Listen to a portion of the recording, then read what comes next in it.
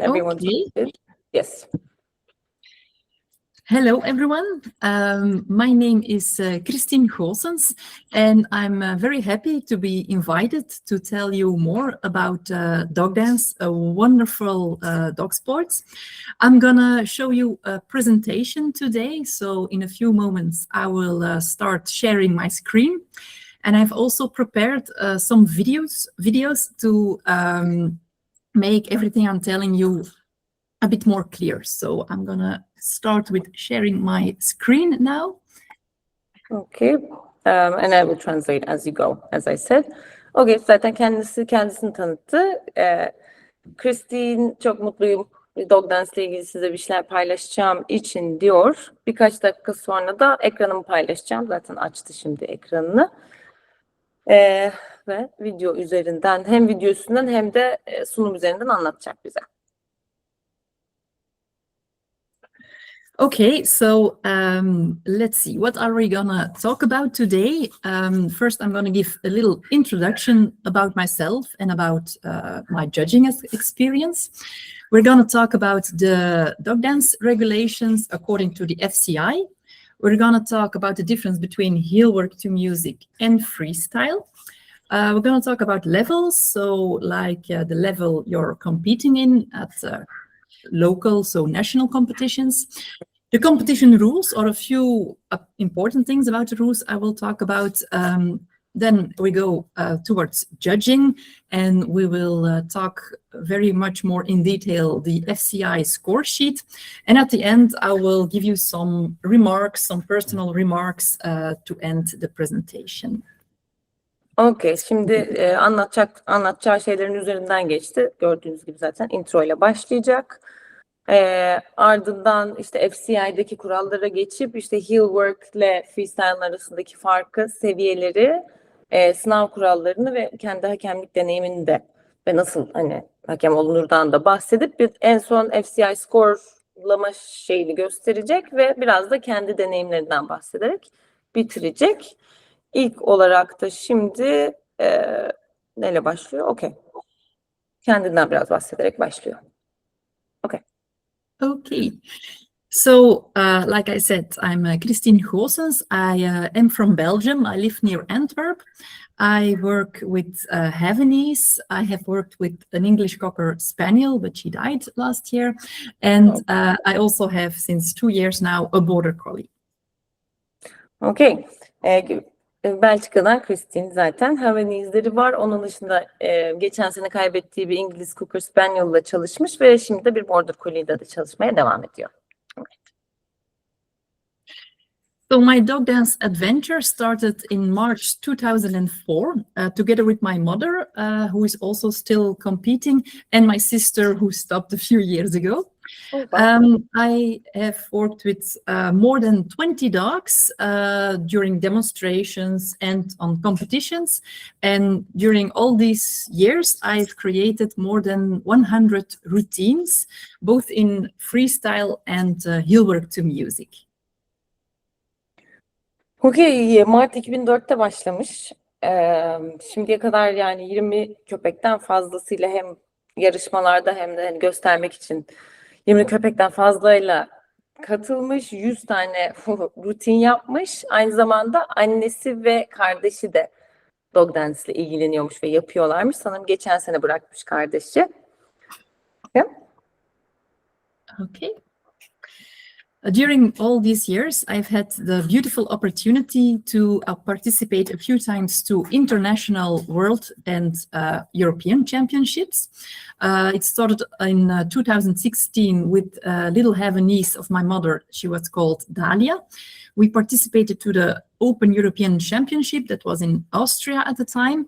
A year later, I participated at Crafts with the little Havanese, and in the same year, I had the opportunity to participate to the Open European Championship. It was in Belgium, so close by. And in 2018, I had the opportunity to go to the Netherlands for the World Championship, also with the little Havanese Dahlia. Tamam, şimdi 2016'da zaten yazıyor. Open European Şampiyonası'na gitmiş Avusturya'da. Bu annesinin Dalia adındaki ile katılmış. Ondan sonra 2017'de Crafts'a gitmiş. Sonra 2017'de yine Belçika'daki Open European Şampiyonası'na gitmiş. Orada da Freestyle'da Best Belgian Freestyle Team almışlar. Sonra Dünya Şampiyonası'na da katılmış. Yine bu Havanese beraber. Ki zor ırk. Wow. Havanese not easy. A few years later, I had the opportunity to participate with another Havanese. A Havanese, she was called Mila, and we went to the World Championship in Denmark. And the same year, we also participated to the Open European Championship in Hungary. So thanks to my dogs, I have had the opportunity to go to many different countries and participate to lovely competitions. Okay. Mayıs 2023'te de yine Danimarka'daki Dünya Şampiyonası'na gitmiş. Bu sefer Mila diye bir Havanese. Eylül 2023'te de yine Avrupa'da Open European Şampiyonası'na katılmış. Köpeklerim sayesinde de bir sürü ülke gezebiliyorum diyor. I also have been a coach last year in August.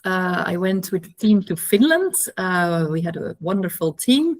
And in September, I was like the coach at home. So I helped the team a bit from home. And later on in September, the team went to Switzerland to the Open European Championship. Okay. Ağustos 2025'te de aynı zamanda koç, yani eğitmen olarak devam etmiş. Finlandiya'daki, hatta Belçika'nın takımını Dünya Şampiyonası'na gitmişler. Onların koçu Christine'miş. Aynı zamanda Eylül 2025'te de onlara yardımcı olmuş. Bu sefer İsviçre'ye gitmişler. O yüzden yani 2025'ten beri de aynı bu işin de eğitmenliğini veriyor. Yes. Koçluğunu. And then I was also interested in judging because I wanted to know more about the sports. And I started as a shadow judge in Belgium in 2015. This means that you are sitting next to the judges and judging the whole competition, but your points don't count, of course. And then you can afterwards discuss a bit with the other judges if your feeling about the results is actually the same as them. If you have the same view, you can learn about it. In 2021, I did my theoretical and practical exams. And since 2021, I'm officially a judge in Belgium. And 1 year later, I became an official FCI judge. So now I can also judge abroad. Okay. 2015-2020 arasında shadow judge dedikleri bir şey yapmış. Bu da aslına bakılırsa hani gölgeleme, gölge yazar, gölge hakem demek. Aslına bakılırsa hakemin yanında oturarak kendi puanlarını veriyor. Yani onun puanları sayılmasa bile judge'larla bunu konuşarak ilerletiyor. Sonra 2021'de de teori ve işte pratik exam sınavlara katılmış. Daha sonra da 2021 itibariyle işte nominate edilmiş. Yani hakemliğe başvurmuş. 2022'den itibaren de officially artık FCI'ın hakemlerinden bir tanesi olmuş. Yeah. Wow. And since then, I've been judging a lot in Belgium, of course. I've had the opportunity to judge the Nordic Championship in Norway, the Dutch Championship in the Netherlands, a lovely competition in Germany, and later this year I will go to France. So I'm very happy about it because I love to see routines, and especially from international people, because it's new, it's different from what we see here in Belgium. So I'm very happy about these opportunities. Hakem olduğundan beri de işte Belçika'da zaten. Onun dışında Norveç'e gitmiş, orada hakemlik yapmış. Gene Hollanda'ya gitmiş, orada hakemlik yapmış. Almanya'da hakemlik yapmış. Şimdi de Fransa'ya gidecekmiş. Çok seviyorum çünkü çok farklı şeyler görüyorum ve burada gördüğümüzden de farklı şeyler yaşadığım için ve uluslararası insanlarla beraber çalıştığım için, izlediğim için çok seviyorum diyorum. So that was my little introduction. I'm going to start now with explaining a bit more where you can find useful information if you want to compete or organize a competition, for example. So the link I show here of the FCI is very interesting because here you can see the document called Regulations for FCI International Dog Dance Competitions. It's like it contains rules about the organization, the participation, and the score sheet, and other important things about the dog sports, of course. And if you look at the guidelines for FCI dog dancing judges, that's actually like my Bible. It's like my very important document for me, because as a judge, it's your reference. You have to look at it and you have to be sure that you respect all the things they talk about it, they tell in it, because it's like they explain every part, every aspect of the score sheet in more detail, and it gives you like something to hold on, something to work with when you are judging. Kendimi tanıttıktan sonra anlatmak istediğim diğer kısımda hani bilgileri nerede bulabileceğiniz, tabii ki FCI'nin web sitesinde, burada linkini vermiş zaten. Dog Dancing kısmına gittiğinizde orada hem rules and regulations var, yani kurallarla ilgili her şeyi bulabileceğiniz yer aslında burası. Bu da benim zaten İncil'im, çünkü yani en önemli her şey orada yazılı olduğu için sürekli dönüp baktığınız yer olmalı, özellikle bu konuyla ilgileniyorsanız. Ve tabii ki hakemlik yaparken de hani atlamadığımız yerlerden bir tanesi. Okay. So this is the document I was talking about, the FCI regulations for international dog dancing competitions. And I have taken a few parts out of these regulations because they are important, in my opinion. So they they say that the purpose of these rules is to encourage the owners, trainers and handlers to further develop and extend their skills by doing dog dance. So actually it means that they want to make your bond with your dog even stronger as an owner, as a trainer, as a handler, by doing dog dance. And I think that's a very nice point of view. And the second thing I'm highlighting here is that the rules are designed in such a way that all breeds are able to compete on an equal footing and the well-being of the dog is guaranteed. So actually, if you work with a Chihuahua or a Great Dane, actually all the rules apply for all dogs. And it's also very important to take into account that the well-being and the health of the dog must be respected, and the rules are also designed to make sure that health and well-being are really looked after. Şimdi bu kuralların, regulations'ların arasından özellikle iki kısma, yani benim için en önemli kısımlardan iki tanesini ayırdım. İlk kısmı, neden, işte bu kuralların amaçları nedir? Aslına bakılırsa en önemli amacı işte sahibin, eğitmenin veya handler'ın kendi skill'lerini hem ilerletmesi hem de yani genişletmesiyle alakalı. O yüzden aslında bu dog dancing diye bir spor var ve diyor ki bu kuralların dizaynındaki en önemli kısım, birincisi bütün ırklar katılabiliyor. Ona göre kurallar düzenlenmiş ve hani bütün ırklara göre bir eşitlik sağlanıyor. Bundan da önemlisi tabii ki bu kurallara göre katılan köpeklerin refahları aslında en önemli kısımda tutuluyor ve hani garantiliyor onların refahını ve sağlığını. O yüzden bu ikisi çok önemli ve bütün ırkların katılabilmesi de çok önemli ve işte refahları. Right. Okay. And actually, they also explain the objective, so the goal of dog dancing, and it is that the dog and the handler have to perform together an artistic routine on music, and the cooperation between the dog and the handler is very important. The dog must be willing and working well, and the handler must be supportive.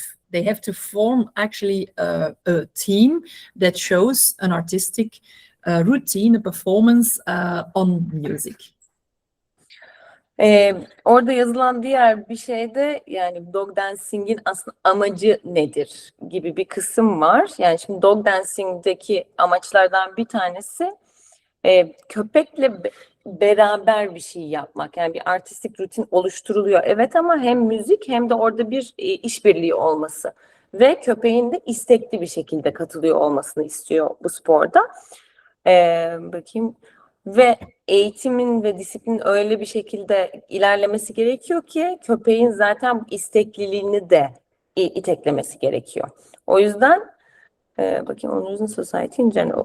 O yüzden genel olarak dediği şey aslına bakılırsa istekli köpekler ve bu kuralların amacı zaten bunu yaratmak.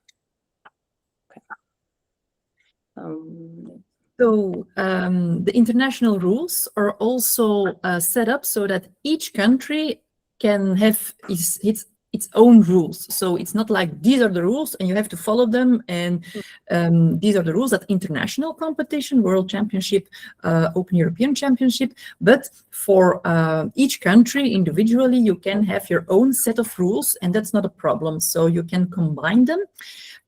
And very important is also that the rules have been made to promote the sport of dog dancing and to support and promote competitions across national borders. So it's actually very nice that you organize this webinar, because actually it's also what the FCI wants to do with these regulations. Şimdi bu kuralları da diğer ilginç ve güzel kısım aslına bakılırsa uluslararası kurallar da var ama bu kurallar hiçbir şekilde böyle ve set anlamına gelmiyor. Aslında her ülkenin bu dog dancing FCI'nin istediği şey kendi kurallarını koyabilmesi.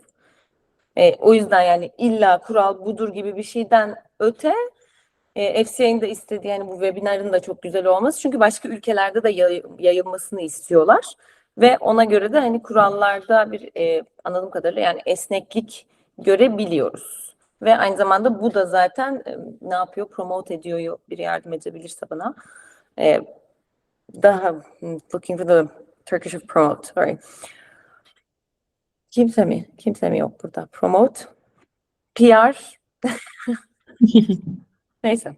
Tamam. Promote etmesi diyelim buna biz. O yüzden evet. I think everybody Promote de gets it. onu sonra çeviririz. Tamam. Promote edilmesi.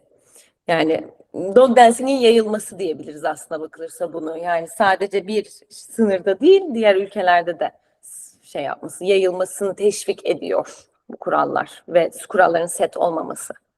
Yeah, okay. To make it more popular in all countries. Kind of that way. Yeah, daha popüler olması dog dancing'in.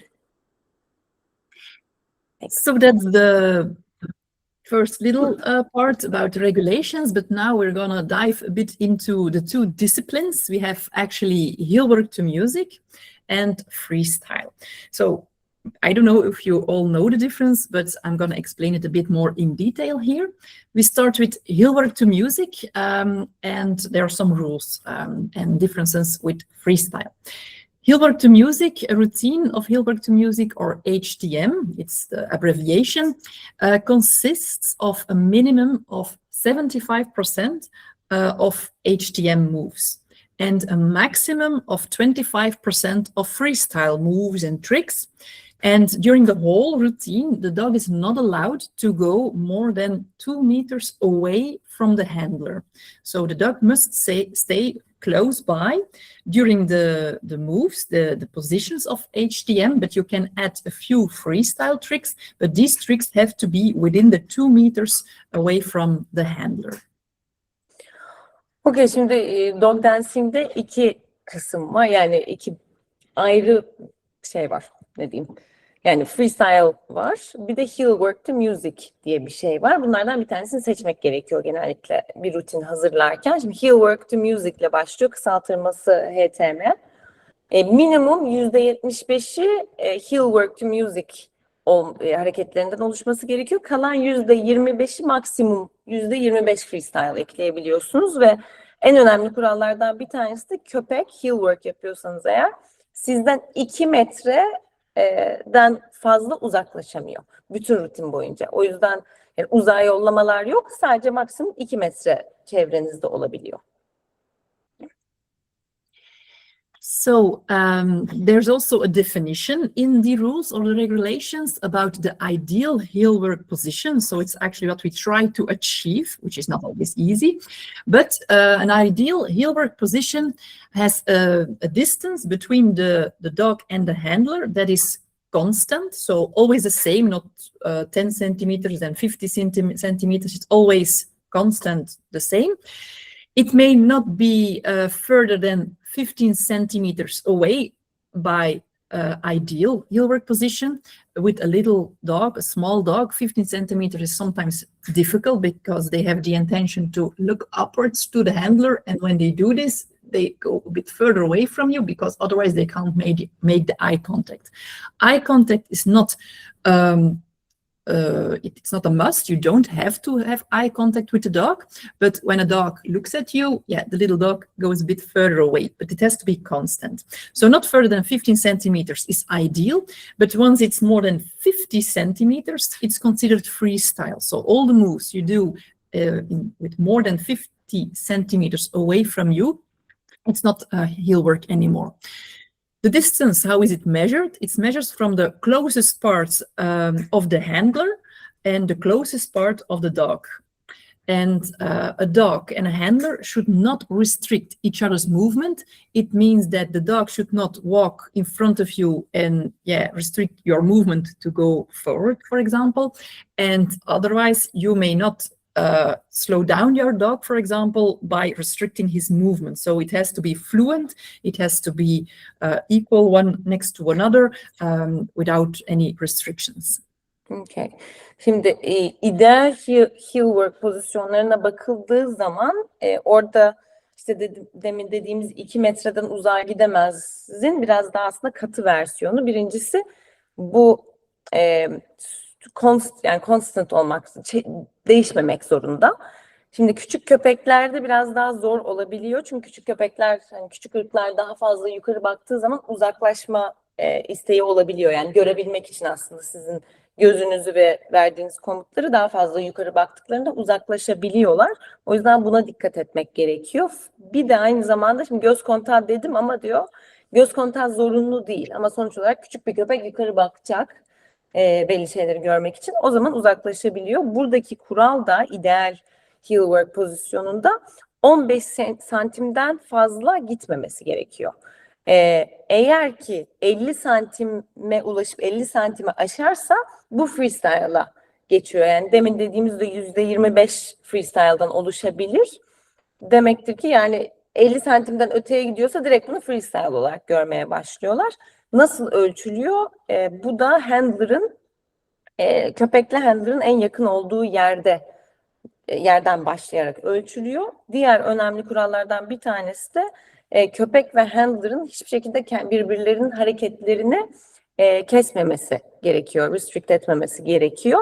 Bu da örnek olarak şeyi verdi. Mesela köpek sizin önünüze geçmemeli. O zaman siz bir hareketi yaparken, çünkü sizin hareketinizi keser ve vice versa, siz de köpeğin hareketini hiçbir şekilde kesmemeniz lazım. Somebody raised their hand again. Adnan Bey. Evet. Ece burada dedi ya 2 metre sınır var diye. Bu freestyle Evet. dahil mi yoksa tüm şeyde mi, sınavda mı, yarışmada mı? Yok, şu anda sadece heel work kısmını anlatıyor ama gene de ben bir emin olmak için sorayım. He's asking about the slide before. He said, so this is about heel work, right? The 2 meters. Yes. So a whole of the heel work competition, but it doesn't, obviously not for freestyle. This is just for heel work music. Yes, this is just for heel work. For freestyle, you can be on one side of the ring and the dog at the other side of the ring, and the distance can be 15 meters, for example. That's not a problem. It's only in heel work to music that there is a restriction.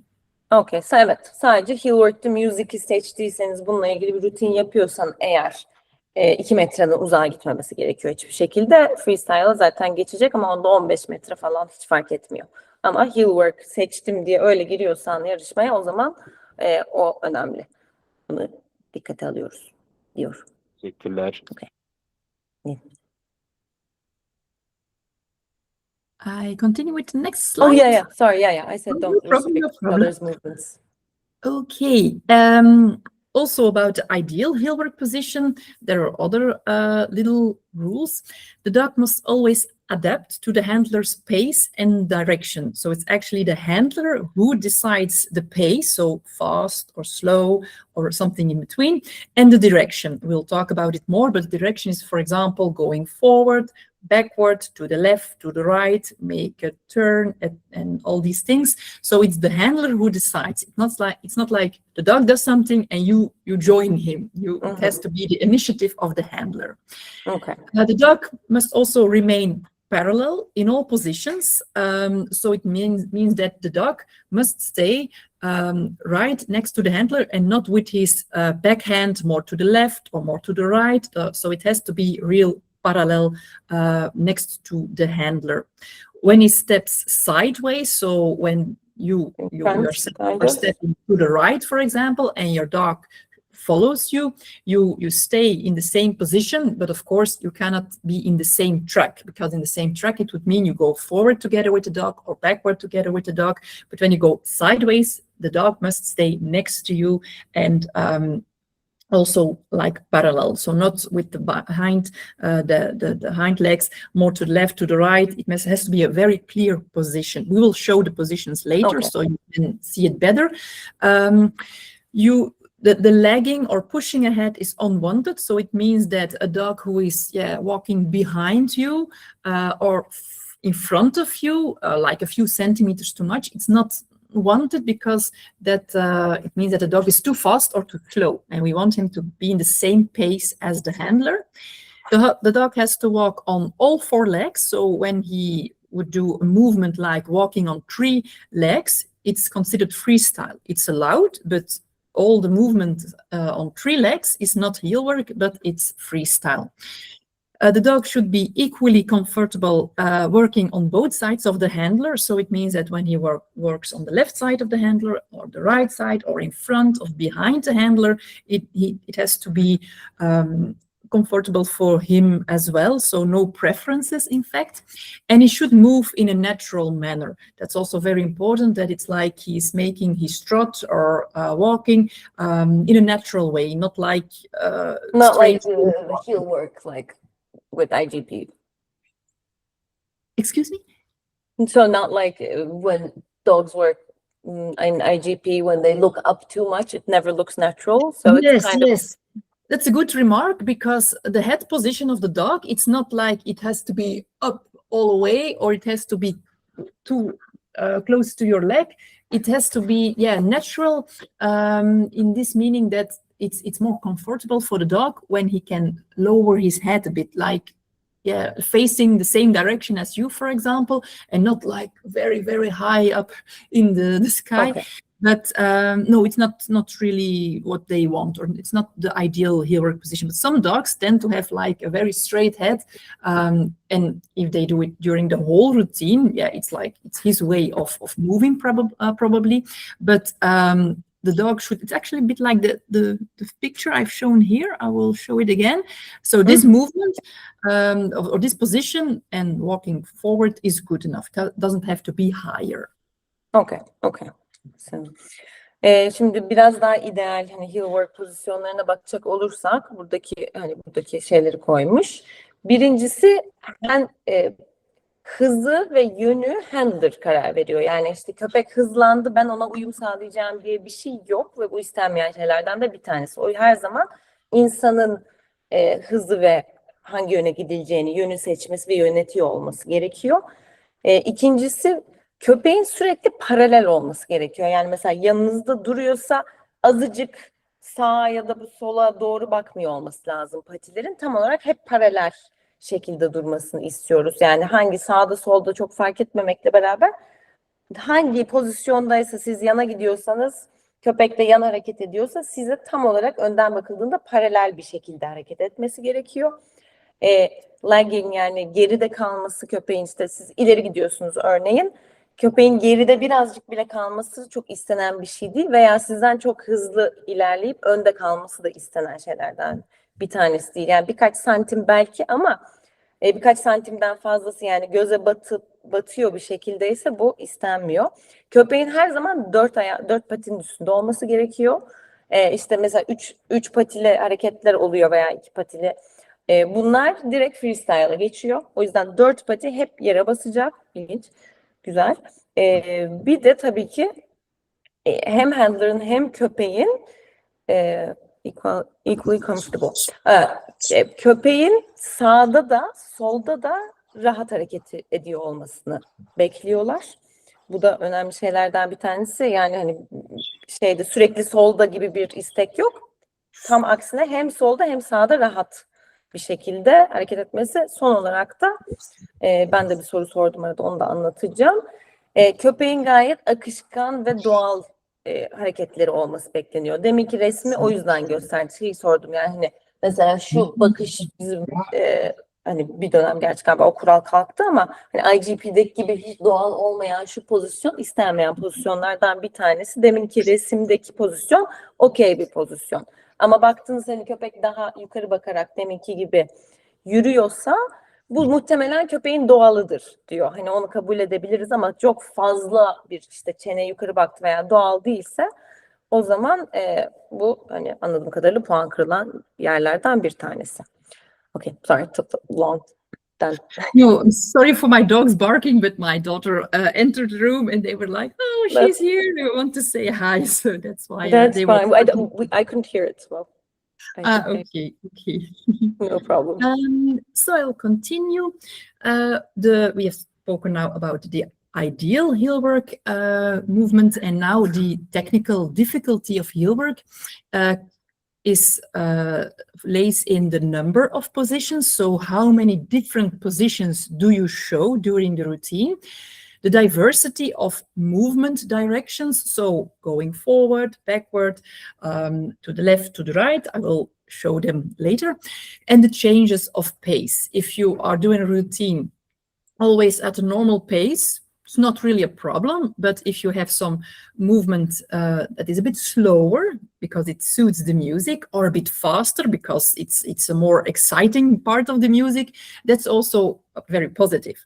And very, very important in heel work to music is that when the dog changes his position, so going from walking left to you, going to walking right to you, he has to find the other position independently. So not with luring him into another position, but if you hold your hands up, for example, and you ask another position, he finds it himself independently without your help. And the better he can do it, the higher the scores. A beginner, of course, he's allowed to help the dog more than an advanced heel work to music competitor, of course. Okay. Şimdi teknik kısmından biraz bahsediyor. Şimdi heel work to music, gene buna baktığımız zaman birazdan videolarla destekleyeceğini söyledi zaten ama teknik olarak bakılan şeylerden bir tanesi pozisyon. Kaç tane pozisyon yapıldığı. Ne kadar birbirlerinden farklı olduğu, hem bu pozisyonların hem de hangi yöne doğru yapıldıkları. Tabii ki şeye de bakılıyormuş teknik olarak. Ne kadar fazla hızlanıp yavaşladığı, yani müziğe göre olması gerekiyor tabii ki. Hani bir hızlı kısmında biraz daha hızlı bir akışkanlık bekleniyor. Daha yavaş kısmında tabii ki daha yavaş bir şey bekleniyor. Ve en önemlisi diyor ki eğer pozisyon değiştirirken köpek, diyelim ki ellerinizi kaldırdınız yukarı doğru. Köpeğin atıyorum sağdan ön pozisyon bir şey önünüze geçmesi gerekiyor paralel bir şekilde. Siz elinizi kaldırdığınızda köpeği lure etmiyor olmanız gerekiyor. Yani köpeğe yön vermiyor olmanız lazım. Köpeğin bunu bağımsız olarak zaten yapıyor olması gerekiyor. Yani sizin el hareketinizden köpeğin önünüze geçmeyi bağımsız bir şekilde bilmesi bekleniyor. Tabii ki advanced ve beginner farkı var. Beginner'da biraz daha yardımcı olabiliyorsunuz ama advanced bir şeyde ne kadar bağımsız pozisyon değiştirirse köpek o kadar yüksek puan oluyor. Yes. Okay. Now I will show you the 10 different positions, the 6 different directions, and the 3 different paces. I will just show the 3 differences. We will start with the positions. Each position is explained, but the explanation is very technical, I will try to show it by some images. I think it's more visible, more clear for you.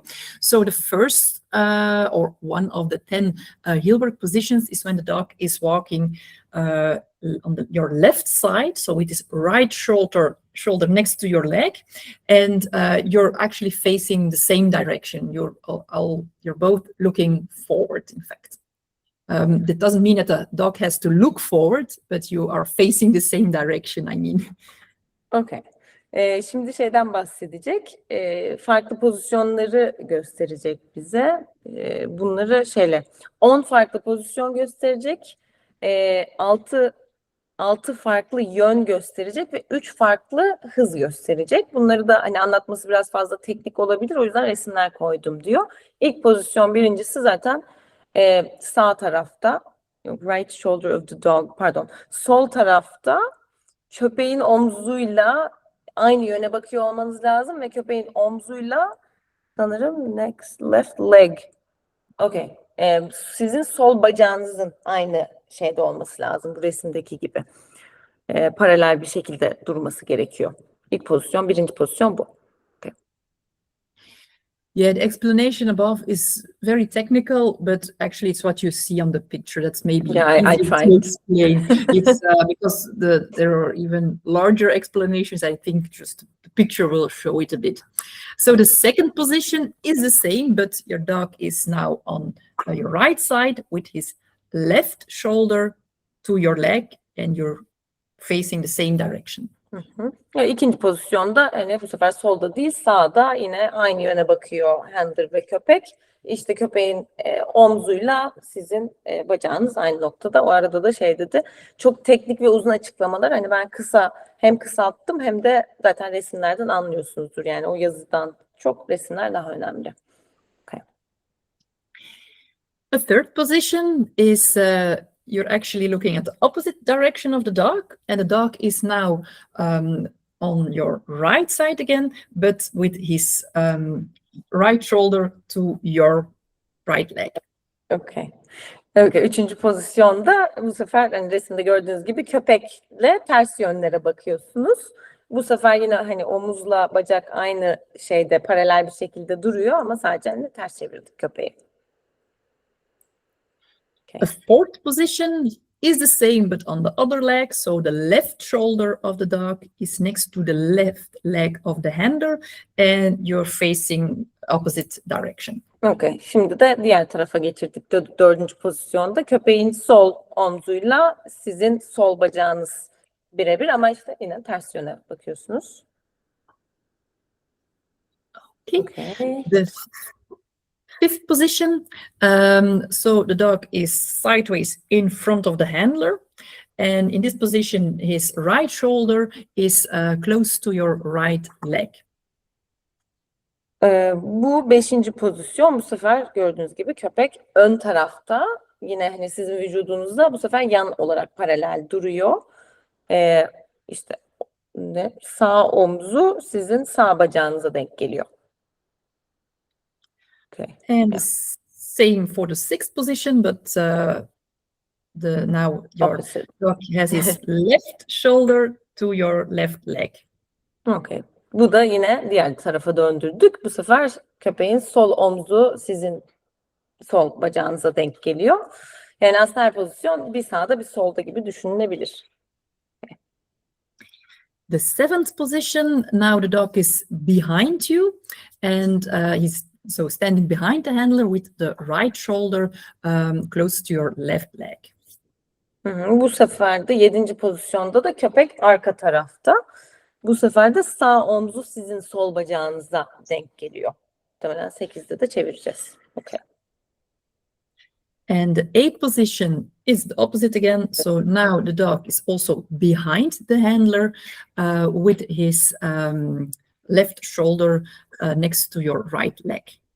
Evet. 8. pozisyonda da bu sefer diğer tarafa döndürdük. Köpeğin sol omzu sizin sağ bacağınıza denk geliyor. I'm trying to right and left. Nice. Yes, that's not easy, not easy. Visual helps.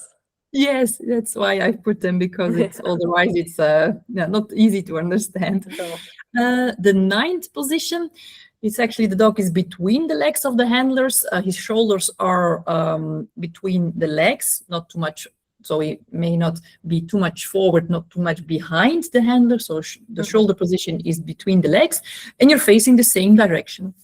Okay. 9. pozisyonda köpek bacak aranızda, ne çok önde ne çok geride, omuzları sizin bacak hizanıza gelecek şekilde olması gerekiyor ve ikinizin de ön tarafa doğru baktığı pozisyon. Okay. And the 10th position, now the dog is again between the legs of the handler, but you're facing a different direction. So the dog is not looking in your direction. Okay. 10. pozisyonda gördüğünüz gibi bu sefer de yine ters çevirdik köpeği. Bu sefer köpek arkaya bakıyor, siz öne bakıyorsunuz. Gene omuzları sizin bacak aranızda. Evet. So these are the 10 positions, and the more perfect the dog executes them while moving, of course, the better points, the higher the score. Şimdi bunlar 10 işte pozisyondu. Tabii ki köpek ne kadar iyi yaparsa ve işte pozisyonu, omuz hizası ne kadar doğru yaparsa o kadar yüksek puan alıyorsunuz. Yes. Okay. So we have the positions, and now we have the movement directions. So each of the 10 positions can be executed in 6 directions. So which are the directions? You have one on the picture is left. So the dog, you have to, as a judge, look at the point of view of what is the dog doing? What is the movement of the dog? In this case, the little white dog, Milou, when the dog steps to the left, we call it walking next to you to the left. So just you have first direction is the dog walks to the left. Second movement direction, the dog walks to the right. Third movement direction, the dog walks forward. The fourth is that the dog walks backwards. And then you have a pivot to the left, it's 5, and a pivot to the right, that's 6. It means that the dog is making a turn with his whole body, but the front feet stay close to the same place. So the same spot he's standing on. So he walks and his hind legs go faster than the front legs. So it's like making a pivot around his own axis. It's about then maybe rear end control of the dog. Yes, the rear end has to move faster to make the pivot movement, in fact, the pivot direction. Okay. Şimdi o 10 pozisyonu kullanabileceğiniz yönler bunlar. 6 tane yön var burada gördüğünüz gibi. Önemli bir nokta, insana değil köpeğin hareketlerine bakıyoruz. Bir soru soracağım sonra. Köpeği mesela burada işte 1, 2, 3, 4, 5, 6 var. Çok hani bir de köpeğin açısından baktığınız zaman sola doğru gitme. 2 sağa, işte 3 öne, 4 arkaya. 5 ve 6'da da pivot dediği işte bir dönüş hareketi ama köpek ön patilerle veya full dönmüyor. Aslına bakılırsa arka patiler ön patilerden daha hızlı hareket ediyor. O yüzden yani köpeğin aslında arka tarafının dönüşü gibi düşünmek gerekiyor onu. Burası biraz karışık, o yüzden sorunuz varsa verebilirim. Yani pivot, popo dönüyor diyeyim. Ben de şey diye sordum, yani hani o zaman rear end control dediğimiz köpeğin arka bacaklarıyla yönettiği bir pozisyon mu diye sordum. Öyleymiş. Ama hani ön patiler daha az hareket ediyor ve daha yavaş hareket ediyor bu pivot'ta. Muhtemelen videoda daha iyi anlayacağız. I'm just saying in the video we'll probably understand better. Yes, I will show you the whole routine in a couple of moments of Elke, of heel work, and maybe when she makes a pivot, I will stop to show it. To make it more clear, because you as a handler, you move together with the dog, of course, and the dog has to stay in the parallel position, which is not always easy because he has to maintain the same parallel position together with you. But I will stop the music the moment she makes a pivot. Okay, that would be great. Yes. I have questions, but I can keep them in a bit. It's the only thing I want to add is about the 3 paces. You have the normal pace, it's just walking in a regular pace, not very fast, not very slow. You have a slow pace, which is slower than the normal, and fast is faster than the normal pace. Okay. Yani son olarak da işte 3 tane tabii ki hız var. Normal hızınız normalden yavaş ve normalden hızlı olarak söyledi. Ama hani 10 pozisyon, 6 yön ve 3 tane hızdan oluşuyor aslında bakılırsa bir He'll Work to Music rutini. If you have already Yes, questions, I have one question. Yes. I remember from Elke, she said touching the dog is unwanted. So you're not luring, but let's say if you're moving left, your leg's not supposed to touch the dog, if I'm understanding it correctly. So the dog moves and then you follow. It has to be in harmony, right? Yes, you mean that your dog does not have to touch you, that's true. The 15 centimeters is actually what is considered ideal. Well, 15 centimeters, not that much. So the dog is very close by and it has to have the space to move, of course, his paws in front and backwards while moving. So when he's really touching you, you have the risk of actually hurting the dog or giving him with your knee, for example, to move. But actually, like sometimes people whose dog is really close by, and when they move with the dog in front of them, and they go, the handler goes to the left, and the dog is in front of them, they tend to touch the dog themselves with their knees, and that's not nice because every time when they move, they like tick to the dog. Yeah, that's what I was asking. A bit of distance, yes. Okay. Ya mesela 15 santim vardı ya, 15 santim uzakta olması gerekiyor köpeğin. O şeyi sordum çünkü bildiğim kadarıyla dokunmak ve köpeği hani ittirmek yasak olduğu için sola giderken o yüzden aslında köpeğe bakıyoruz. Köpeğin önden hani sola gidiyorsanız dokunmadan köpeğe gitmek gerekiyor. Ve hiçbir şekilde hani dizinizin falan değmemesi gerekiyor. Yani aralarda elbette eminim olur ama ideal olarak köpekle arada bir küçük boşluk olması gerekiyor ki köpeği siz pozisyona sokmuyor olun. Benim sorum buydu. Okay, thank you. No problem. So now I'm going to show you the full routine, the He'll Work to Music routine of Elke at the World Championship in Finland. And sometimes I may stop the routine maybe to explain something more. So after showing the video, if you have questions, you may certainly ask. And after this routine, we will talk about freestyle and explain more the difference, or I will show it with another video, of course. So now I'm gonna take the video. Normally it should. Let us welcome from Belgium, Elke Boxoin and Trenis. Here we can also see the entrance. When she's entering the ring, the dog has control. He is attentive towards the handler. Yani giriş bile önemli. Hani gayet handler'da fokus ve yani fokusun orada olması gerekiyor. Gördüğünüz gibi gayet stabil ve güzel girdiler.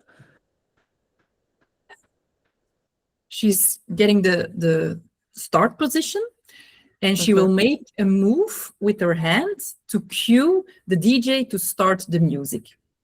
Okay, şimdi start pozisyonuna geçti. Eliyle hareket verecek. DJ'ye başlangıç pozisyonuna geçip başlayacaklar.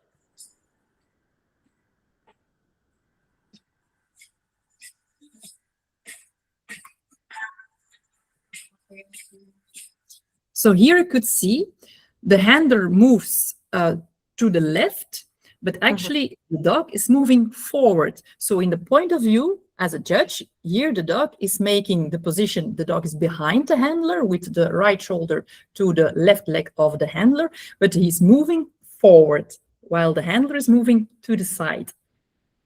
Okay, şimdi bu pozisyonda önemli olan handler sola gidiyor evet ama burada köpek mesela düz gidiyor. Eğer hakemin görüşünden bu önemliymiş. Okay. I will continue. Yeah, please.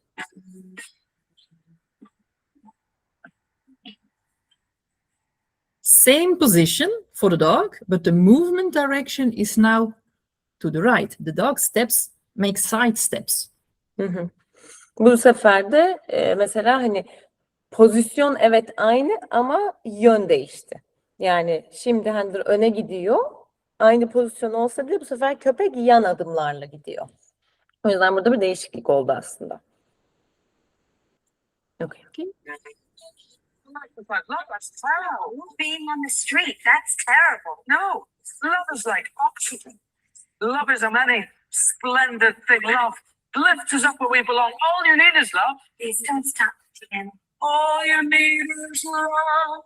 A girl has got wings. All you need is love. She'll end up on the street. All you need is love. Love is just a game.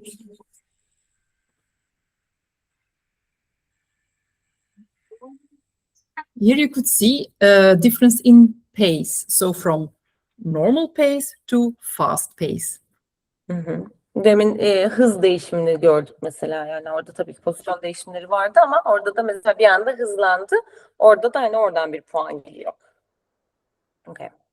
Yeah.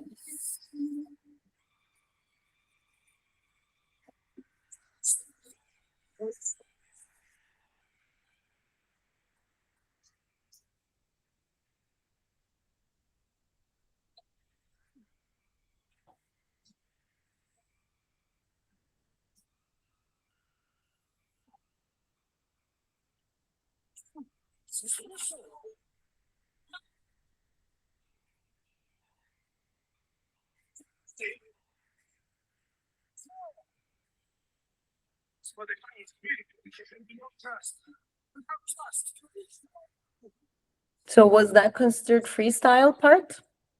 Yes, The there was a bit of weave freestyle in it, yes. And often the turnings. freestyle is used in making transitions. So from one position to another, the dog is actually making a freestyle move like turns, going through your legs, and then the dog should find the next position all by himself. A real pivot, I have not seen a clear one to show you, but these were indeed freestyle movements to make a transition. Okay, I see. I'm just going to translate my question. Yes, Şey yes. diye sordum. Orada weave yaptı bacak arasında ve arada mesela küçük dönüşler yaptı. Onlar hani freestyle sayılıyor, değil mi dedim. Evet dedi. O freestyle'ları aslına bakılırsa pozisyonlar ve hareketler arasındaki bağlantı olarak kullanılmış halini gördünüz dedi. Ama o demin konuştuğumuz o pivot, altı pozisyonun yönün arasında mesela pivot vardı. Pivot daha görmedik dedi. Okay, thank you. Okay. This was a small pivot. Like you could see that she was turning, she was standing facing, I will show it again. Küçük bir This pivot part. var burada. So here the dog makes a small, so she's, yeah, the turn to the left is a half of a pivot, not a complete one.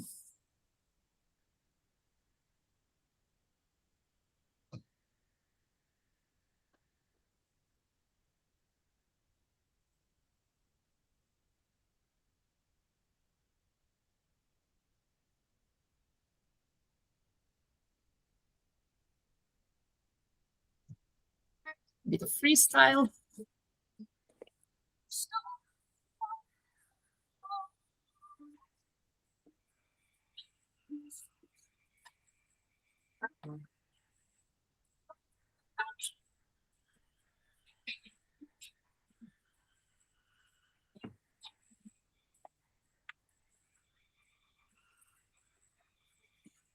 No, someone has a question? I will stop. Yes. Yes. There was a Evet, question. soru. Hızlıca bir şey sormak istiyorum. Şimdi bu videolarda gösterilen koreografileri kurallar dahilinde kendisi belirliyor değil mi? Herhangi bir kural yok yani önce şu hareketleri göstereceksin, sonra bu hareketleri yapacaksın gibi.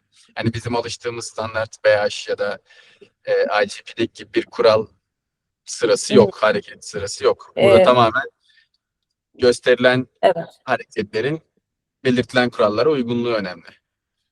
Evet diye soruyorum. He's asking, so basically the choreography here, I mean, the handler decides. There's no rules that they have to start a certain way or they combine moves in a certain way. She decides what she wants to do, but include the moves and directions and paces. Yes, the handler is fully free to create a routine with the movements, the directions, the accents he wants to make. He's completely free, but there is an amount of positions and directions required depending on your level. And I will show you in another slide the number of positions required to show. But when there are 10 positions and you have to show, like in the beginner's class, 4 positions, you may choose from the 10 positions which one you want to show. Of course, you will show the 4 ones your dog knows best, and then you continue training on the other ones. And when you are next level, you have to show more positions. And then in the highest level, you have to show at least 8 positions and different directions. But I will show in another slide the exact number in Belgium. And but it's true that it's completely correct that you are completely free, and that's what I love about dog dance. You can choose which movement, which position, which direction, which pace you put on what part of the music. I hope that's the answer to the question. Okay. Adnan okay mi? Tabii Çevireyim mi yani? çok yok, her şeyi aldım, teşekkürler. Okay, tamamdır. O zaman ben bir soru sorayım. Then I have a question. So, very basic. If you're going to explain this later, that's okay too. But let's say you said required 4 positions. Can you do more? Of course, you can do more.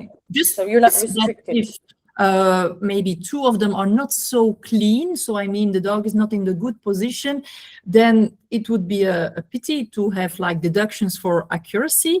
But in the 4 positions are very well. But of course, people who can do more try to show better things, because yes, if you can show 6 positions, which are very good, that's nice. But it's not required to show 6 in the beginner levels. I mean.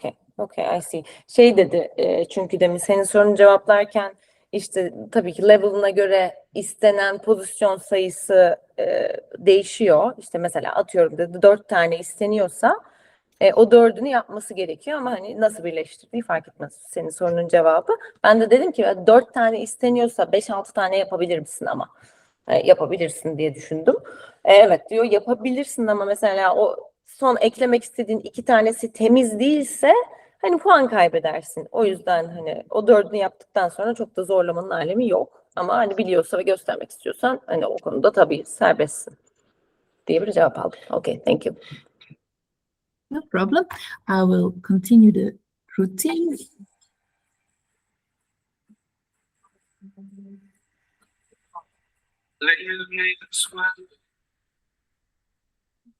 I can't survive without your sweet love. We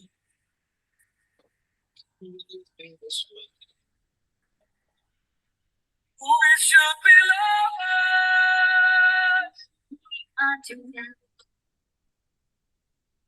Should be lovers, and that's love. This is a pivot. Got it. So the dog was, I will show it again. The dog is between the handler's legs, but he's making a pivot now. This is a pivot. Bu demin konuştuğumuz pivot, hani o dönüş 5 ve 6 numaralı şeyi pozisyon değil de yön değiştirme şeyinde bu işte arka bacakları kullandığı kısım. Bu mesela küçük, bu bir pivot diyor. Okay. Okay.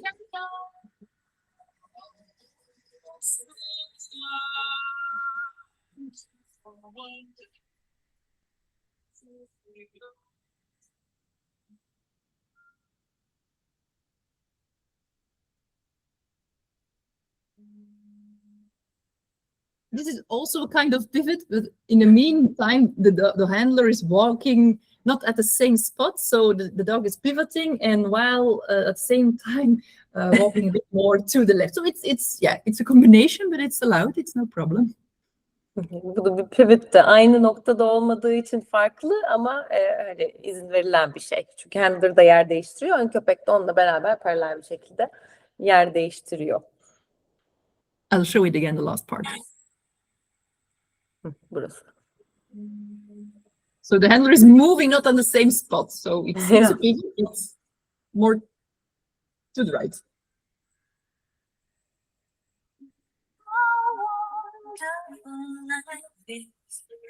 That's a pivot as well. So the handler was moved. I will show it again and you can explain. Burası da bir tane pivot.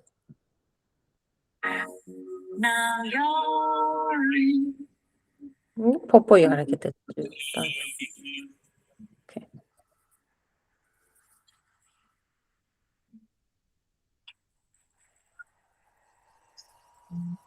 So that was a routine of Elke, who you have met, I think. Yeah. I will now continue. You can still see the presentation now, I Yeah. hope. Mhm. Okay, we will continue with this.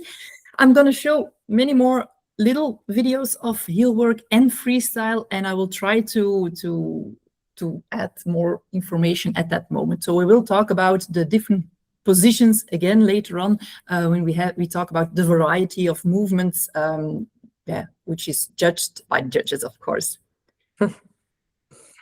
Evet, şimdi videoların üstünden de küçük küçük devam edeceğiz. Aralarda böyle anlatarak gidecek. Şimdi freestyle'a geçiyoruz. Evet.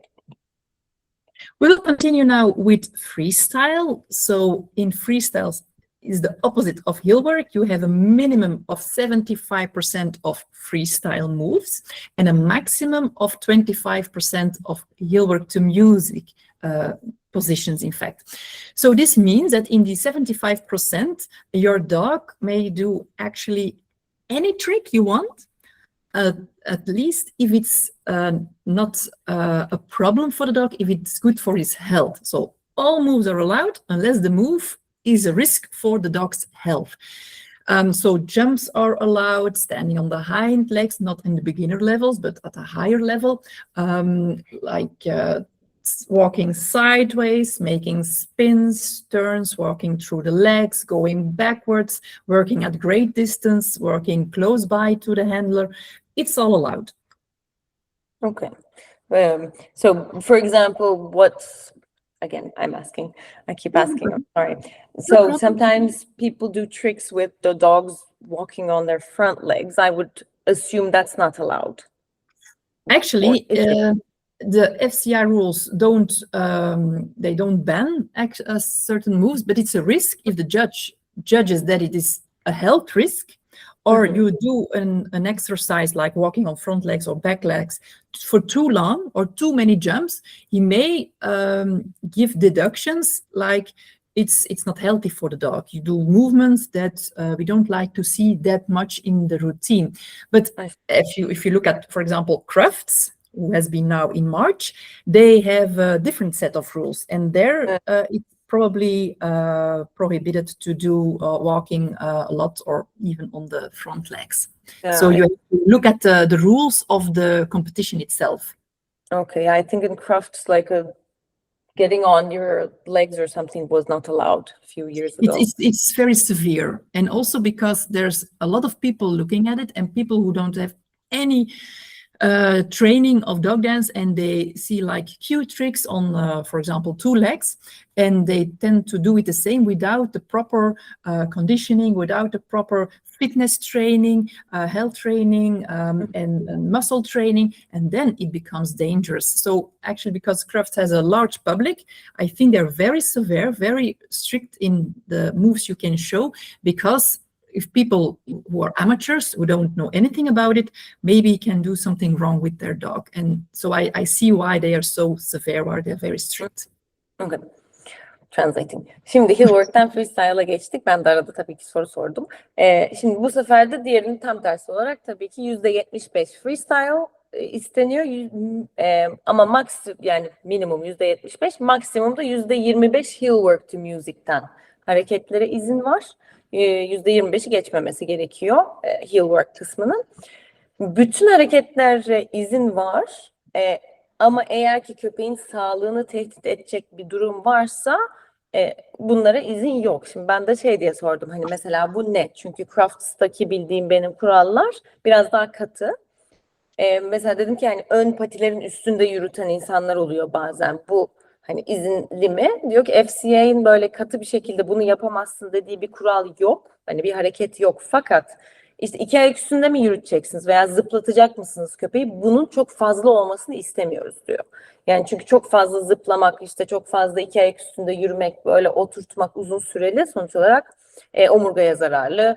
İşte çok fazla zıplamak eklemlere zararlı. O yüzden hani bir hareket, evet, zıplama yapabilirsiniz ama abartıyorsanız ya da çok uzun tutuyorsanız buna tabii ki hani puan kırılma ihtimali yükseliyor veya belki de hani bilmiyorum ne yaparlar. Crafts'ta daha fazla kuralın olmasının sebebi çok sayıda insan izlediği için ve işte Instagram'da veya orada burada gördüğü hareketleri fitness ve kondisyon çalıştırmadan köpeklerine ısıtmadan yaptıkları için sıkıntı oluyor. Hani FCI'nin de kurallarında o yüzden böyle şeyler var. Çünkü insan hani görüp de amatör bir şekilde bunu yaparsanız köpeğe zarar verirsiniz. Bunu konuştuk kısaca. Okay, sorusu olan yoktur. Okay, I think we're good. Okay, very well. Var. The- No, sorry, again, question. a question? Yes. There was a Şimdi question. Ece, kusura bakma belki sorularım böyle çok basit ya da şey gelebilir. Bilmediğimden soruyorum. Şimdi Heel to Work'te %25 freestyle izin veriliyor dendi. Evet, bunu da tersi. Freestyle'da da %25. Aynen tam tersi Heel to Work. Bu %25 maksimum ama elbet senin freestyle yapıyorsan Heel to Work göstermen şart. Ya da Heel to Work yapıyorsan freestyle'da göstermen şart mı? Yoksa full Heel to Work gidebilirsin, full freestyle gidebilirsin ama harmanlayacaksan, birbirlerine bağlayacaksan da maksimum %25 yapabilirsin mi? Tamam, anladım. He's asking, so with freestyle or heel work, there's minimum of 75% freestyle and maximum 25, but Yes. he's asking if you want, can you do, let's say, 100% freestyle? Is that Of allowed course. or? Of course, you don't have to do heel work positions in the freestyle routine, but some people prefer to show a bit of heel work in the freestyle and they are allowed, but you can do a full 100% of freestyle during a freestyle routine. Okay. Evet, %100 istiyorsan freestyle yapabilirsin. Hiçbir şekilde yani heel work, evet, eklemek zorunda değilmişsin. Çok iyi soruydu bence. Okay, great. Nice question. I will continue. Please, sorry. Okay. The technical difficulty of freestyle is actually the great variety of different types of moves.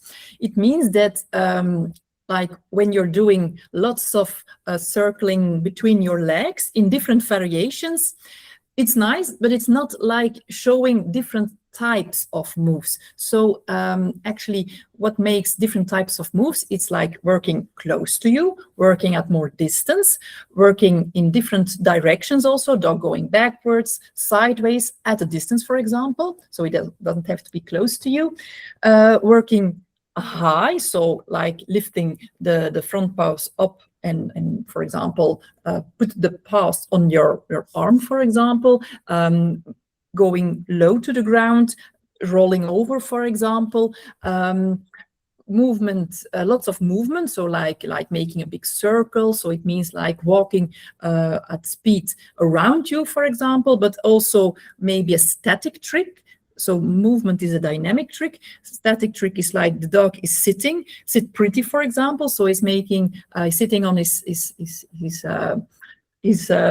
hind legs and with the front paws up, and so all these types of different moves make more ideal freestyle.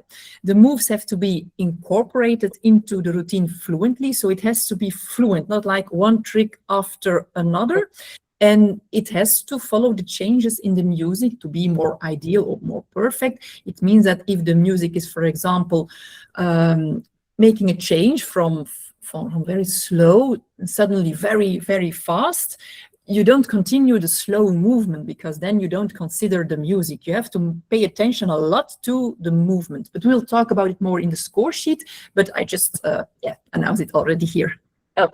Okay. Şimdi teknik, freestyle'ın teknik kısmında ideal olarak freestyle'da istenen şey çok fazla çeşitlilik olması. Yani işte ne bileyim sağ bacağınızın etrafından dönüyor, soldan dönüyor. Sürekli bunu tekrar istemiyorlar. Çeşitlilik istiyorlar.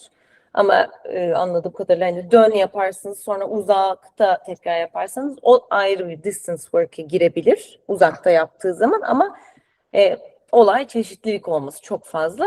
Hareketlere baktığımız zaman da çok akışkan olması gerekiyor. Yani bir çürük yaptın sonra diğer çürük yaptığın gibi olmaması, o çürüklerin birbirine bağlanıyor ve akışkan işte dans şekilde ilerlemesi gerekiyor ve tabii ki de müziğin değişimlerini de içine katmamız gerekiyor. Yani müzik hızlı devam ediyor ama siz hala yavaş hareketler ediyorsanız bu istenmeyen bir şey.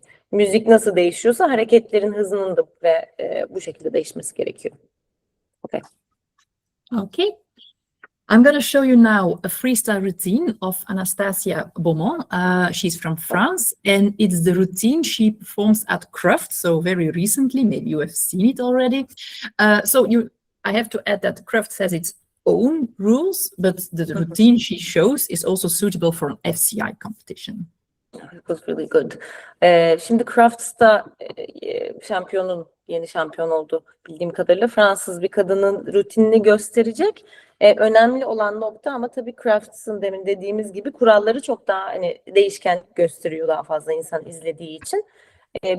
Şimdi değindiği bazı noktalara score sheet, yani hakemlerin değerlendirme kağıt dokümanına bakarken tekrar üstünden geçeceğiz ama arada böyle küçük küçük şimdiden söylüyorum gibi bir şey de dedi demin. Okay, yeah. Okay, I hope it works. So you can see now. This team, experienced team, I'm sure they're going to bring in their A game for their first appearance in the Crufts main arena. They're going to be performing to a track called Courage to Change. So you also see she's getting the dog ready to make the start position, and she will make the cue to start the music.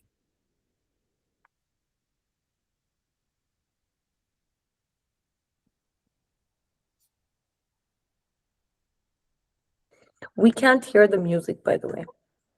I want to leave you, but Can you hear it now? I'm afraid I have no purpose here. I watch the news on TV, abandon myself daily. I am afraid to let you see right on me when it falls, when it falls.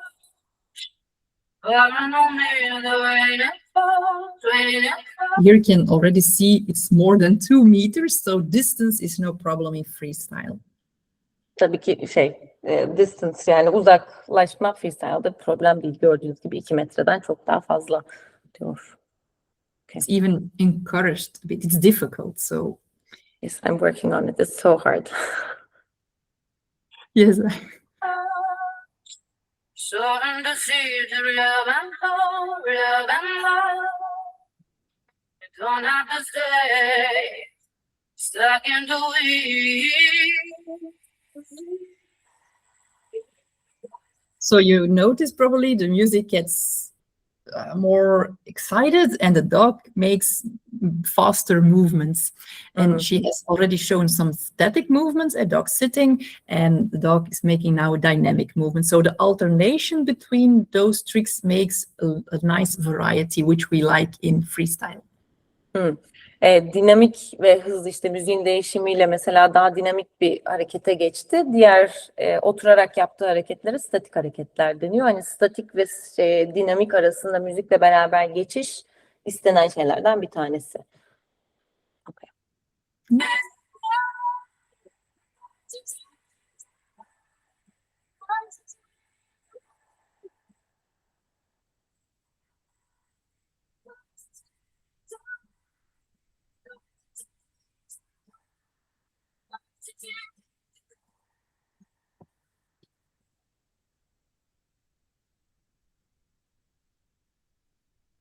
You're not alone, you're not alone, I promise. And then together we can do anything. I want want to leave you better. My aftermath, I'm afraid I have no purpose here. So this is actually a sideward step, but at large distance. So it's freestyle. Ya. Yani burada da yana doğru gitti ama hani distance uzaklaştığı için köpek şeye giriyor tabii ki freestyle'a giriyor.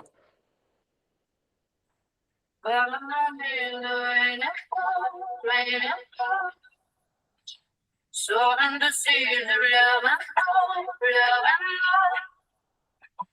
from the stay, stuck in a thing.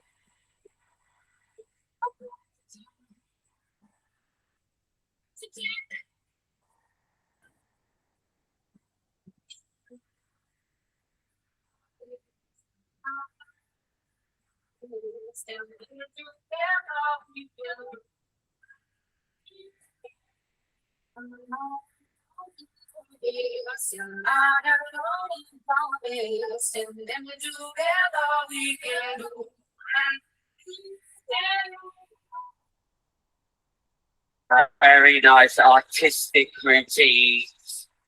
So I want to add that, of course, what you see now is at a very high level performances. So like the heel work routine, this freestyle routine, this is advanced level. So don't compare yourself, especially as a beginner, with this. It's like what dog dance can be, how beautiful it can be, but as a beginner, don't try to imitate this because it's way out of level. It's a very high level. So as a beginner, if your dog is just doing little small tricks, enjoy, have fun. Don't try to do this. It takes years and years of practice, of course. Yani çok sonuçta ileri seviye 2 tane video izlediğiniz için sakın bunun aynısını yapmaya şu an çalışmayın. Çünkü sonuçta bunlar çok ileri seviyeler. Ama ne kadar güzel olabildiğini görmeniz için gösteriyorum. Hani küçük küçük zaten başlayıp hani yıllar alan şeyler bunlar diye ekliyor. Kırılmayın, üzülmeyin diyorum. Okay. Evde denemeyin. Don't try at home. You may try, but don't expect this to work in 3 training sessions, for example. It takes years and weeks. Yeah. The dog has to. It's also many of these tricks, and I will talk about it later, consist of different elements that have to be combined. And that makes a trick more difficult. A dog can step sideways, for example, but now he has to do it 3, 4, 5 meters away from you. That's a lot more difficult. So it's more elements to make it more difficult, and that's something that takes weeks, months, years. Yani soruyu da alabiliriz ama genel olarak hani bu hareketleri yapıyor, küçüğünü yapıyor olabilir ama sonuçta bunlar farklı elementlerin doğru birleşimiyle oluyor. Yani hani birazcık yana gidiyor, buna şey eklemek, uzaklaşma işi, yani distance eklemek gerçekten hani birkaç denemede olacak şeyler değil. Gerçekten köpeğin kafasını hazırlayıp birleştirmek aylar, yıllar alabiliyor. Orada da soruyu alalım. Şimdi çok güzel bir yere değindi zaten, bu profesyonel bir şey, uzun zaman süreçler gerekiyor diye, köpeğin yüksek olduğundan vesaire. Şimdi burada benim biraz şahsi bir şeyim var, talebim var diyeyim. Şimdi biz burada kuralları vesaire konuşuyoruz. Neyin nasıl olması gerektiğini. Hı hı. Belki başka bir seminer ya da başka bir videoda, konuda böyle bir köpekle, yani hem zeki hem atletik hem enerjik bir köpekle bu işi yapmak için ya da bu sporu yapmak için nasıl bir rutin, yani yaşam stilimiz olması gerektiği hakkında da bir konuşabilirsek mükemmel olur. Çünkü bu tarz şeyler genelde insanlara köpeği sahiplendim, hadi ben bunu yapabilirim oluyor ve diğer buzdağının arka tarafı maalesef gözükmüyor. Bu da sahibi ve köpeği açısından sorunlar yaratabiliyor. Belki başka bir gün ya da belki başka bir zaman bu konulara da değinsek mükemmel bir bağlayıcı content olmuş olabilir yani. Yani tam soruyu ben anlamadım. Sorudan Nasıl ziyade bu demişti? şimdi şöyle diyeyim. Bu benim sorudan ziyade bir öneri gibi bir şey bu. Hı hı hı. Öneri değil. Böyle bir spor yapmak için e, böyle bir köpeğiniz olması lazım. Aynı zamanda sizin de en az bu kadar deneyim elde etmeniz lazım. Hem köpek hakkında hem Hı hı. eğitimler hakkında. E, Her ne kadar biz bu sporu işte promote edelim, yaygınlaştıralım diyoruz ama bu gösterilerin arkasındaki görünmeyen buzdağını da bir gün gösterebilirsek ya da Anladım. anlatabilirsek daha kaliteli olabilir Tamam. demek istedim. Okay. Pardon. Tamam. Şimdi anladım. He's saying maybe like today we're talking about rules and how like how the score sheet works. He's saying maybe another day it would be great because we're trying to promote the Yes. sport. But he's saying people will see this and maybe get too excited. Yes. But it would be amazing if he's just suggesting if you could do maybe another webinar sometime to show what's under the tip of the iceberg. Because as you said, he said like what you just said is great because getting to this level doesn't just happen. And there's so much training that goes into it, and it would be amazing if you could kind of explain that on another day because Yes, it's a different topic today. He's just saying Yes. because people need to, yes, it needs to be promoted, but they also need to Yes. understand you need a Yes. certain type of dog, a certain type of time, of course, and space for training. It's a suggestion, basically, not Yes, a yes, question. it's something certainly to brainstorm about because I understand that like I said, all the videos I'm showing, it's from international big competitions. I'm not gonna show like mistakes or anything because then I should look into my own part of. I can show mistakes, that's not a problem, but then I have to find other videos, maybe of my own, and that's indeed something that could also explain more from start to how to get there. But so yeah, I it's something to brainstorm about. Certainly, yes, it's a good suggestion. Okay, güzel oldu. Evet, tamam. Okeysin. Ama güzel olur. Hani daha çok video bulması gerektiği için onları bulup böyle bir beyin fırtınası yapıp böyle bir şey yapabiliriz diyor. Okay. Let's continue. No more questions about the freestyle for now. We'll talk about it more, of course, but no one who has a... Sorusu olan var mı? I'm sure I'm gonna have some questions soon. Yes, yes. Maybe No in the problem. score sheet. Yes, yes. All Var the mı? details will be explained more. Can we give a 3-minute break? Oh, no problem, no problem. Yes. Benim için sadece tuvalete koşup geleceğim. Okay? Yes. I Yes, just no really problem. need to head to the bathroom and I'll be right back. No problem, no problem. I Sorry will guys. just Herkese put off my pardon. microphone for a moment and Yes, I me will, too. Bir mute'luyorum. Bir 3 dakika ara. Bir de suyumu alıp I will geleceğim. see you in a moment. I'll Okay. see when you get In back. 2-3 minutes. Geliyorum.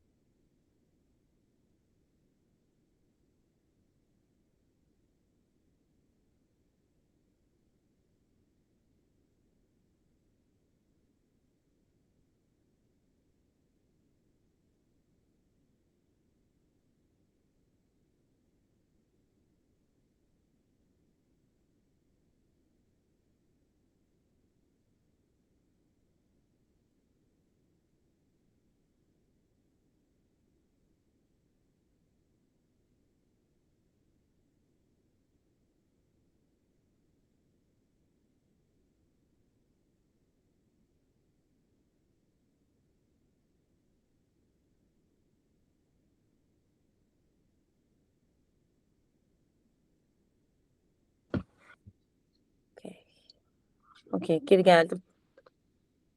I'm back, so Yes, I know, me too. Thank you.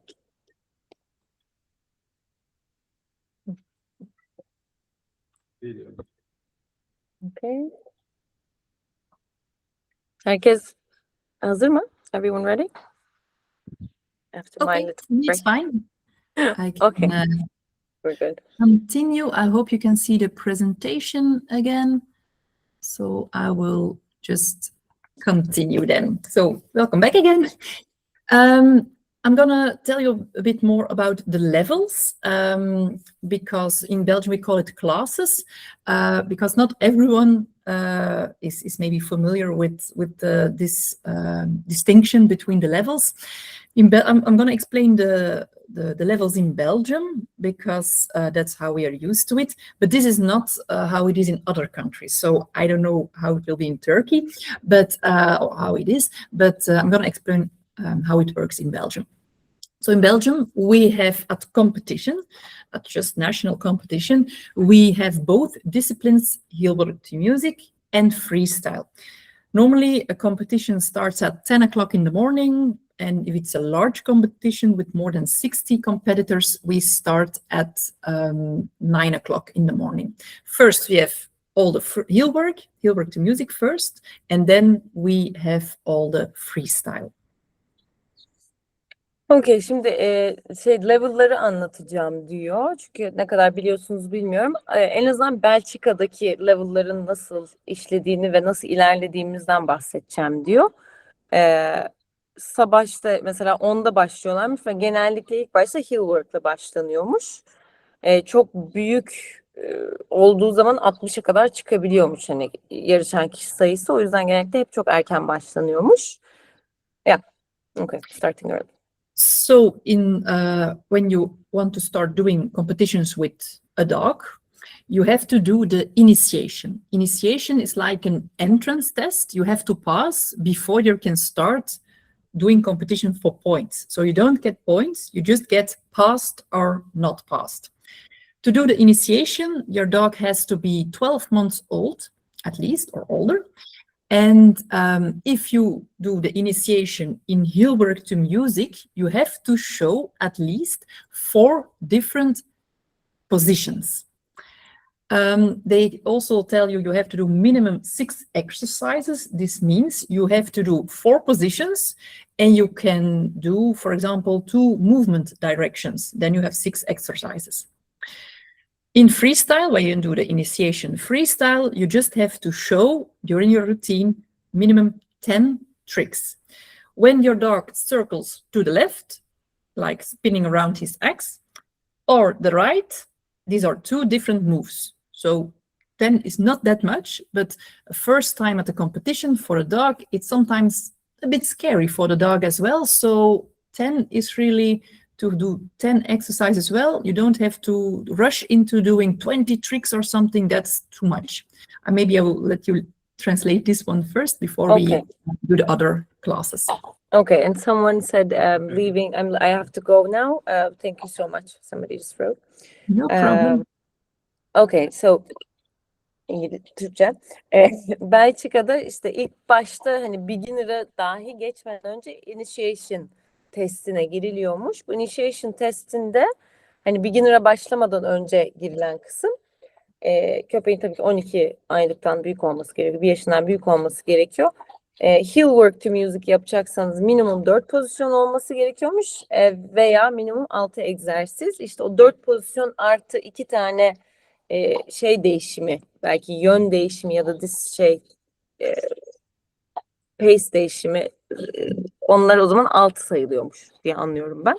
Freestyle'da da minimum 10 hareket olması gerekiyormuş initiation'da. Bu 10 hareket ama mesela sağa döndü ve sola döndü. Bu 2 hareket sayılıyor zaten. O yüzden çok gibi duyuluyor ama o kadar da fazla değil. Okay.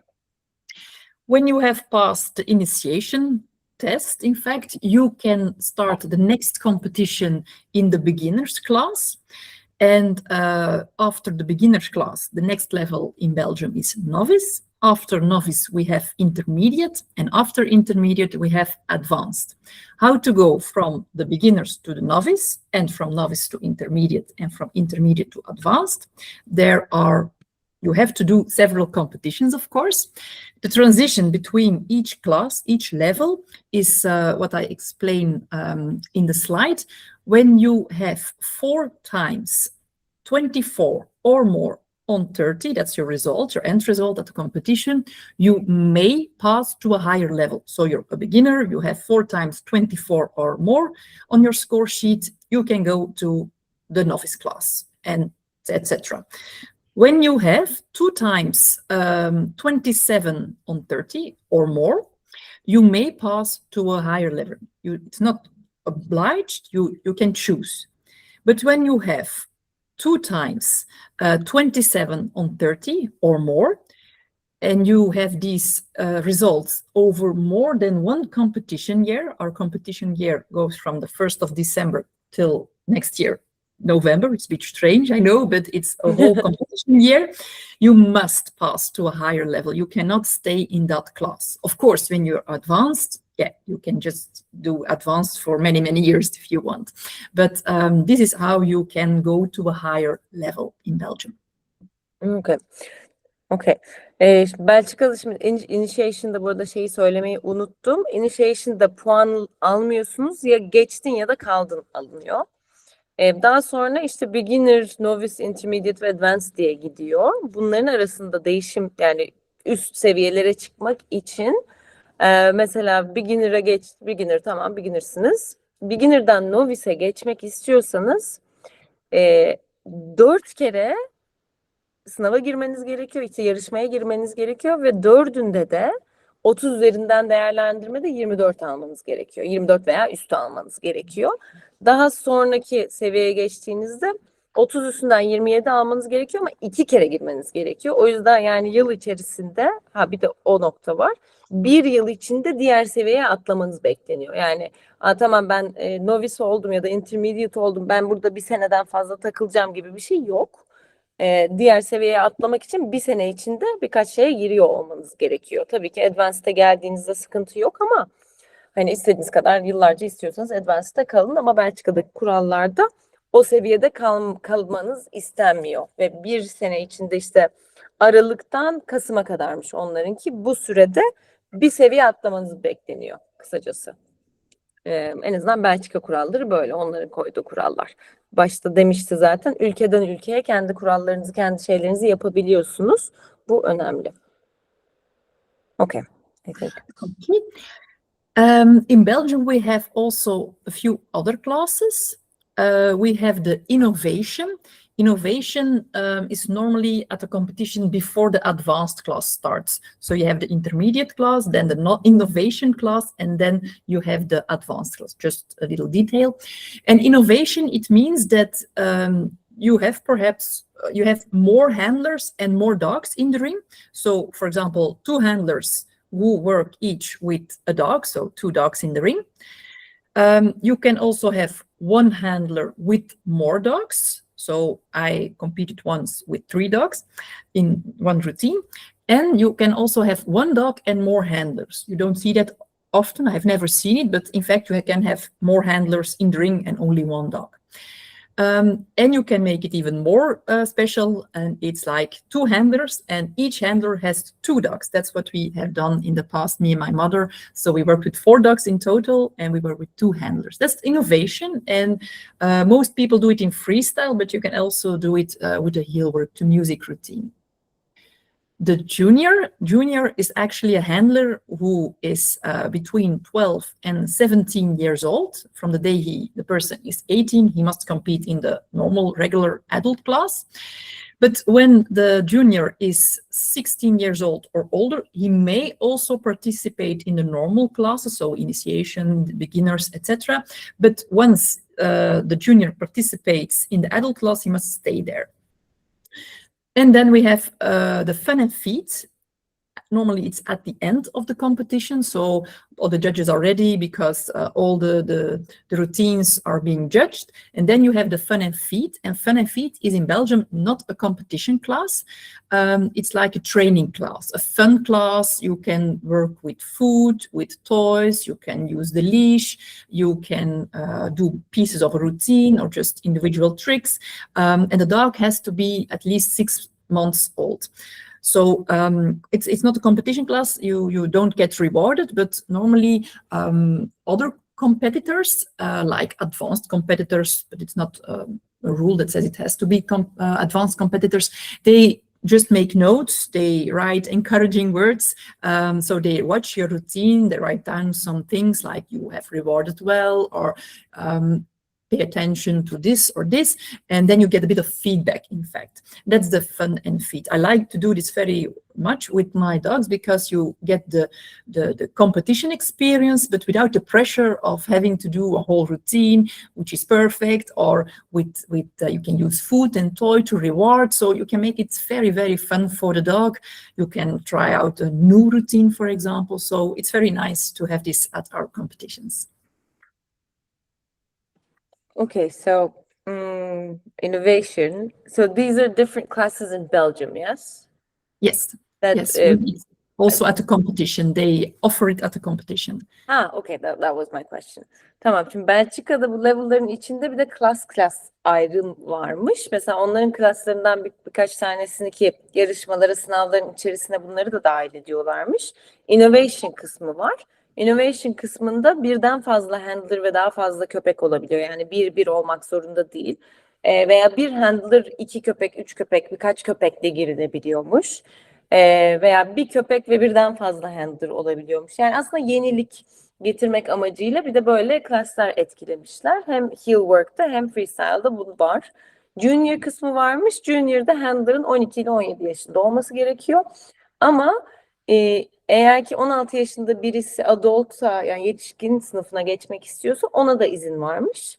Fakat 16 yaşından büyük biri yetişkine geçip daha sonra junior'a dönemiyormuş. Yetişkinde devam etmesi gerekiyormuş. Bir de fun and feed diye bir klasman açmışlar. O da yarışma değil. Yarışma olmadan aslında biraz daha eğlenceli. Köpeğin 6 aylıktan büyük olması isteniyor ama orada işte kayış, oyuncak veya treat kullanımı, mama kullanımına izin var. O biraz daha eğlence ve hani aslında bu sporu yaymak için anladığım kadarıyla fun and feed ve hani daha advanced seviyedeki insanlar bile buna katılabiliyormuş. Hatta çok seviyorum diye de söyledi. Okay. Yes. Very well. In other countries, they more often work with levels. We call it classes. We have 4 classes, in fact, so beginners, novice, intermediate, and advanced. But in other countries, they often have, like, level 1 is what we call beginners. Level 2, it's actually novice and intermediate. And level 3, it's what we call advanced. Okay. Şimdi Belçika'da bu demin anlattığı işte klasmanlar var. Diğer ülkeler daha çok bunlara level diyorlar diyor ve diğer ülkelerde daha çok gördüğümüz level 1, 2 ve 3. Ama Belçika bunu daha da bölmüş. O yüzden işte ilk başta bir giriş kısmı var. Sonra beginner oluyorsun. Sonra novice, intermediate, advanced diye gidiyor. Ama diğer yerlere baktığımızda hani Türkiye'de ne yapacağız bilmiyoruz. Ama daha çok 3'e bölündüğünü görüyoruz diyor. Okay. Like I promised, I would tell a bit more about the number of positions and directions required depending on the level or the class. And it's the situation in Belgium. So if you go to the Netherlands, for example, it will be a bit different because then you have the 3 levels and they have their minimum positions and directions in their rules. So in Belgium, the HTM beginner has to show at least 4 positions. So that we have spoken about the 10 positions, so you can choose 4 of them, and these 4 have to be shown. They say minimum 6 exercises. This means you actually have to add 2 movement directions, going forward, sideways, backward. It doesn't matter, you can choose. HTM beginners, you also need to show at least 4 positions, and 2 movement directions. So it's a total of 6 exercises, they call it in the rules. The next level, HTM novice, has to show also at least 4 positions, but also 4 movement directions. So in total, 8 exercises. So more movement directions from the novice class. And in HTM intermediate, you need to show at least 6 positions out of 10 and 4 movement directions.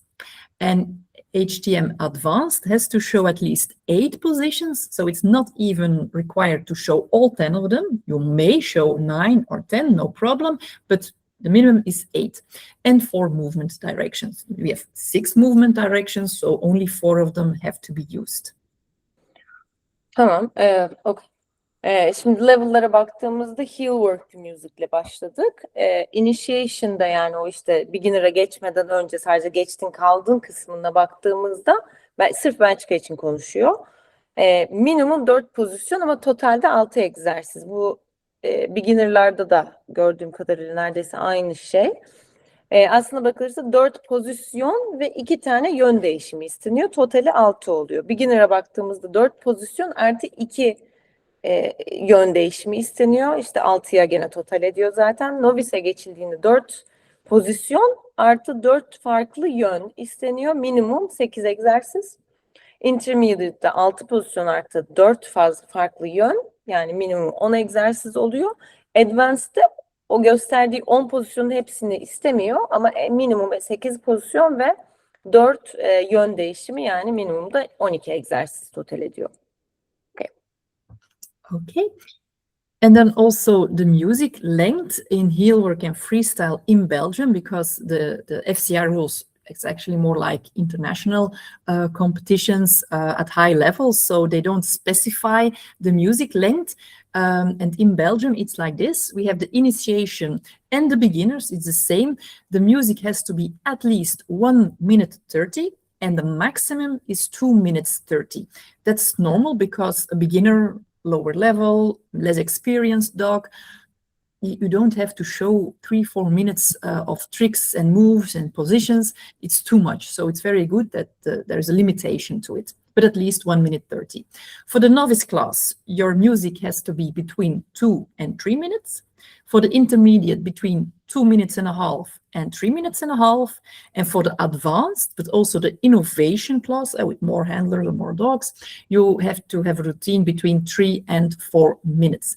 But like I said, at championships like the European Championship, the World Championship, your music has to be at least 3 minutes and a maximum of 4 minutes. Okay, şimdi bu level'lara gene baktığımız zaman hala Heal Work to Music'ten ve Freestyle'dan bahsediyoruz. İkisi birden. O ilk giriş kısmıyla gene beginner gördüğümüz kadarıyla aynı. Minimum 1 dakika 30 saniye olması gerekiyor. Initiation ve beginner'da maksimum 2 dakika 30 saniye olması gerekiyor. Novice'de 2 dakika, maksimum 3 dakika. Intermediate'de 2.30, maksimum 3.30, işte Advanced'de 3-4, Innovation'da da o işte farklı handler'lar veya farklı köpekler aynı anda isterseniz de 3 dakika, maksimum da 4 dakika olabiliyor. Dünya Şampiyonası'nda veya Avrupa Şampiyonası'nda da maksimum zaten 4 dakika. 4 dakikadan uzun bir rutin hiçbir yerde gördüğümüz üzere istenmiyor. Okay, 4 minutes max. Yes. So long. That's long. So now I'm going to talk about competition rules. It's also FCI competition rules. I have written a lot in the slides, but I'm going to highlight the most important things, and you can find it back in the things I've underlined. So that's actually the highlights of each PowerPoint, because each slide, because there's written a lot, because the rules are very large, elaborated. So I'm going to talk or discuss the most important things. The general rules say that participants have to be polite towards everyone involved at the competition. So inappropriate language or behavior before, after, during the routines or during the whole competition can lead to disqualification. And you can only enter the ring after the permission of the head judge. So if you enter too soon, yeah, maybe judges won't be happy, but when they are very severe, that could give deductions or even disqualification. So you always have to be aware that you only enter the ring when you have the permission. Okay. Ben çok fazla tabii ki slaytlarda yazdım ve genel olarak çok fazla kural var. Fakat en önemlilerini highlight ettim şu anda. Bir onların üstünden geçeceğiz. Genel kurallara bakıldığı zaman hakemlere karşı tabii ki her zaman çok kibar olunması bekleniyor. Aynı zamanda hani orada yardımcı olanlara ve diğer katılımcılara da çok işte polite, kibar, ılımlı yaklaşmak gerekiyor diyelim. Yani küfür yok. Inappropriate language dediği de aynı şekilde işte hani küfürlü konuşmak veya terslemek olmaması gerekiyor. Ne öncesinde ne yarışma esnasında veya sonrasında da. Eğer ki böyle bir şey tespit edilir ve fark edilirse diskalifiye olursunuz ve aynı zamanda hatta banlanabilirsiniz. En diğer kuralda handler hiçbir şekilde baş hakemden izin almadan ringe giremez. Eğer erken girerseniz ve işte hakem sert bir hakemse sizi diskalifiye edebilir veya puan düşürebilir. O yüzden hiçbir zaman fazla erken girmemek gerekiyor ringe diyor. Mutlaka izin alıyorsunuz. Ondan sonra giriyorsunuz. Okay. Okay. A dog can wear a collar during the routine, so in the competition ring, but he can also work without. And when you work with a collar, there is a rule that says that the size of the collar cannot exceed the dog's shoulders. So it's not like you can make him wear a very large collar, because sometimes people want to do this because they want to show the team even better or make it more nice in an artistic way. But there's a rule that says it may not exceed the dog's shoulders, so it may not be a problem for the dog to work freely. A harness, coat, muzzle is not allowed in the ring, but only outside the ring. And like device like prong and electric collars is forbidden during the whole competition. Tasmalardan bahsediyor. Tasma takabilir köpekler yarışma esnasında, fakat önemli bir kural, tasma hani boyun omuzlara kadar ve omuzları geçecek hiçbir şey olamaz. Diyor ki hani bazen insanlar süslemek istiyor ya da kıyafet istiyorlar ama bu köpeği restrict, yani hareketlerini kısıtlayabileceği için istenmiyor. Hani tasmayı tabii ki süsleyebilirsiniz ama büyük ve uzun olmaması gerekiyor. Vücut tasması veya işte ağızlık takılmasına izin var ringin dışındaysa, ama eğer ki ağızlık kullanıyorsanız tabii ki su içebiliyor olması lazım, yani ağızlık kullanıyor olsanız bile. Tabii ki elektrik ve boğma ve işte prong collar'lar kesinlikle ve kesinlikle yasak. Bu competition başladığından bitene kadar da geçerli. Yani hani o alanın içerisindeyseniz ve hiç bunlardan hani hiçbirini kullanamazsınız. İşte dikenli tasmadır, elektriktir falan gibi şeyler yasak. Görmemeleri lazım gibi bir şey. Kural. Okay. Okay. The leash is never allowed during your competition, so during your routine in the ring, except in the fun and feet and during warming up. So you cannot perform with the leash on, but you can do the fun and feet with the leash. And also normally every competition has a moment of warming up. So, and in this moment you can use the leash. Normally we have a separate waiting area before we enter the ring to compete, and in that area of course you can use the leash. And before you enter the ring, after the permission of the head judge, you give the leash to a ring steward, for example, and then you can just walk in the ring without the leash, of course. Kayış kullanımına baktığım zaman tabii ki hani yarışma esnasında, yani yarışırken hiçbir şekilde izin yok kayış kullanımına. Kesinlikle kayışsız. Sadece fun and feed, işte bu altı aya kadar olan köpeklerin katılabildiği, 6 ay sonrası köpeklerin katılıp fun and feed kısmına kayışla katılabiliyorsunuz. Organizatörün köpeğin hazırlanması için ayrı bir bölme vermesi gerekiyor. Ki işte çıkmak üzereyken falan hazırlık aşamasında orada kayış kullanımına izin var. Ama diğer köpeklerle aynı yerde bekleme olmaması gerekiyor. Tabii ki önemli. Ve kayışı çıkardığınız zaman da oradaki yardımcı kişiye veriyorsunuz ve ringe öyle giriyorsunuz. Yani kayış yok. Okay. A rubber hairband, like you can see here on my little dog, is allowed, certainly with dogs with long hair, because otherwise they don't see anything. So it's for their visibility. It's not considered a decoration. What is not allowed is decorating the dog with glitter or hair dye or dressing the dog. So it's a misconception. You may never put clothes on the dog during dog dance competition. So it's forbidden. It's not allowed. Burada gördüğünüz hani decorations'a bakacak olursak kurallardan bir tanesi burada köpeğe hani toka takmak izin verilen bir şey ama burada çünkü amaç köpeğin sonuçta özellikle uzun tüylü gözleri kapatıyorsa göremeyeceği için buna izin veriliyor. Burada amaç dekorasyondan öte daha çok hani köpeğin görebilmesini sağlamak. Hiçbir şekilde köpek boyanamaz, parlak işte ne denir simle süslenemez ve kesinlikle kıyafet giydirilemez. Okay. Okay. Props. Props attributes things you put in the ring, like for example, here you can see an umbrella, some music instruments, a suitcase, or whatever you want. Props, that's what we are talking now about. Every prop you bring into the ring has to be essential for the performance. Putting something in the ring that has nothing to do with the routine and you do not use, it's forbidden. It has to be used in a certain way.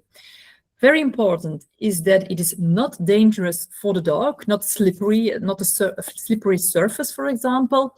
The dog has to do something with it. For example, retrieving it, like a rose, for example, like a flower, for example. So retrieving, pulling a little car, for example, or something he can pull, push it, make circles around it, put his front paws on it. So he has to do something, some kind of movement or trick with it. But very important is that the dog does not play with the prop. He cannot, for example, see the flower as a toy and, for example, retrieve it and shake his head like he's devouring his prey. So he may not play with it.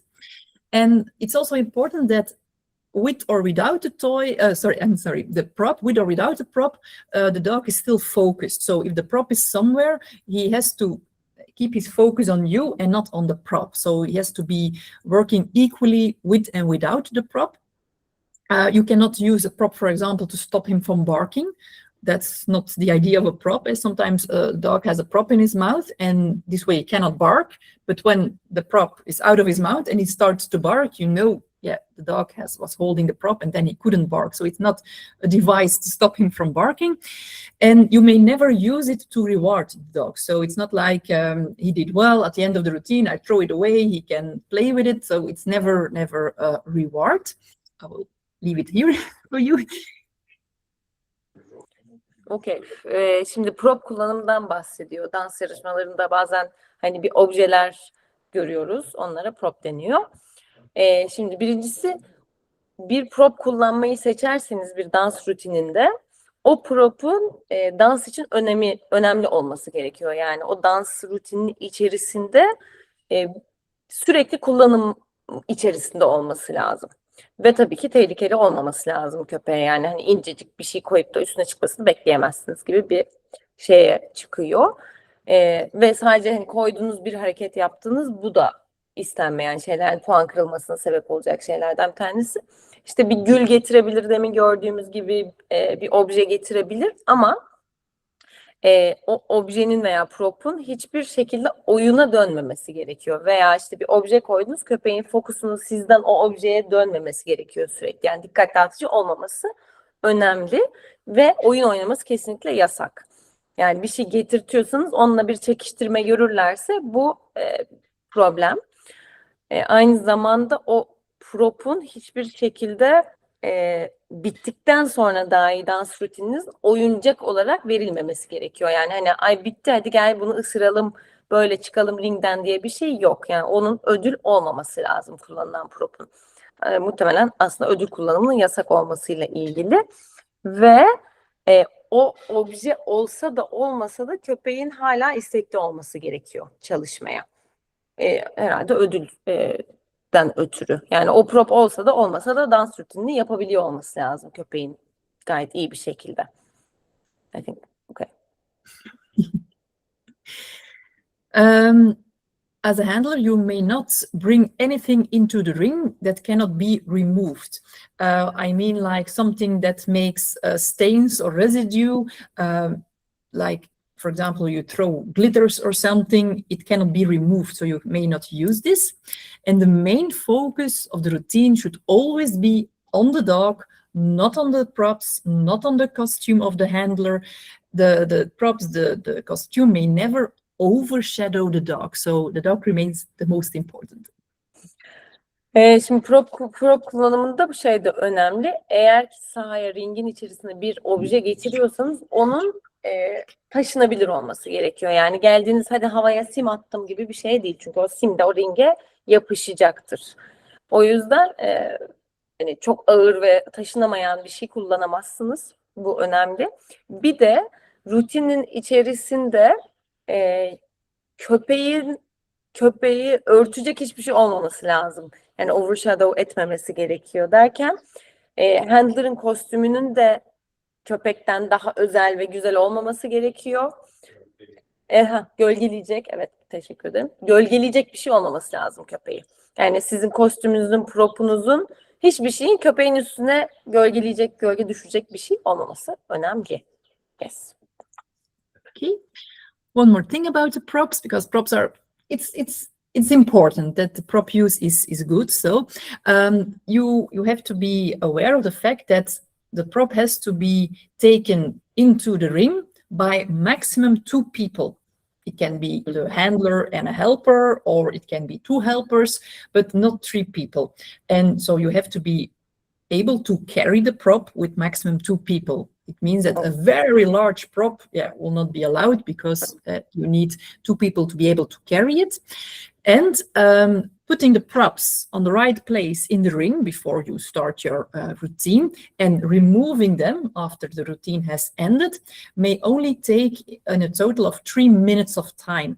So it's actually 2 times 1.5 minutes. So 1.5 minutes to put the props in the right place, and afterwards 1.5 minutes to remove all of the props. That's very important, because they're very severe on this. It's actually checked by a ring steward. He may have a time, he can control the time. So, and if it takes too long, judges can have give deductions or even disqualification. In Belgium, they're very strict on this. Okay. Şimdi prop kullanımı ile ilgili son bir şey daha ekliyor. Maksimum 2 kişi tarafından taşınabilir proplar olması gerekiyor. Yani çok ağır bir şey, 2 kişiden fazla insan gerekiyorsa bir propu taşımaya, bu kabul edilen bir şey değil. Aynı zamanda da toplam 3 dakika oluyormuş. O ringin içine propu taşımak için 1,5 dakika ve ringden çıkarmak için 1,5 dakikanız var. Orada da bir zaman tutan birisi oluyor. Eğer ki 1,5 dakikayı geçerseniz o zaman haber veriliyor. Oldukça mesela Belçika'da çok sertlermiş bu konuda. Okay. Then we will talk a bit about ring and ring size. At international, so world and European competitions, championships, competitions are always held indoors. in international competitions, so not a world or sexy championship. It may also be outdoors if it's allowed by the organization, the country who does the organization. In Belgium, for example, we have indoor and outdoor competitions. It depends on the club who organizes the competition, if they want to rent a hall, which is not cheap, of course, or if they just hold the competition at their training club, the dog club, for example. So they can choose. The ring size at an international competition or championship, for example, is 20 to 20 meters.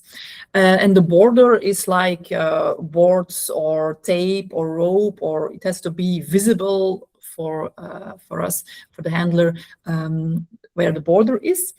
And there may not be like a pole in the middle of the ring, so the ring has to be clear. There may not be a hindrance, for example. And in Belgium, the minimum ring size is 12 to 10 meters. So it doesn't have to be 20 to 20 meters, but sometimes clubs make a larger ring because they want people who compete at championships, give the opportunity to experience a larger ring, longer competition ring. So, and normally the clubs have to communicate in advance the measurements of the ring, so people can be a bit more prepared. But most of the competitions here in Belgium have a ring that is larger than 12 to 10 meters, but 20 to 20 is very large. So it's not a necessity to have just that national competition to have such a large ring. Okay. Ringden bahsettiğimiz zaman da şimdi FCI Dünya Şampiyonası ya da Section Şampiyonası her zaman içeride oluyormuş. Ama eğer ki FCI uluslararası bir şey yapılıyorsa, bir yarışma organize ediliyorsa, ülke izin veriyorsa dışarıda da olabilirmiş. Ring size'ı 20'ye 20 metre 20 metre olması gerekiyor ve tabii ki işaretlenmiş olması gerekiyor çok net bir şekilde. Aynı zamanda işte o seçilen yerin ortasında ne bileyim bir tane direk olmaması gerekiyor. Ve tabii engelli insanların da girip çıkabilmesi de çok önemli. Belçika'da da minimum 12 metreye 10 metre olması gerekiyormuş. İçeride veya dışarıda fark etmez. Okay. The music, I've talked about it in Belgium. In championships, it's maximum of 4 minutes. Otherwise, you can be disqualified. And the handler starts the routine, or the music, I mean, with a very clear cue. So he has to make a movement with his hand, for example, to show the judges that the music can start. And in Belgium, it's the judges who tell the DJ, yes, you can put on the music. They give a little sign with the head nod, for example. And which is very important is that the routine starts the moment the music starts, and it ends the moment the music ends. And that's important because sometimes people who didn't finish their last exercise or trick and the music stops, they want to finish it, but actually when the music stops, the routine should stop. Or in the opposite direction, it's like, for example, the last trick of the routine is done, but the music is still playing for a few seconds, and then the handler is like, oh, my pretty dog, you did well, and he's hugging the dog. It's too soon. You have to wait till the music is done and actually have a trick until the last moment of your music, of course. So it's important to know, because when you stop too early or too late, it's not good. It will give less points because it has to stop at the moment the music stops. Okay. Şimdi müzikle ilgili de kurallar başta bir anlattığı gibi 4 dakikayı geçmemesi gerekiyor. 4 dakikayı geçerse diskalifiye olma ihtimali var. İhtimali yok, diskalifiye oluyor. Handler'ın çok net bir şekilde müziğin başlangıcını işaret etmesi gerekiyor ve genellikle handler işareti verdiğinde ya DJ ya da işte hakem başlatıyor. Belçika'da hakem başlatıyormuş. Aynı zamanda rutinin başlangıcıyla müziğin başlangıcı aynı olmak zorunda ve müzik bittiği anda da rutin de bitmesi gerekiyor. Müzik bitmeden ay canım köpeğim bilmem ne diye sevmek de istenmeyen bir şey. Müzik bitmeden hiç başka bir hareket, rutin dışı hareket yapılmaması gerekiyor.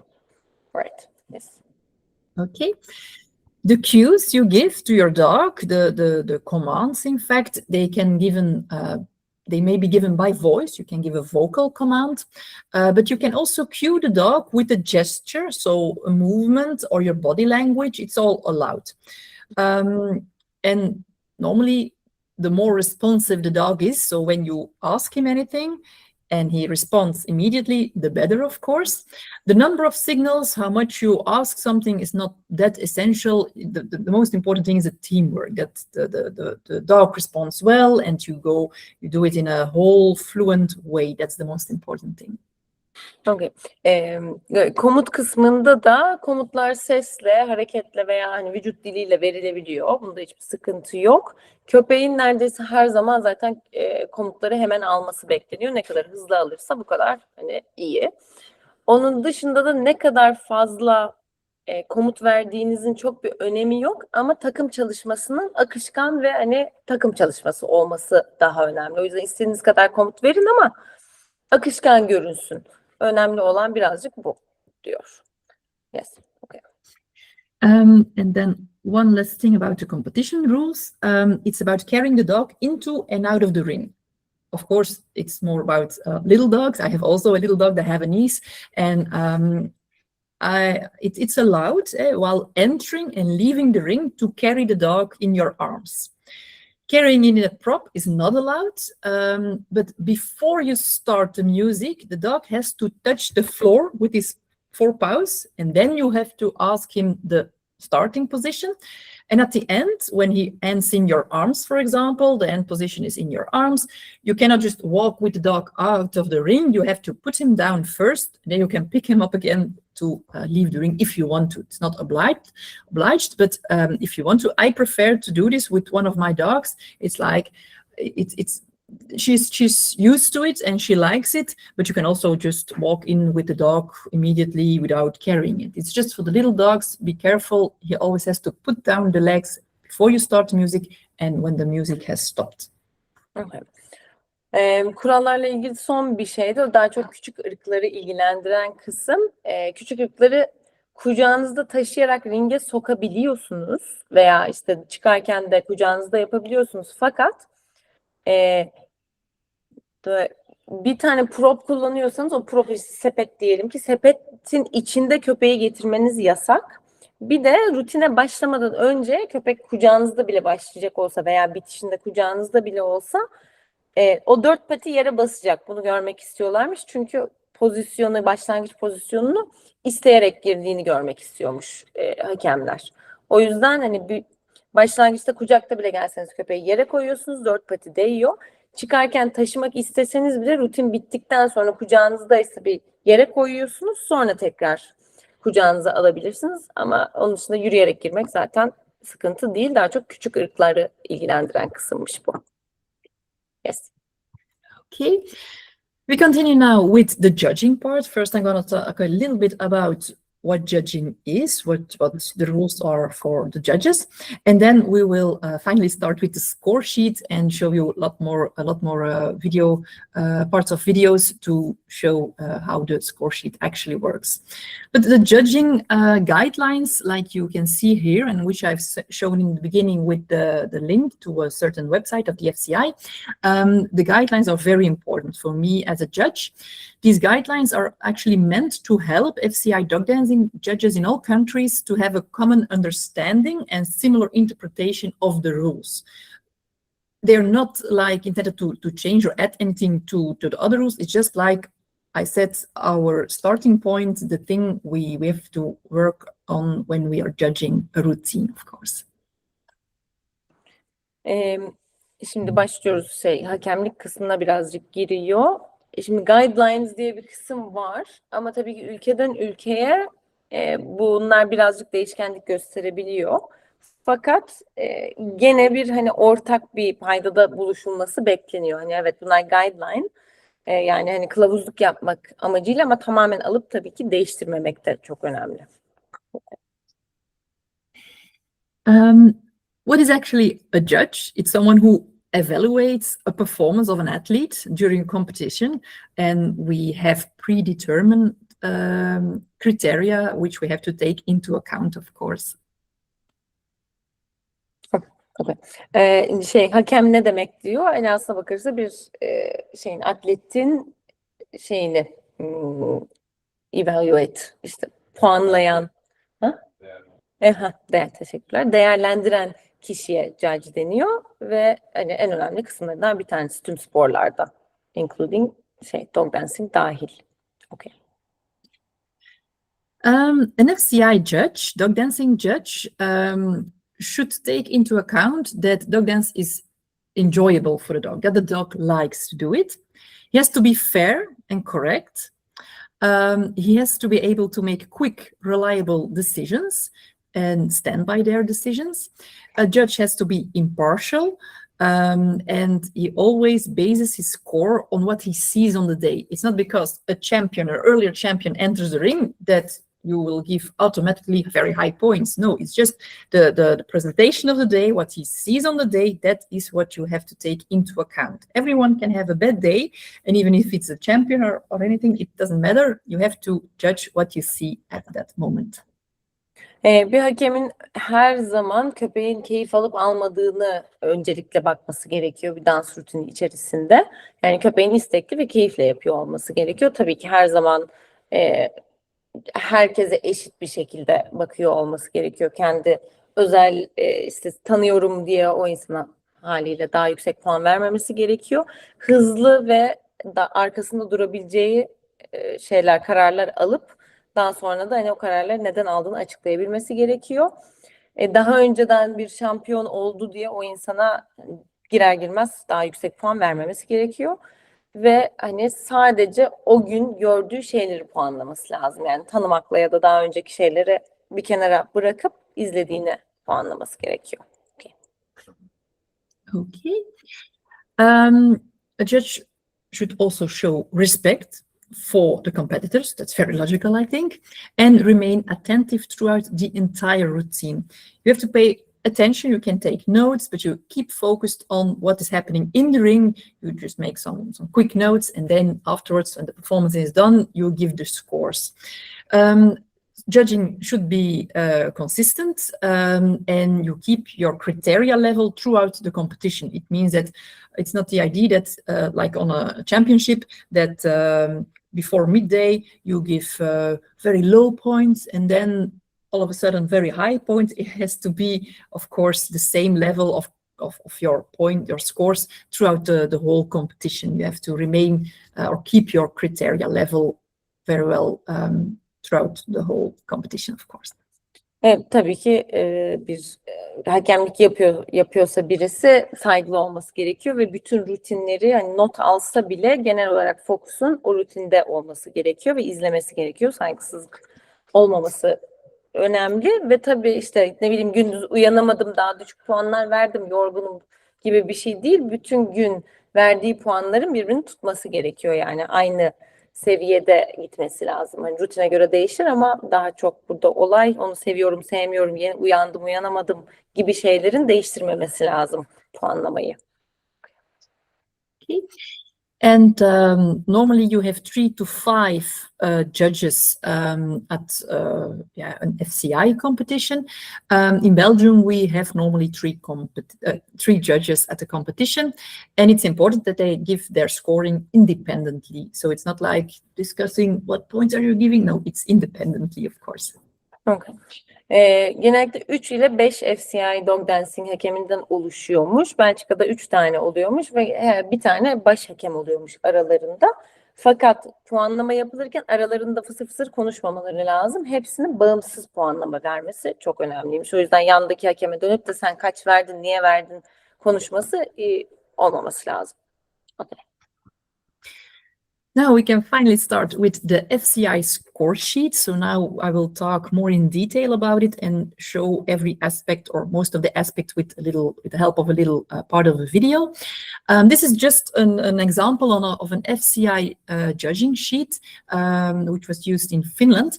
But in Belgium, we have another scoring sheet, but the criteria, so the aspects that are evaluated are the same. It's just the layout can be a bit different. Yes. Şimdi score sheet kısmına geçiyoruz. Bununla biraz daha detaylı şimdi anlatacağım bir videoya da bakacağız. Bu score sheet, şimdi göstereceği score sheet Finlandiya'da kullanılmış. Belçika'da başka bir score sheet kullanılıyormuş ama yani genel olarak kriterleri görmemiz için şeyi değişmiş olsa da, yani görüntüsü farklı olsa bile aynı kriterleri sahip bütün score sheetler. Evet.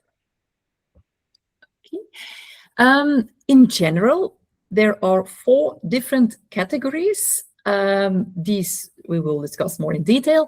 We have presentation, content, artistic interpretation, and what was used to be animal welfare is now partnership and well-being. So they have changed it a few years ago. The maximum score a team can get is at 30. So it's points at 30. The first 3 categories, so presentation, content, artistic interpretation, has a maximum score of 9, and the partnership and well-being has a maximum score of 3. And normally we judge at 1 decimal, so 0.1 is the smallest difference between Okay. scores. Şimdi score sheet'e baktığımız zaman 4 farklı kategoride değerlendirme yapılıyorlar. İşte nasıl present edildiği, içerik, artistik yorumlama ve tabii ki eskiden hani animal welfare, hayvan refahı olan şey şimdi partnerlik ve iki tarafında aslında bakılırsa şey olarak değiştirilmiş, well-being olarak değiştirilmiş. Maksimum alabileceğiniz puan 30. 4 farklı kategoriden alabiliyorsunuz bu puanları ve ilk 3 kategoriden 0 ile 9 arasında bir puanlama alınabiliyor. 0-3'te 4. partnership kısmından da 0 ile 3 arasında bir değerlendirme yapılıyor ve bir de 0 nokta gibi desimallerle ilerliyor bu puanlama sistemi. O yüzden küçücük değişiklikler yapılabiliyor içinde. Yeah, okay. Okay. Here you can see on the score sheet you have presentation. That's one of the 4 categories, which has a maximum of 9 points. And then you can see all the criteria or aspects. I suggest you don't read them all now because I'm gonna explain one by one what each aspect means. Bu genel bir görüntüsü. İşte mesela bu hani presentation kısmıyla nasıl present edildiğiyle ilgili. Şimdi hepsini tek tek okumayalım çünkü zaten üstünden geçeceğim dedi. Ama işte mesela presentation kısmında maksimum 9 puan buradan alınabiliyor parça parça birleştirildiğinde. Okay.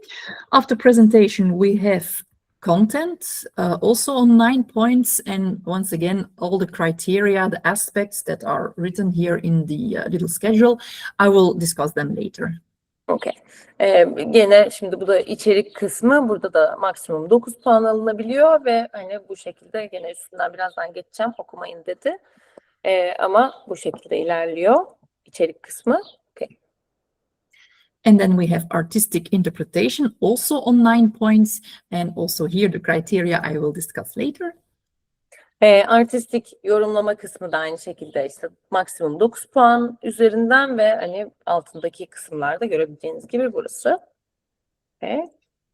And then we have the partnership and well-being on 3 points, and also these criteria or aspects I will talk later about. Okay. Bu işte refah ve partnerlik işte kısmı da maksimum 3 puan alınabiliyor. Şimdi zaten hepsini açmaya başlayacak. Tamam. Okay. Yes.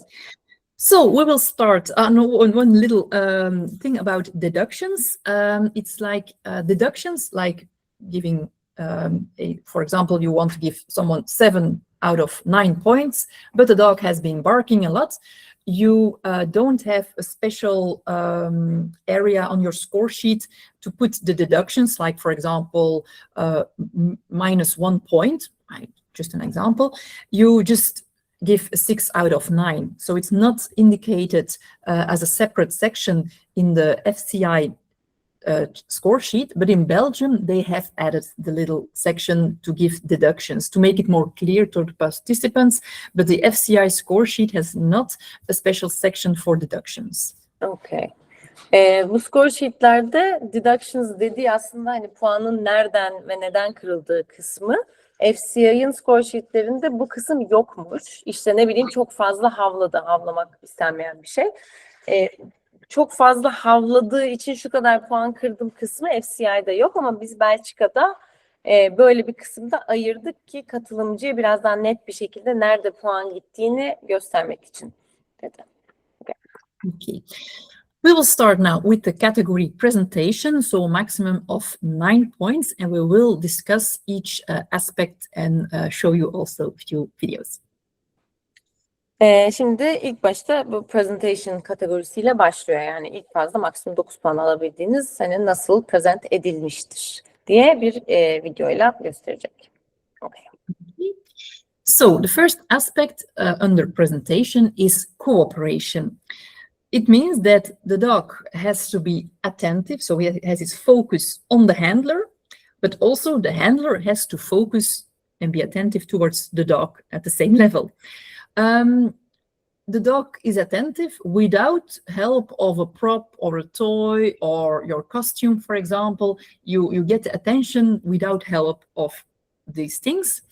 And the team works together in a positive way, and both parties, so both dog and handler, enjoy working together and support each other throughout the whole routine. Şimdi presentation kısmında ilk alınan puan kısmı nasıl işbirliği içerisinde çalışıldığı. İdeal olan hani işbirliği, istenen işbirliği handler'ın köpeğe gayet hani fokuslu olması, attentive olması ama aynı zamanda köpeğin de kendi handler'ına aynı şekilde fokuslu olması.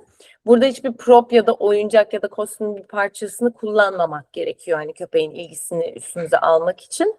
Aynı zamanda tabii ki takım olarak da çok pozitif ve hani keyifle ve birbirinize destek olarak çalışmanız gözlemleniyormuş. I'm going to show you now a little video. I hope you can hear it well, otherwise you may stop me. Normally you will see it in a few moments. It's a little part of a routine at the World Championship of Felicia and Phoenix, just to show the cooperation between dog and handler. Bir cooperation kısmıyla bir video Sorry, geliyor. I was too quick. Okay. You can, yeah. Oh. I will just do it. Yeah, play. Okay, I will show it here.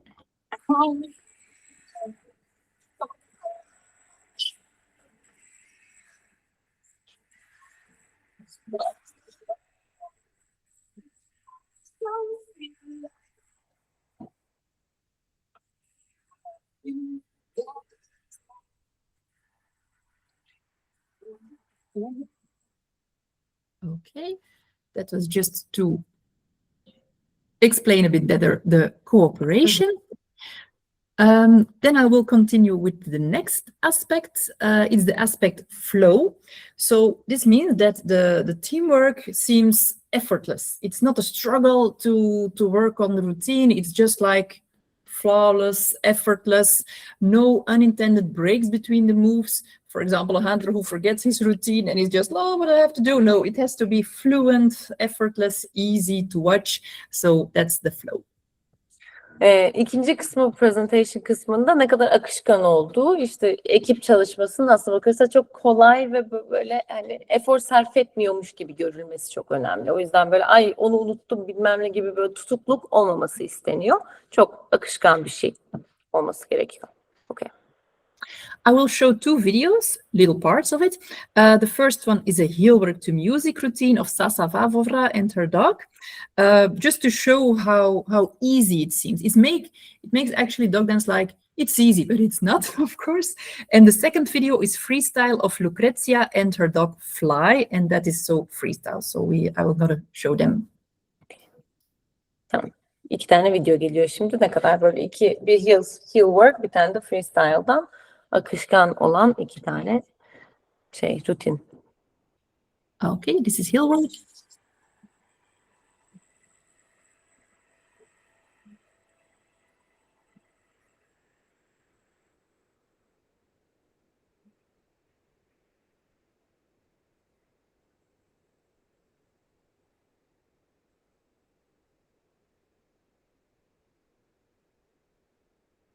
And now the freestyle.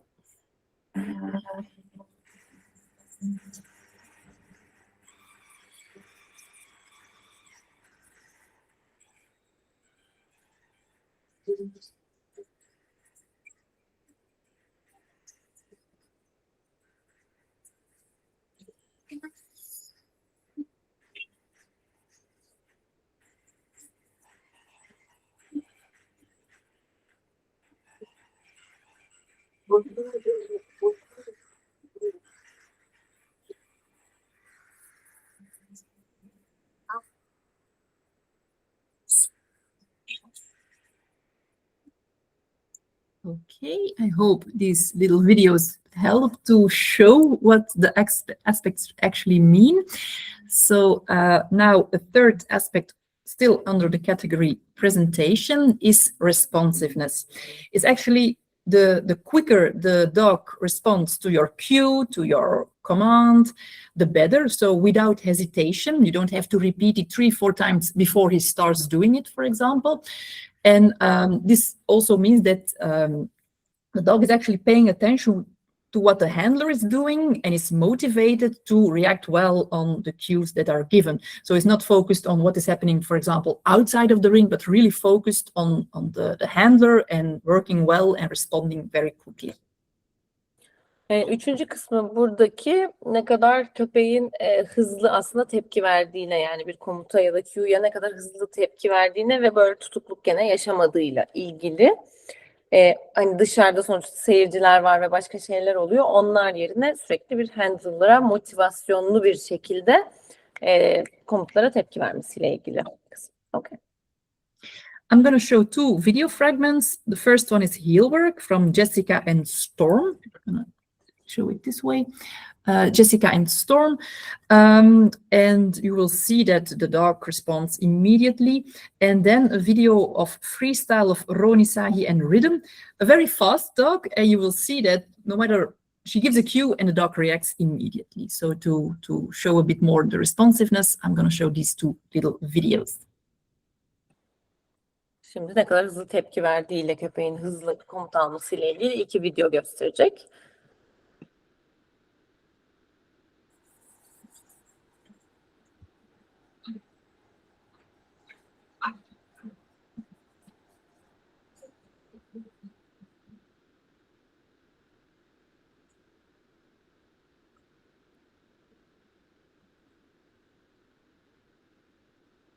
I hope you have seen the very quick pivot. So maybe I will show it again. This one, it was a bit earlier, very quick pivot. And the dog has to remain in his position.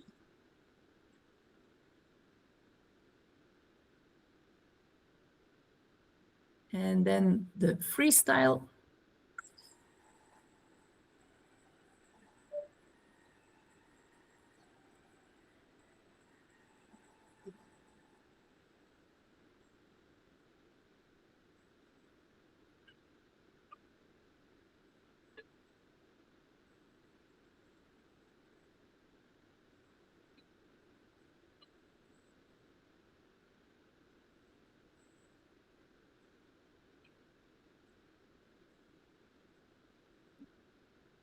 Okay.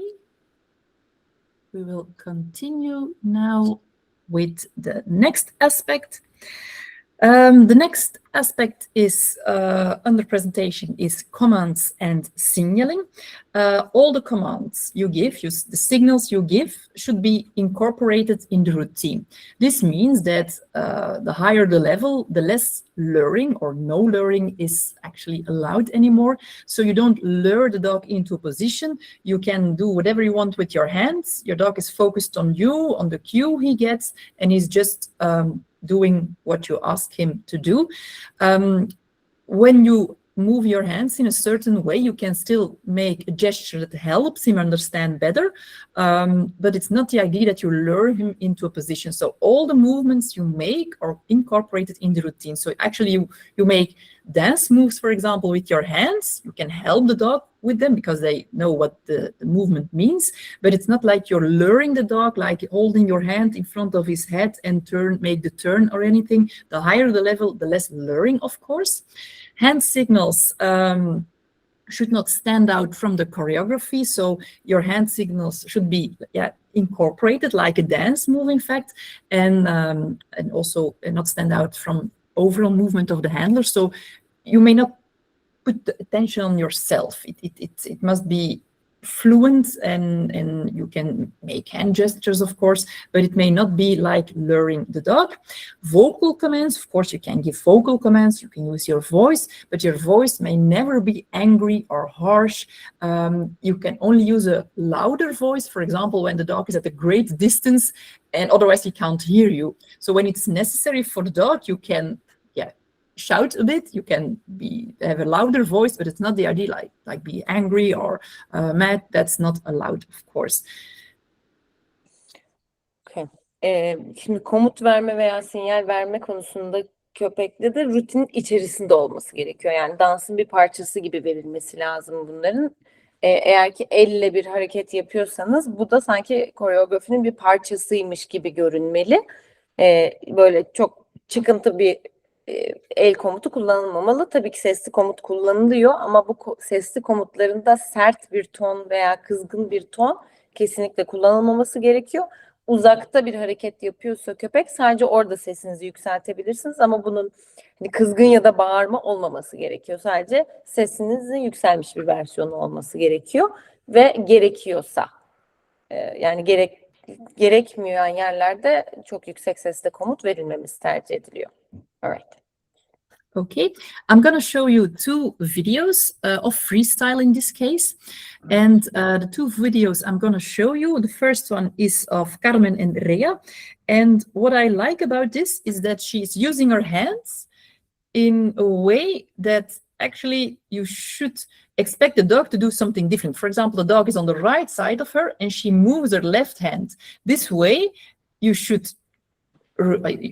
maybe a dog would go to the left side because she uses her left hand to the left, but no, the dog does what she asks him to do and he moves to the right. So actually her hand movements make it very clear that the dog is not focused on her hands, but really focused on what he's asked by cue to do.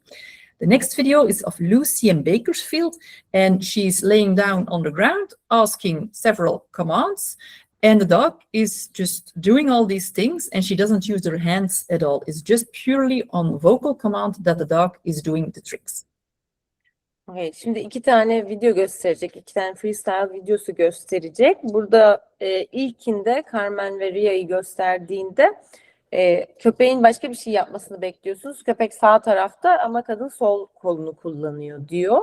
Aslına bakılırsa burada amaç cue'ları ne kadar böyle anlamadığımız şekilde almaları köpeklerin. Yani çok belirleyici bir şey değil. Rutinin öyle bir parçası ki hiç anlamıyorsunuz. Yani sağ tarafta köpek bir şey yapıyor ama sol elle bir şey dans hareketi yapıldığında oradaki işte anlaşılmazlığın aslında peşindeyiz. İkinci videoda da Lucy ve Bakersfield'ı izleyecekmişiz. Onda da mesela yerde yatarak bir şeyler istiyor köpekten ve yine o kadar çok komut var ki gene anlamıyorsunuz hiçbir şekilde ve el kullanmıyor kadın diyor komut vermek için. Sadece sesli komut veriyor. Okay.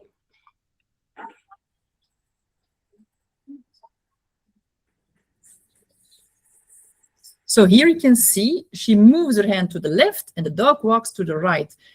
Normally, it would be easier for the dog to walk to the left, but he has learned just to react on the verbal cue. This makes it very interesting, I think, as a judge to see, because the dog is not responding to her hands at all. Burada gördüğünüz gibi mesela sol kolunu oynattığında ve sağ kolunu oynattığında ters yöne gidiyor. Diyor ki bu hakem olarak benim gözümde önemli bir şey çünkü sesli komutlara tepki verdiğini görüyorum. Değil mi? Yani ele odaklı değil köpek sadece öğrendiği sesli cue'lara odaklanmış durumda. Evet. Sorry, I was too quick. Sorry.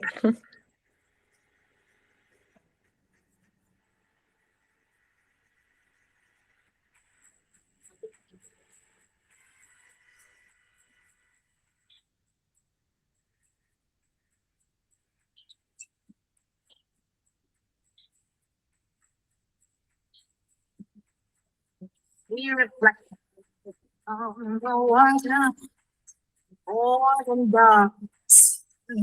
Yes. Stadium surface, never shallow. On the wind, I'll feel his breath. Hold on, sweetness. Hold on now. Hold on now. It's not a sweetness, but a perfect love. Yes, we'll bring him to me. You'll never know. You from the shadows of the child. So what you could see at the end was a bit of heel work in the freestyle routine. I will show this. So this is a bit of heel work in a freestyle routine, but that's not a problem. Bu son kısımdaki gördüğünüzde bu arada birazcık freestyle'ın içindeki heel work kullanımını da gördünüz. Bir de demin dediklerinden bir tanesi de bu arada hani ele odaklanmak köpek için daha kolay olurdu. Onu yapmadığı için de yüksek puan almış sanırım. Okay. Then the other video of Lucy.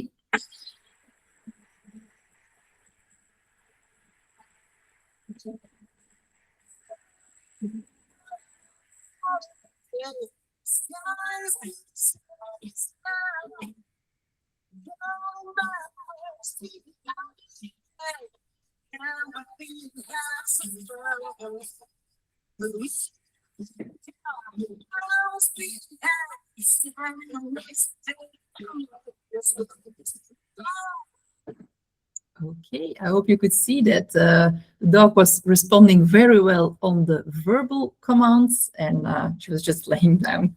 Yeah, very fast. So, presentation of the day is the fifth aspect of the presentation category. It's actually, it just means that the whole performance should be fluent, without struggles, no obvious mistakes. So if you see many mistakes, it's into the presentation of the day category, because it's more like a general aspect of this category. I'm going to show one little video, a part of the routine of Barbara and Maxi, just to show that it was without struggle, without mistakes, to show this little aspect. Şimdi de aspect presentation o gündeki gene bir ne kadar akışkan olduğu ve böyle işte hiç belli bariz hataların olmadığını gösteren bir video gösterecek ve hani genel olarak zaten buna bakılıyor. Çok fazla hata olsa bile hani görünmemesi gerekiyor bunların baştan sona. Evet. Here it is.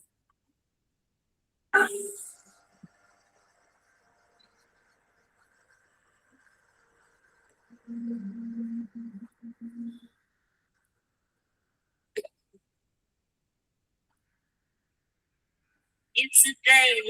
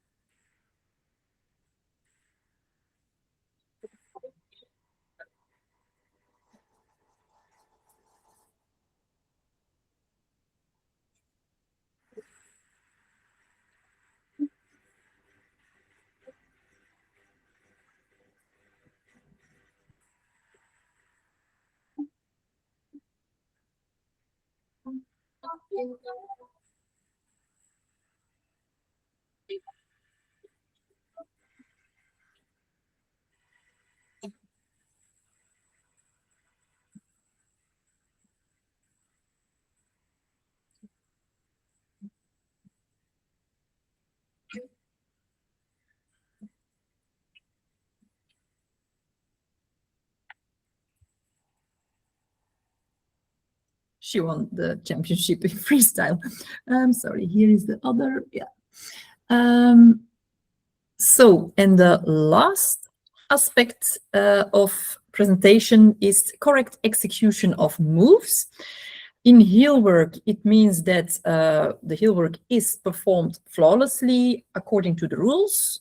And in freestyle, it means that the dog executes the moves consistently, is able to perform the moves, and the moves are well defined from a clear beginning and controlled ending.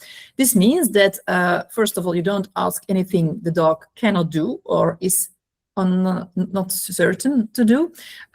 He has to feel confident in doing the moves, and you have to make it clear what tricks are you asking. Sometimes we see like a performance in which we're actually asking ourselves as judges, what is actually the trick they are trying to do? This means that it's not well defined what is the trick that the handler wants to show us. So I'm not going to show any video of this because it's actually already shown in the previous videos I've shown in heel work and freestyle, what is talked about here. Şimdi bu presentation kısmının diğer tarafı da tabii bu hani akışkan olmasından bahsettik. Ama bir de aslında hareketlerin ve hani köpekten istenilen şeyin net olması gerekiyor. Çünkü bazen hakemler olarak diyor, bir kendimize sorarken buluyoruz. Şu anda yapmaya çalıştıkları hareket nedir? Yani böyle bir karışıklık olduğu zaman bu da hani puan kırılmasına sebebiyet veriyor. Bir de tabii ki köpekten istenilen şeyin köpeğin kendine güvenli bir şekilde isteyerek o hareketi yapması lazım. Eğer köpekte de bir böyle ne istiyoruz, ben çok emin değilim bu hareketten gibi bir durum varsa bu da bir problemmiş. Okay. Bununla ilgili video göstermeyecek bu arada. Zaten gördük bir sürü video çünkü. I just said you're not showing a video on this. Yes, I could understand. But yes. Yeah. So the deductions in this category are about barking. Excessive barking. This means that excessive barking, so through the whole routine, a lot of barking, it can give a maximum of a deduction of 2 points, which is a lot. A few barks are allowed. Normally, judges want to give deductions for a few barks few times during the routine, and everything in between, from a few barks till barking the whole routine, gives deductions depending on the severity. It can give 0.5 deduction or 0.7 or 1.2. And that's a difficult part because maximum is a deduction of 2 and everything in between is a bit depending on the judge itself, I think. Okay. Şimdi bu presentation kategorisindeki puan kırılması genellikle fazla havlamadan oluyormuş. Yani hani bir iki tane falan havlama kabul ediliyor ama daha fazlası ve işte excessive diyebileceğimiz durmadan havlamalar puan kırılmasına sebebiyet veriyor. Fakat maksimum 2 puan kırabiliyorsunuz. O yüzden genellikle işte o başta dediği 0.1 veya 0.2 puan kırdım gibi ilerlemesi gerekiyor. Çünkü 2'den fazla puan kıramıyorsunuz. Anything in between will be deducted according to, yani ne kadar ciddi olduğuna göre de bu puan kırmalar tabii ki düşüyor. Yani birkaç tane havlamadan puan kırmak istiyorsanız daha çok hakemine göre değişiyor her sınavda olduğu gibi. Okay. Okay, that's the category presentation. Now we will continue with the second category, content, also on 9 points. İçerik kısmına geçiyoruz şimdi. O presentation kısmı bitti. Şimdi içerik gene maksimum 9 puan alınabiliyor buradan. Nelere bakılıyor? Okay. The first aspect is the focus on the dog. The handler should never overshadow the dog. The living thing, the most important in the ring is the dog, not the handler, what he is doing.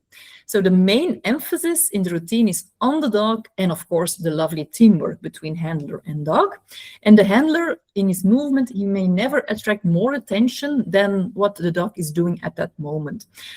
I'm going to show one video of Victoria and Ravi. You will see that she's clearly a great dancer. She moves very well on the music.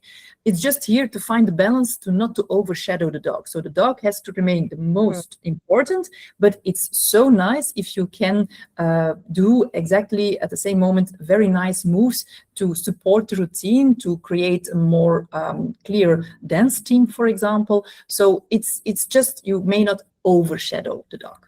Okay. Şimdi content'te, içerikte ilk bakılan şey köpeğin üzerindeki fokus. biraz bir süre önce dediğimiz gibi gölgelememek gerekiyor köpeği. Yani her zaman rutin ve dans köpek üstünden değerlendirilir.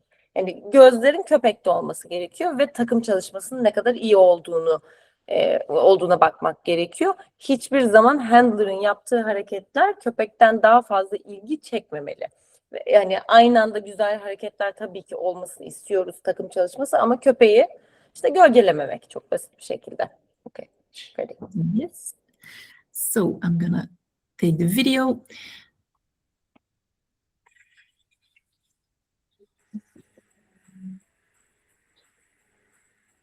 Yes. Güzel hareket.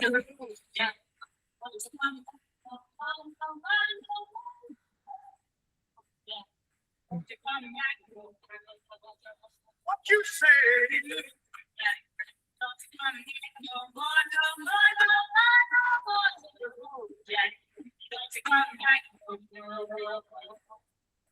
Oh, I'm gonna treat you so mean. You're the best over that I've ever seen. I guess we reach and snow.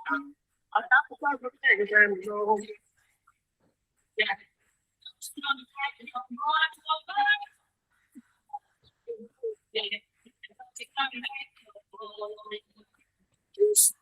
Wait, I can do that better. What if it's like,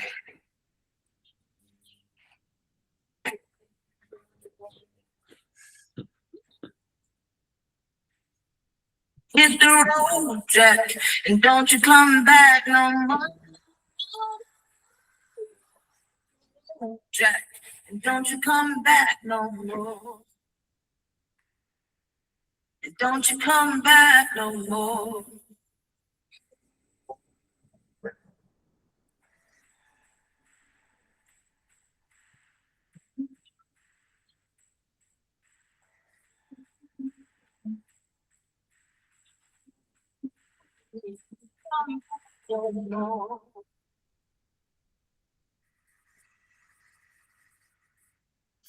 So at the end, you could see the very nice synchronization between the movement of the dog and the movement of the handler. Bunun sonunda da ne kadar güzel bir senkron içinde olduklarını görebiliyorsunuz. Demin de çevirmeyi unuttuğum şeylerden biri. Kadının ne kadar iyi bir dansçı olduğunu fark edebilirsiniz ama hiçbir şekilde köpeği gölgelemiyor. Okay. The next aspect of content is evenly balanced use of the ring. It means that the team, so dog and handler, must use most of the ring space and move in different shapes and patterns. I will show it to make it a bit more clear with something I draw. Different areas of the ring are used evenly throughout the routine. So I'm going to show this first.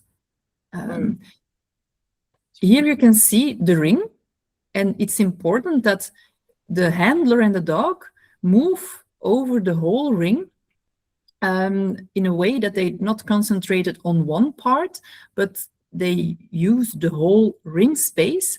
And okay, they use the whole ring space, but it's also important not to focus on one part of the ring and then do the rest of the routine and still continue on this part. I mean, you have to have an evenly balanced use. So this means that you can do here some exercises, here, and then cover most parts of the routine. I hope that makes any sense. I will show the slide again. Şimdi diğer içerik kısmında diğer baktıkları şey aslına bakılsa ringin ve alanın eşit kullanılması gerektiği. Yani farklı paternler kullanabilirsiniz ama ringin her bölgesinde mi gösterdiği gibi kullanmanız gerekiyor eşit bir şekilde. Yani tek bir yerde kısıtlı kalmamak gerekiyor. It's very clear. Okay. So when you have a ring, here are the judges. We always say that the red part is least appropriate. When a handler and a dog are working here, for example, we cannot see it well. The yellow marked area is more or less appropriate, not ideal, but the most appropriate to work on is in the green area of the ring. Okay. Şimdi kırmızı kısım hakemlerin oturduğu kısım olduğu için kırmızıyla işaretlenmiş kısım en az kullanmanız istenilen kısım. Çünkü görsel olarak yani hakemler göremez. sarı kısım ve en uzak kısım ideal değil. Hani kullanabilirsiniz ama aslında yeşil kısmını da kalmanız isteniyor daha fazla. I will show few slides later the Hilbert routine of Sitzel and shadow on the music memory. But what did I do? I'm not going to show it on the same moment as I'm showing this. I have actually draw the movement of her and her dog during the whole routine. And then it gives this pattern. So she moves like this, then here, then there. And you can see at the end where she's actually moving in the ring. It means that, that she covers most of the area, a bit more concentrated in the middle, which is normal, but she also makes several movements here, several movements here. So actually it's an evenly balanced use of the ring. I'm not going to show now the routine because I want to use it for something else, but keep this in mind that when I show you the routine, that this was actually the blueprint a bit of how she was moving in the whole ring during the routine. Şimdi bu videoyu göstermeyecek ama birazdan göstereceği videoda şeyi çizmiş. Köpeği ve işte bu bahsettiği kişinin Sitzel ve Shadow'un hareketlerini çizmiş. Burada da onu görebiliyoruz. Yani ringi bu şekilde kullanmış. Ama başka bir şey anlatmak için o videoyu kullanacağı için birazdan gösterecek ama bunu da hatırlayın diyor. Right. Okay. The next aspect is comprehensive use of the ring. Is just means that you cover as much of the ring as possible, but considering the size and speed of the dog. So it means that a smaller dog must not use the whole ring space. But when the dog is smaller and only uses a smaller part of the ring, it still has to be evenly balanced. So not staying in one corner of the ring and performing most of the tricks there. It should be evenly balanced, but he may use a smaller part of the ring. Okay. Bu kısımda da comprehensive'de kapsayıcı olması gerekiyor. Gene ringin deminki konuyla bağlantılı ama köpeğin hızının ve boyutunun da katılması gerekiyor. Yani hani çok küçük bir ırkla çalışılıyorsa bütün alanın kullanılması bir büyük köpekteki gibi beklenmiyor. Sonuçta yorulmayı da katmak gerekiyor işin içine ama daha kısıtlı bir bölgeyi de kullanıyorsa o küçük ırk köpek gene o küçülen bölgenin de çok eşit bir şekilde kullanılması bekleniyor. Evet. Okay. I'm going to show this little map of my next routine with my border collie Sia. I don't have a video of it yet because I haven't performed it yet in one hole, but I'm going to show my plan of how I'm going to move through the ring.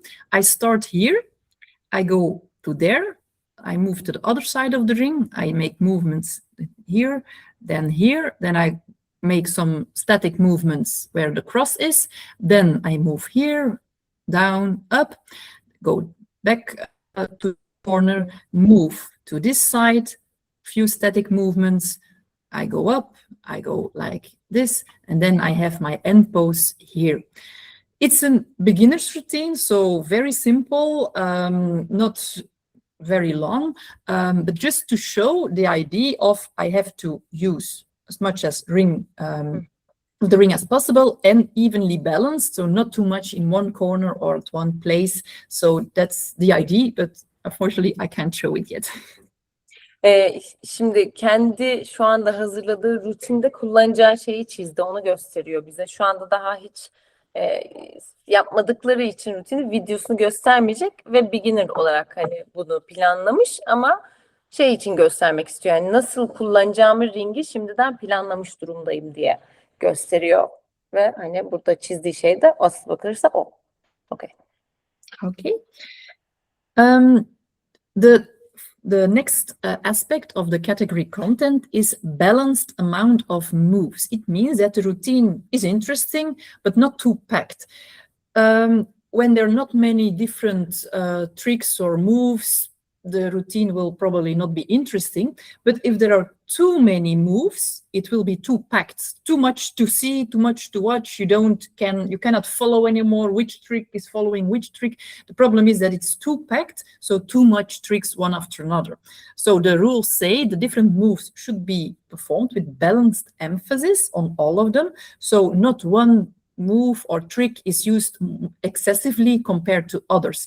For example, you can do tricks with crossing paths, for example, or standing on their hind legs, but it may not be like many seconds one after another or being repeated several times during the routine. It must be a balance between all the tricks shown.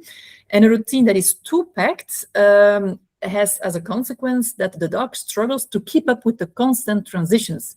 And often you see that a handler is doing many tricks one after another, but the dog is like, well, where am I? Where I have to do this, I have to do this. And then it becomes a bit of a chaos. It's not well structured. And we have to avoid this. So we have to keep in mind that it may not be too boring, like not enough tricks, but not too packed as well, because then you have the risk that it's just too much, that the dog can't follow, judges can't follow, and it becomes a chaos. Okay. Diğer kısmı şimdi içerikteki diğer kısım kullanılan hareketlerin de eşit dağılması gerektiğiyle ilgili. Yani çok ilginç, güzel hareketler kullanabilirsiniz ama birincisi bir harekete çok takılmamak gerekiyor. Daha eşit ve çeşitlilik üstüne ve çok fazla hareket yapmamaya çalışmak da gerekiyor. Çünkü o zaman kaosa dönüyor. Ne hakemler ne köpek takip edebiliyor. Aslına bakılırsa onunla ilgili bir kural bu. O yüzden çok eşit dağılımlı hareketler, tek bir tanesine odaklanmak veya çok fazla kullanmamak gerekiyor. Okay. Still, for the same aspect, balanced amount of moves, it's specified in the rules that a heel work routine should include enough of continuous movement in a position to a chosen direction. This way we can see the quality of the heel work. So it means that you can do a position like the dog is walking on your right side, for example, and you have to take a certain number of steps to show very well that the dog is capable of doing and maintaining this position. So I'm going to show later on a little video of heel work in which you can see that the dog is doing quite some steps in the same position, just to show the judges that he's capable of doing it. The balance between tricks and heel work, also you have to follow the rules. It's a rule of 25 till 75% and or 75-25 depending how you express it. So you have to keep in mind that the percentages we have seen in a previous slide, that in heel work only 25% of freestyle, and in freestyle only 25% of heel work. In heel work, you can use freestyle tricks, but they have to be used to give an additional technical merit. It means that, as you've seen in the video of Elke, when she's doing the transitions, you pointed out very well that now she was doing freestyle movements, which is very well, but these freestyle movements are used to show that the dog is capable of changing the position on his own, independently. So it's actually to reinforce the heel work and not to show like some kind of tricks in freestyle during a heel work routine, if you understand what I mean. Yeah, I think so. Bu gene aslına bakılırsa hareketlerin hani eşit dağılımıyla ilgili devam ediyoruz şu anda. İlginç olması gerekiyor ama çok fazla üst üste gelmemesi gerekiyor ve yeterli sayıda devamlılık da olması gerekiyor hareketlerin içerisinde. Yani bir sağa doğru diyelim ki gidiyorsanız birazcık uzatmanız gerekiyor onu ki devamlılığını ve ne kadar aslına bakılırsa kaliteli bir şekilde köpeğin yapabildiğini göstermesi gerekiyor. Yani heel work'ta da freestyle'da da ikisinin içinde bu gerekli ve aynı zamanda hani bir trik yaparken heel work ve trik arasındaki geçişlerin de oldukça birbiriyle dengeli olması gerekiyor. Ama tabii ki kurallara göre, yani %25, 75, 75, %25 gidiyorsanız ona göre yapmak gerekiyor ve hani ekstra bir teknik bir şey göstermek istiyorsanız köpeğinizin bildiği, bunu da tabii ki işin içine katabilirsiniz. Sonuçta hani heel work'i uzata ve dengeli bir şekilde gösterirseniz o zaman hani puanlar yükseliyor. I'm going to show now the video of heel work in which the handler shows enough of continuous movement in the chosen position to show the excellent heel work. Şimdi bir tane video gösterecek. Aslında bununla ilgili heel work'te ne kadar hani dengeli ve devamlılık olduğunu hareketlerde. Evet.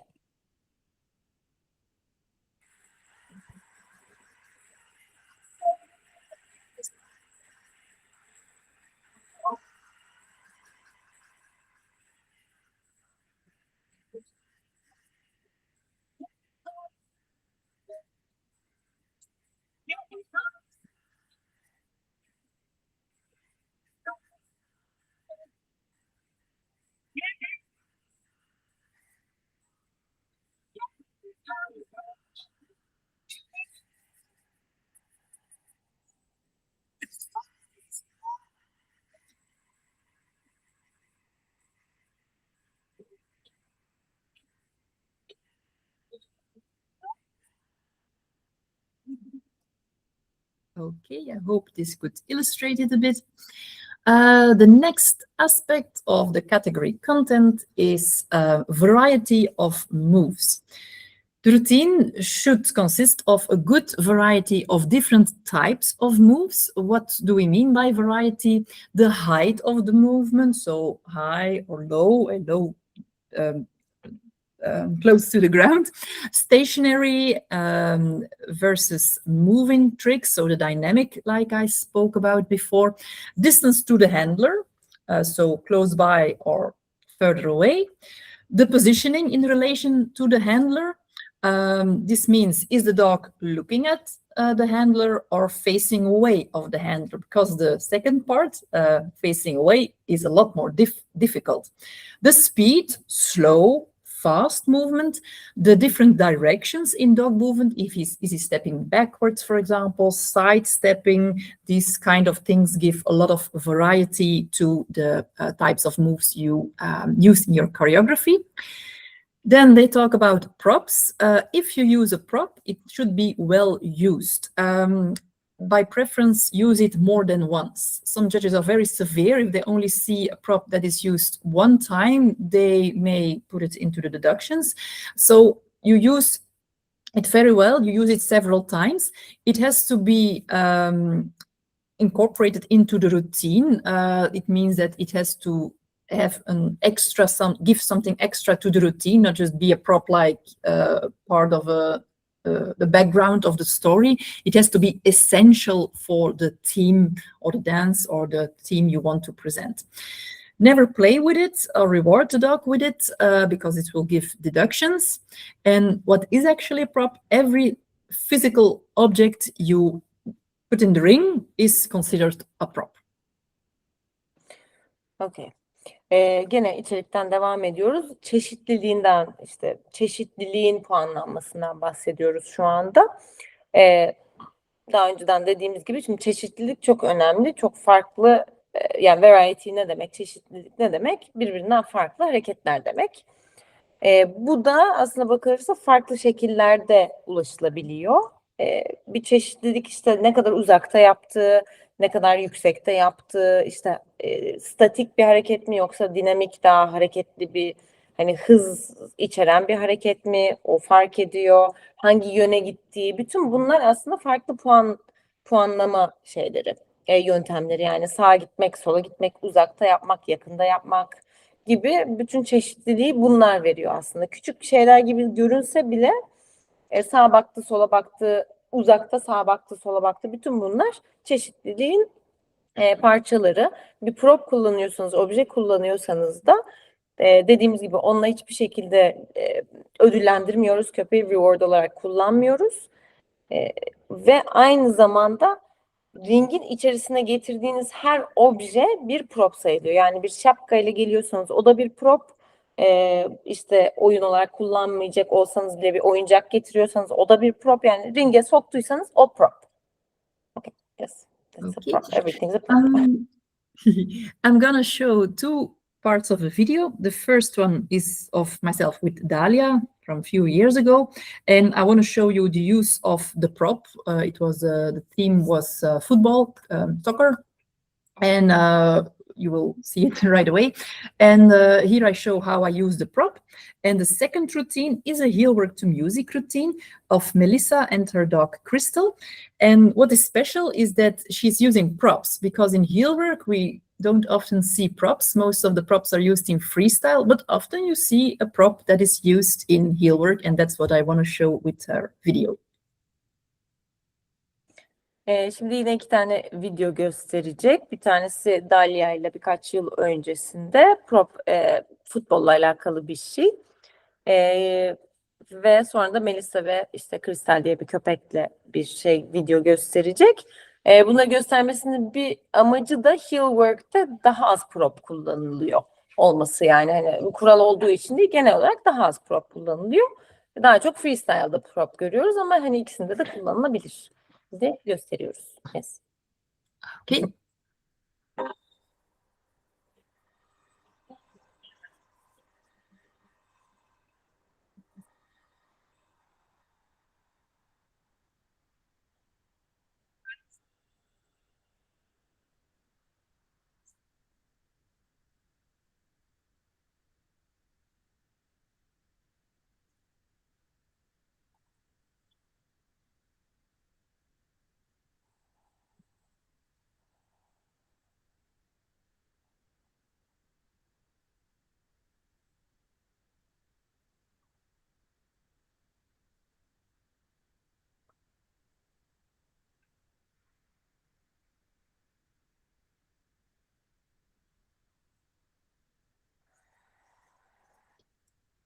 Okay, so it was a little heavy, this Dalia.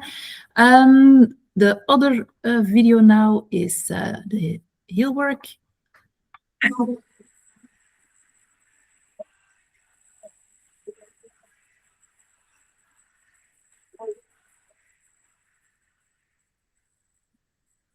What's killing you?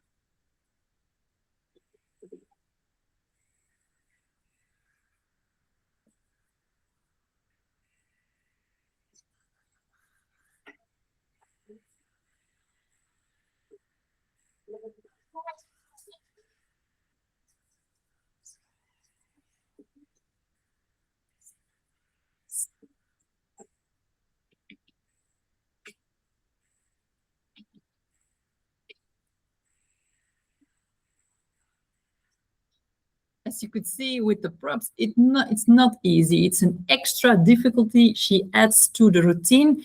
And I don't think many can do what she does here with the props during the routine. So very nice done.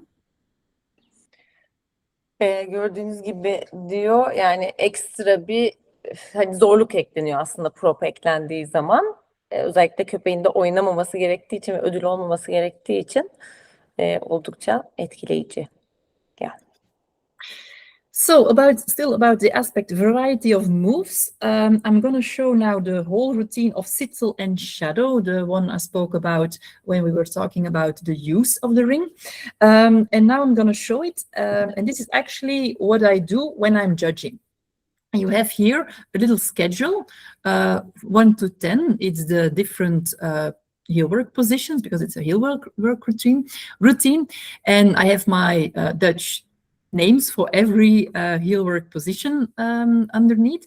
And what do? I look at the routine and I work with these marks to indicate what movements, direction movements is she doing with each position. So during the routine, I will add my little marks, and the color is not important, it's something for myself. But in this way, you can see the variety of moves she uses. So she has for the heel work routine 9 different positions. And for each position, like this position, she has 2 movement directions. This indicates a pivot. That's why I can't think of the English word. The little mark is pointing not in front or to the left or the right. And that's how I work when I'm judging, to have an idea afterwards how many positions did she use and how many different movement directions. Also, the pace is indicated: slow, normal, fast. It's present. You will see it's a very nice routine. She uses a lot of different moves, in this meaning positions and movement directions. Şimdi burası da çeşitlilikle ilgili. Aslına bakılırsa kendisinin kullandığı şeylerden bir tanesi. Renkler çok önemli değil dedi ama hani burada mesela 10 pozisyondan, Hill Work'taki 10 pozisyonun hepsi yazılı ve her işte 1, 2, 3 bütün pozisyonlarda da kaç tane işte yön kullandığını aslında ve işte aşağıda da muhtemelen renklerle de ilgili olabilir. Hızlı mı değil mi gibi bir kısım da kullanılıyor. Yani işte bu şekilde puanlama yapıyor. Şimdi o demin bahsettiği videoyu şimdi gösterecek. O hani alanı ne kadar güzel kullandı diye gösterdiği şeyi. Gördüğünüz gibi de bütün şeylerde, pozisyonlarda bayağı çok yön değiştirmede kullanılmış. O yüzden iyi bir video geliyor. Yes, yes. Okay, I will show you. So the little arrows, I forgot about the English word, is just a device for me to help me reflect afterwards about the variety of moves. O küçük oklarda işte çeşitliliği kendine göstermek için kullandığı kendi yöntemlerinden bir tanesi. Okay, normally it's... So I will show you the whole performance of Sixer. A warm welcome to Sixer Lauritsen with Shadow from Denmark.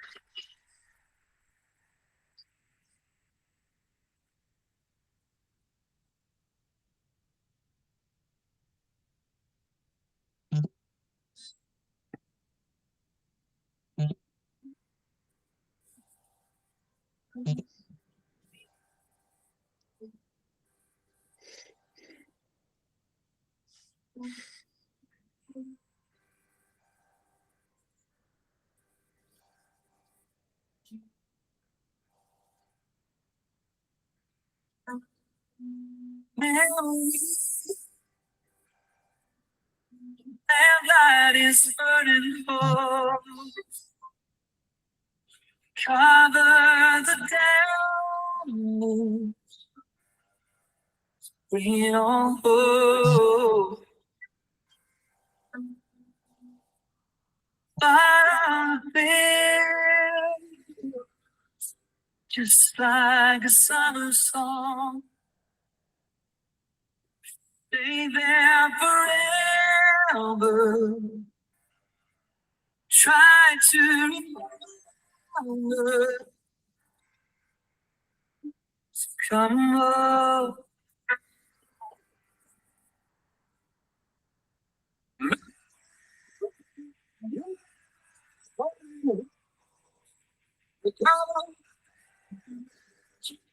Bring it on.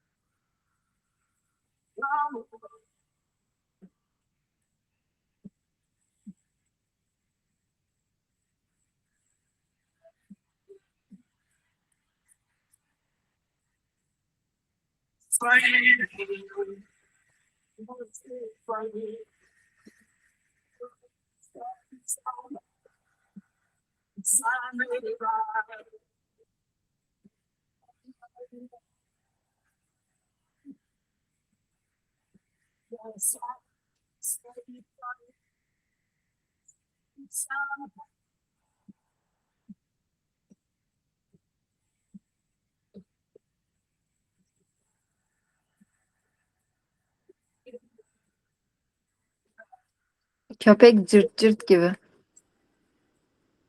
Sorry, did you ask something? She said the dog is like a Velcro. Yes. Yeah, like And still stuff. keeping a very straight position. It's lovely to see. You could see several pivots. I don't know if you could So many. see them. She uses several.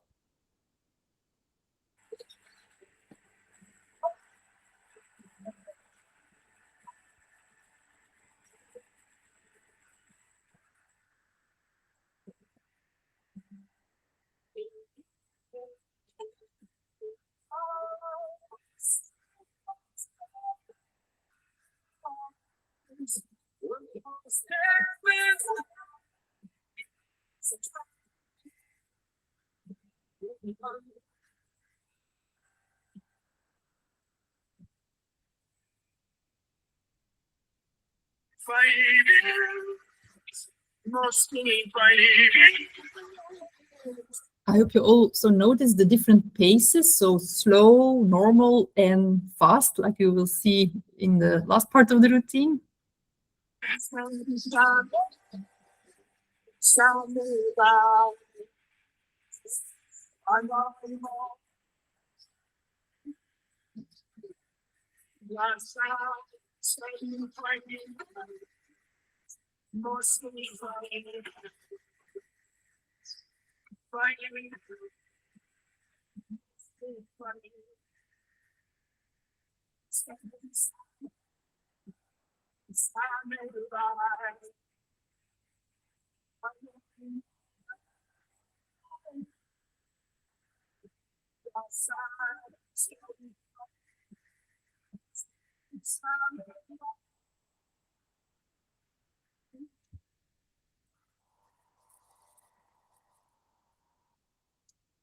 So a very nice executed heelwork routine.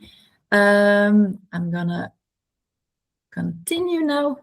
But this has shown a big variety of moves, as you can see in the schedule as well. Then the next aspect of content is the difficulty of individual moves. Like I said before, a move can be one element, but a move can also consist of several elements. And when it consists of several elements, it's of course considered more difficult.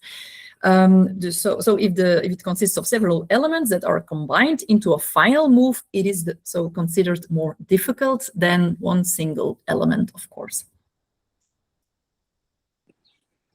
Şimdi zorluk seviyesine de bakıyoruz ve zorluk seviyesi her hareket için zorluk seviyesi demek. Bir hareketi yaparken ne kadar, yani zorluk seviyesine bakmak için aslında bakılırsa kaç tane yani element denir herhalde. Element kullanıldığına bakılıyor. Bir hareketin içerisinde birden fazla element kullanılıyorsa ve o son hareket eşitse, bir sürü elementten oluşan bir hareketten bahsediyorsak tabii ki bu çok basit bir hareketten daha fazla puan alıyor ve hani bu da puanlamanın önemli kısımlarından bir tanesi. Yeah. I'm going to show two videos. The first one is freestyle, again of Anastasia and Salsa, but it's the most difficult tricks are cut and put together in this little compilation. And what is considered in freestyle extremely difficult is two things. Blind cues, as they call it. Blind cues, this means that the dog is not facing you. Anastasia uses it a lot. The second thing, which is difficult, is this well on a distance. Staying straight, for example, when you're going sideways. So you will see that in this video, we have a lot of blind cues, distance work, special tricks like paws, crossing paws. It's not easy to teach, and she even does the crossing paw backwards. So it's an extra dimension to this trick. But I'm gonna let you translate this first, and then I'm gonna show this first video. Okay. Şimdi iki tane video gösterecek. Aslında bakırsa hani zorluk seviyesiyle ilgili. Anastasia zaten izlediğimiz insanlardan bir tanesi. Anastasia ve Salsa köpeği.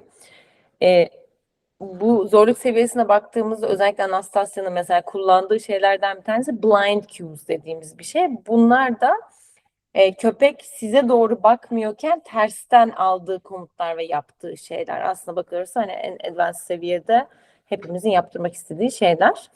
Mesela yan yan giderken göreceksiniz veya gördüğünüz videoda Anastasia hem ileri hem geri o mesela farklı crossing hareketlerini yapıyor. Geri geri ileri ileri ve bir sürü köpek sahibine bakmadan, handler'a bakmadan hareket yapmasından bahsediyor. Şimdi zaten gösterecek.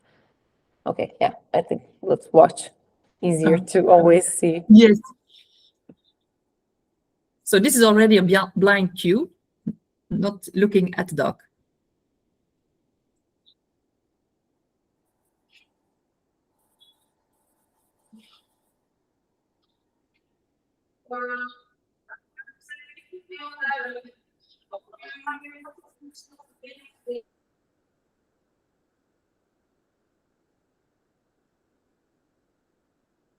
This is a double difficulty, distance work, actually triple. Distance work, blind cue, and power work, putting the pow in front and back in the back. Bu özellikle zor hareketlerden bir tanesi. Çünkü hem blind cue var, hem distance work yani uzakta çalıştığı bir hareket, hem de power work yani o model walk dediğimiz şeyi iki yönden de yapıyor. Bak bana yapıyor. Okay. Hı-hı.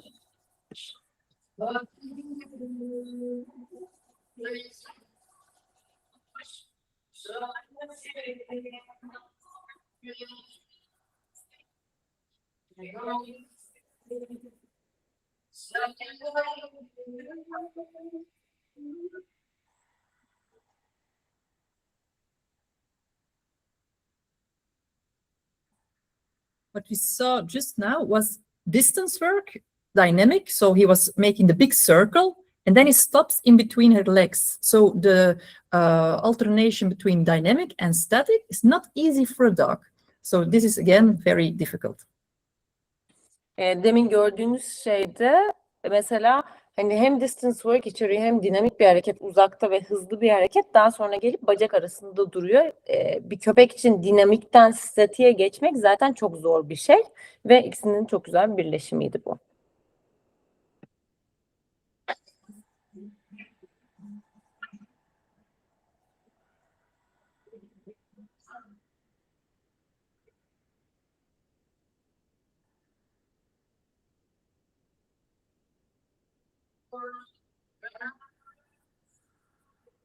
You can make the dog jump in front of you. Why not do it with the blind cue? He's not even facing you. So this is extra difficult, again, blind cue.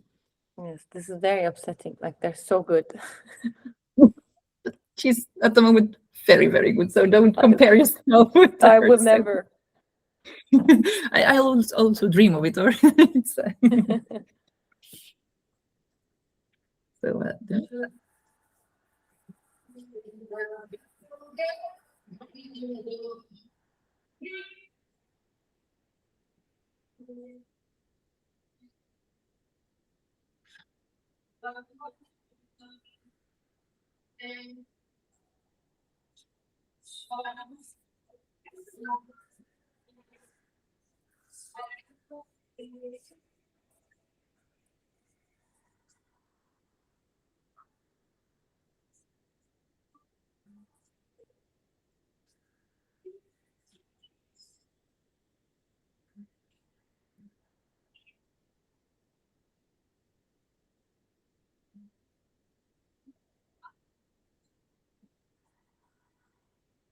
So I think it was very clear that the degree of difficulty was very high, because the tricks I've shown now include many elements.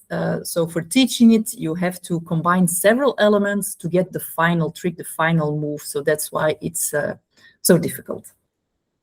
Yani izlediğiniz gibi ne kadar zor olduğunu zaten görebiliyorsunuz. Çünkü herhangi buradaki bir trick'i yapmak için, bir hareketi yapmak için bir sürü elementi birleştirmek gerekiyor. Yani orada blind cue da var, distance work da var. Aynı zamanda hani zor dinamikten statike geçiş de var gibi bir sürü şeyin kombinasyonu. The next video I'm going to show is a heel work video. It's a compilation of Sitzel and Elke. So you've seen both routines, but now I've highlighted the positions and directions that are, in my opinion, more difficult. You don't see often beginners doing these. And what is so difficult when you're doing the position, I will show it when I'm showing the video as well, but when the dog is going towards you, it's easier than when the dog in a position has to go away from you and stay straight.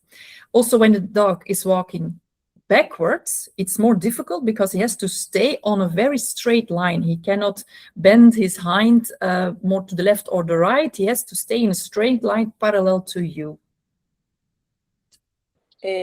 Şimdi göstereceğim videoyu da aslında gördüğünüz videolardan bir tanesi ama buradaki yani zorluk seviyesini biraz daha göstermek istiyorum diyor. Özellikle mesela düz bir çizgide durması köpeğin ve ilerlemesi çok zor şeylerden bir tanesi. Özellikle mesela geri gelirken yani sağa ya da sola popoyu atmıyor, düz bir çizgide geliyor. Buradaki zorluk seviyesi aslında göreceğiniz şimdi o. Yeah, I think so. I'm gonna show.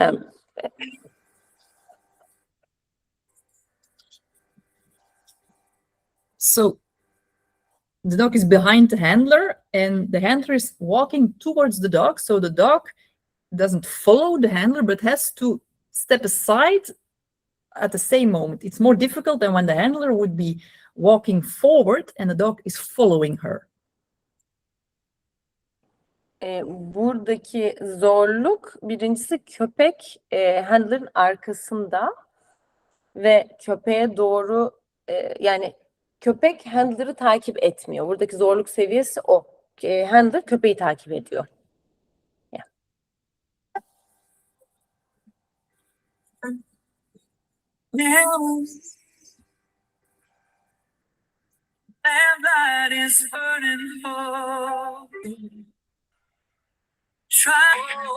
Yeah, that was very quickly, but what you could just see just a second ago was that the dog was walking backwards in a straight line.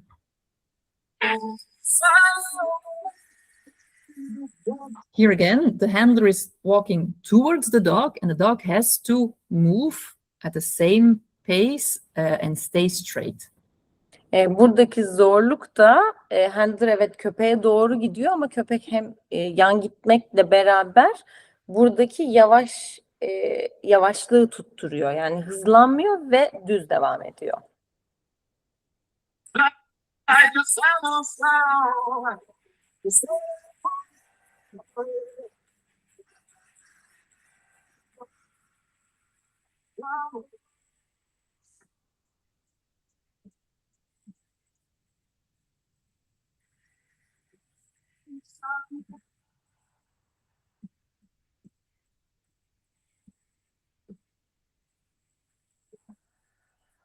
Being on the street, that's terrible. No, love is like oxygen. So here you could see again, the dog is walking backwards and has to stay on the straight line, what he does. Burada da gene gördüğünüz gibi düz geriye doğru gidiyorlar ama düz bir çizgide köpek. Lift us up where we belong. All you need is love. Please don't stop watching. All you need is love. A girl has got to eat. All you need is love. She'll end up on the street. All you need is love. Love is just a game.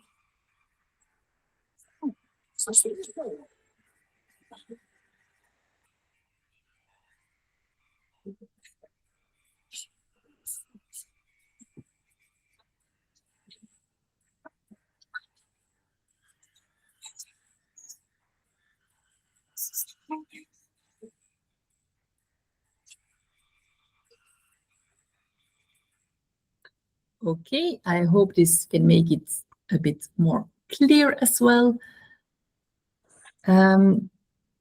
The last aspect of content is transitions and links between moves. It means that the routine may not be a series of disjointed moves, so not one trick after another. It has to be fluent. The transition between tricks has to be clear. In heel work, we often use freestyle moves to make transitions.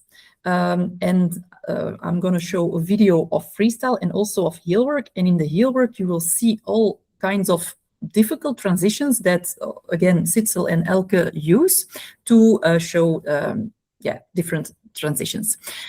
What is said in the rules is that the dog should be able to move from one exercise to another fluently. So as a handler, you have to choose tricks that follow one after another in a logical way, not something that first the dog goes in forward and then all of a sudden backward, and it's like it's not fluent, for example. So you have to consider that all the tricks you choose one after another have to be able, the dog has to be able to perform them in a fluent way.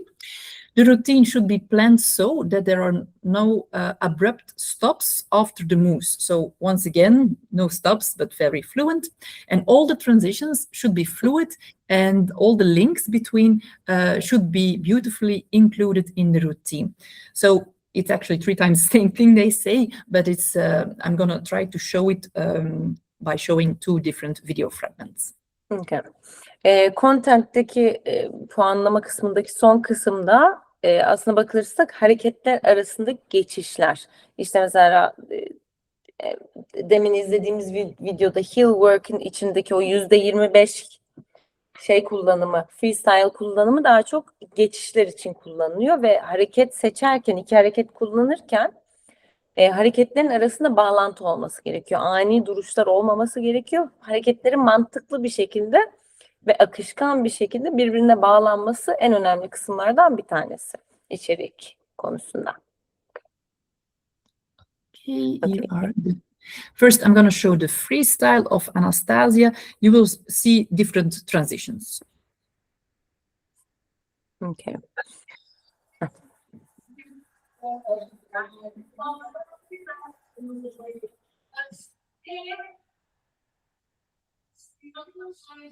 So this is a very nice transition. She made the dog make a little turn and then come towards her leg and walk away together with the dog. Just a nice transition. Çok güzel geçişler yapıyor. Onu gösteriyor aslında bakılırsa şu anda. Just translated. Yes, I'm sorry. That's too quick.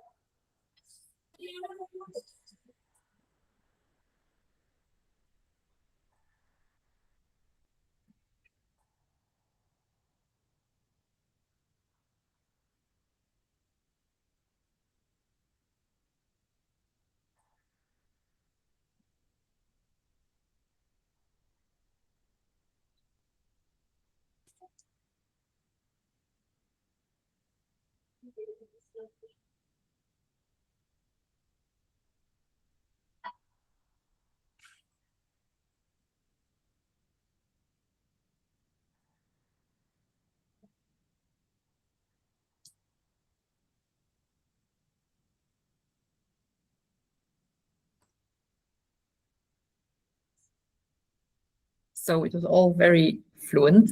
The second video is heel work from Sitzel and Elke. And here you will see freestyle movements that are actually a transition between heel work movements. But you can make easy transitions or you can make more complex transitions. Şimdi ikinci videoda da başka bir tane izleteceğim. Burada da freestyle hareketlerin arasındaki geçişleri göreceksiniz. Freestyle ve heel work arasındaki geçişleri. Daha komplike de yapabilirsiniz, daha kolay da yapabilirsiniz. O tamamen size kalmış. Okay, ready.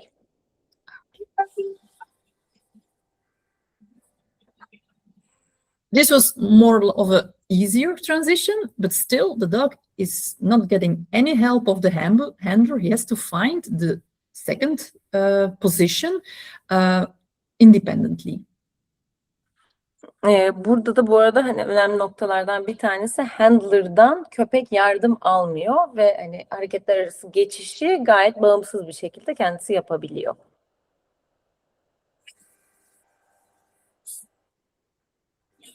Cover the ground, bring it on home.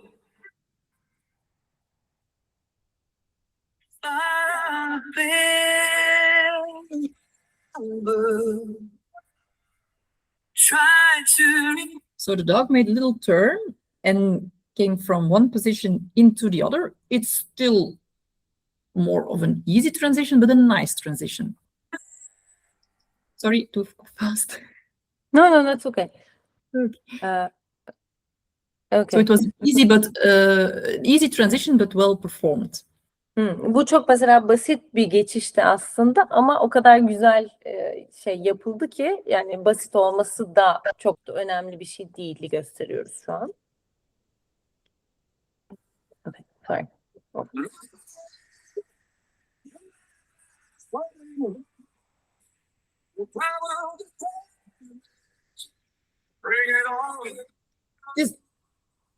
This was a longer transition with several freestyle tricks, but in the end, the dog finds its position out of his own. So you can incorporate different freestyle into heel work, but it was a good moment and made him find the next position very well. Burada gördüğünüz hani pozisyonlar arasındaki değişim, geçiş biraz daha komplikeydi. Ama sonuç olarak farklı freestyle'ları birleştirerek yapmış ve gene de köpek bağımsız bir şekilde sonraki harekete geçiş yapabilmiş.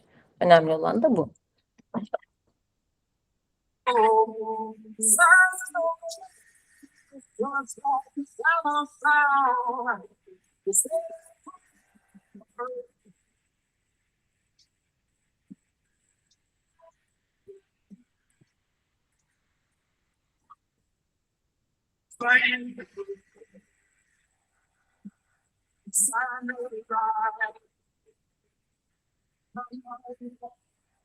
It was a very fluent transition, very fast, and he could find again the next position independently. Buradaki de çok gene akışkan bir geçişti ama hani sürekli tekrarlıyoruz. Fakat hani bağımsız bir şekilde sonraki harekete köpeğin geçmesine bakıyoruz sürekli. Okay.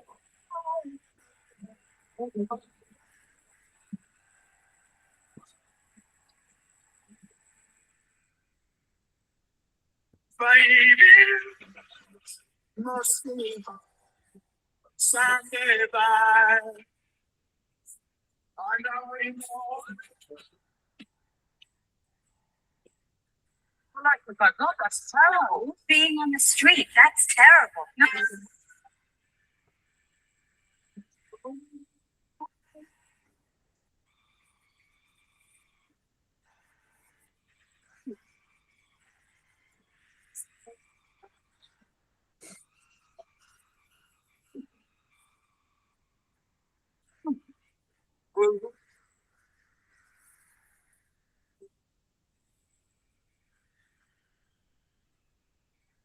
The last transition you could see, so the dog was walking forward and he had to walk backwards to get into the position. I think it's a wonderful transition and not easy. Demin gördüğünüz hareketler arasındaki geçiş de aslında çok zordu. Yani köpek ileri gidiyordu. Sonra bir anda geri gitmesi gerekti pozisyon değiştirmek için. Benim açımdan oldukça güzel, şahane bir geçişti dedi.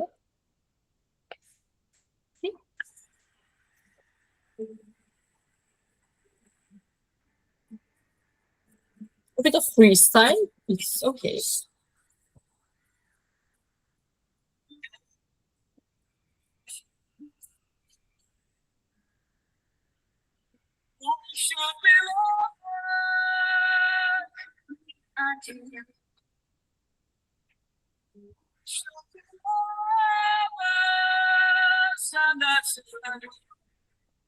Okay. Maybe you get some inspiration to work on transitions. But, most of the transitions are like little spins, little circles, going around you, going through your leg. But that's okay, especially at the beginner's level. It's good. These transitions are also nice. But at a higher level, you will see sometimes more difficult transitions. Yani şimdi burada gördüğünüz gibi biraz daha freestyle kullanılıyor geçişler arasında, hani belki biraz da siz de şey olursunuz diyor, inspired olursunuz, ilham alırsınız.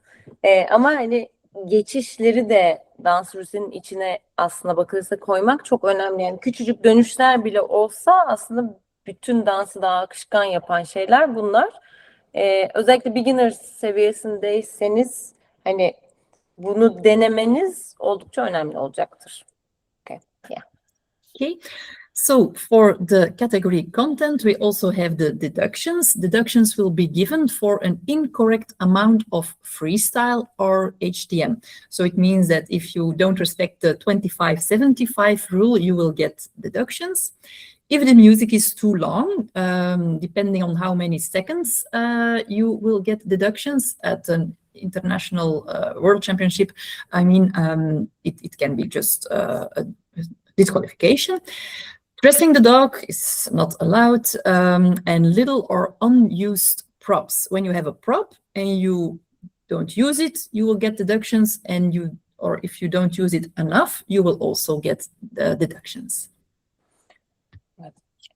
Bu içerik kısmında da puan kaybedilebilecek kısımlar freestyle ve işte heel work kullanırken o %75, %25 kuralına dikkat etmemek. Yani %100 freestyle yapabiliyorsunuz ama %25 heel work ekliyorsanız daha fazlasını eklememek çok önemli. Fazla uzun müzik, kıyafet giydirmek köpeğe veya bir obje prop kullanıyorsanız da onu çok az kullanmak veya sadece bir kere kullanmak ya da hiç kullanmamak da puan kırılmasına sebebiyet veriyor. Okay. We will continue now with the category artistic interpretation, also on 9 points. Şimdi artistik yorumlama kısmına geçiyoruz. Burası da maksimum olarak 9 şeyden oluşuyor. First aspect is visualization of the concept. So the overall theme or idea of the routine and how the team presents it in the choreography, that's actually what it means. And most of the time there are two different possibilities. You can choose to tell a story or you can choose to show a dance theme. Both are valued equally. So it doesn't matter if you show a story or a dance theme, both are considered perfect. So you don't have to worry that the judges will prefer a story or a dance theme. They're valued equally. But the idea of the routine should be clearly understandable for the judges. So what you want to show must be clear. So actually that the emotional journey of the routine should reflect the music and carry the judges through the story without any background information. So the judges don't have to be aware of what is happening in the music, because the routine shows it what is actually happening in the music or the film, for example, the music is taken from. And a judge does not judge whether he knows or like a certain theme. Judge must judge if the concept was well interpreted. So if you can clearly see the story, you can understand the storyline, you can clearly see the dance theme, it would be strange to dance, for example, some Irish dance moves on Latin music, for example. So the dance moves also should suit the music well. Şimdi artistik işte yorumlama kısmında görsel kısma gelmiş durumda. Bu görsel kısımda da genel tema ya da fikrin çok anlaşılabilir olması gerekiyor. Yani orada bir dans, hani daha çok dans özelinde mi bir şey yapılıyor yoksa bir hikaye mi anlatılıyor? Bu çok önemli. Ve bunların çok net bir şekilde işte hakem tarafından hani bir soru işareti olmadan izlenebilmesi gerekiyor. Hani bir hikaye anlatımı varsa orada müzikle tabii ki bağlantılı olması lazım. Yani bir Latin müziğine Irish dansı yapmıyor olmanız gerekiyor. Bu önemli. O yüzden hani hareketleri de tabii ki müziğin yansıtması gerekiyor ve bir hakem puan verirken hiçbir şekilde hani müziği beğeniyor muyum, biliyor muyum falana bakmadan sadece güzel bir yorumlama izliyor muyum ve mantıklı bir yorumlama mı, buna bakması gerekiyor. Okay. I'm going to show you 3 videos. First 2 videos are from freestyle that show a story. And then I'm going to show a heel work to music that is also telling a bit of a story.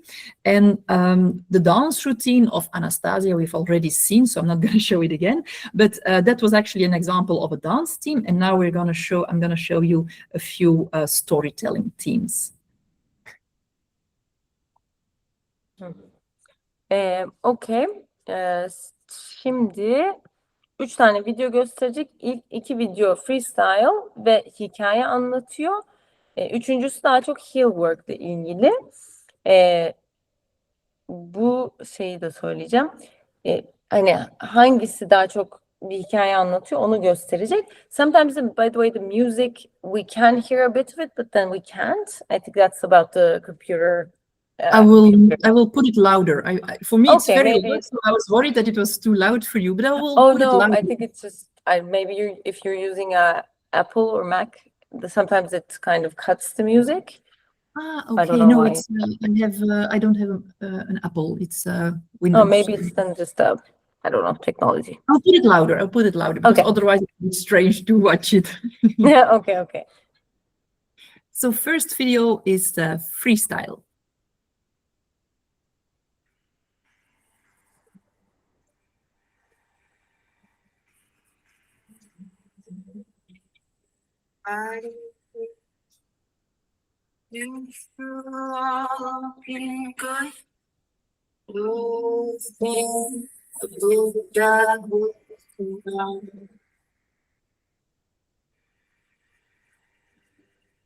Oh!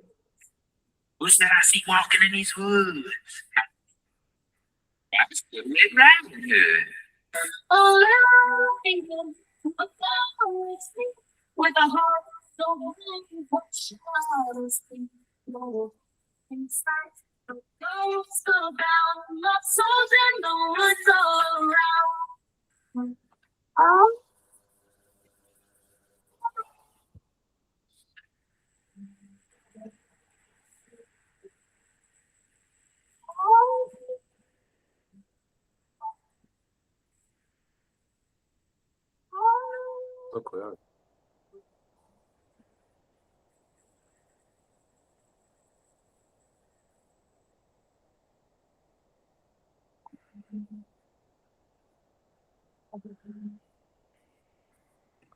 Yeah, the music. I mean, we can hear the howling, but the music in general keeps cutting off.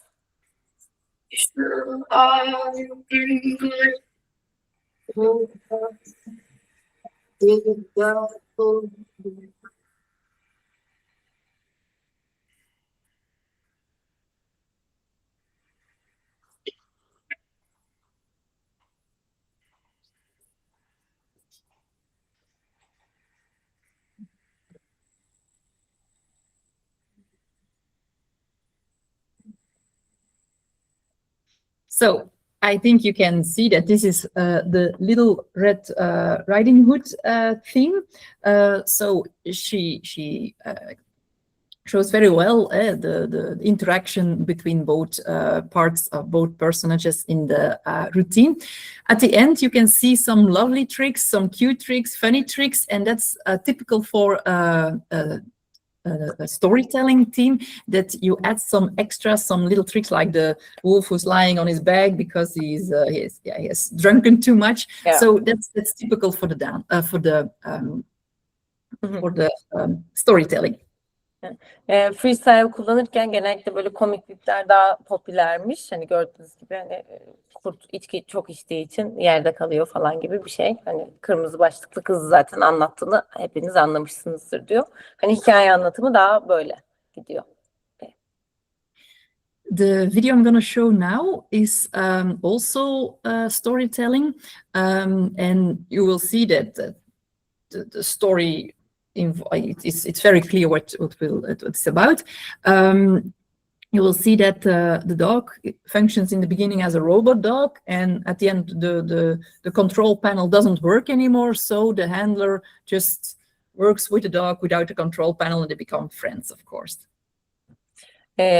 Şimdiki videoda freestyle videolardan bir tanesi. Bunda da çok açık bir şekilde zaten hikaye olduğunu göreceksiniz. Bu da robot köpekle ilgili. Hani robot köpeğin kumandası çalışmayınca nasıl arkadaş olduklarıyla alakalı bir video geliyor. Okay.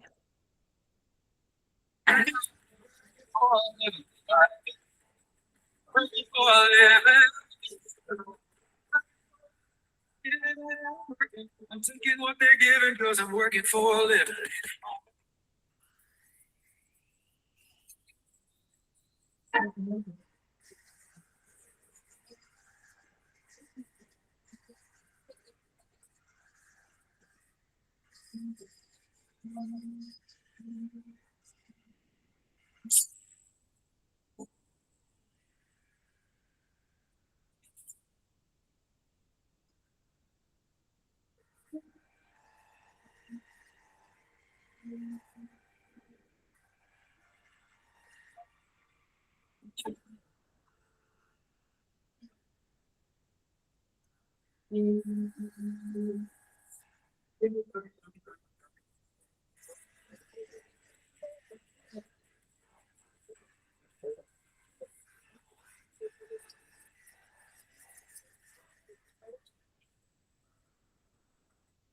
Okay, I hope you could see the theme that was shown here.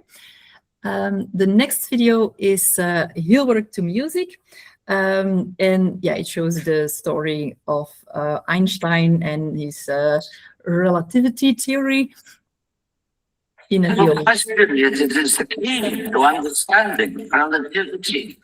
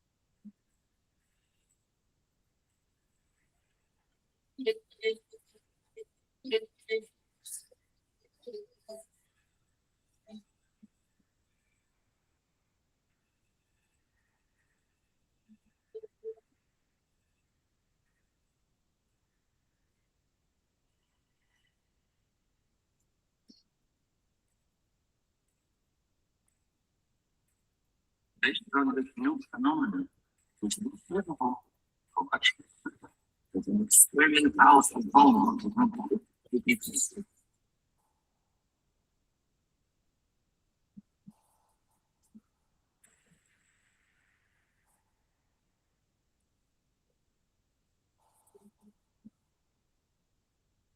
So that was also very original. Let's see. So that's to show the visualization of the concept. The second aspect of the artistic interpretation is the structure of the routine. Also very important is actually how the choreography is built on the music. In order to combine all the different elements of a good routine. So it means that you have certain highlights in the routine. Most of the time, these are like little cute tricks that people are like, oh, that's nice, or something special.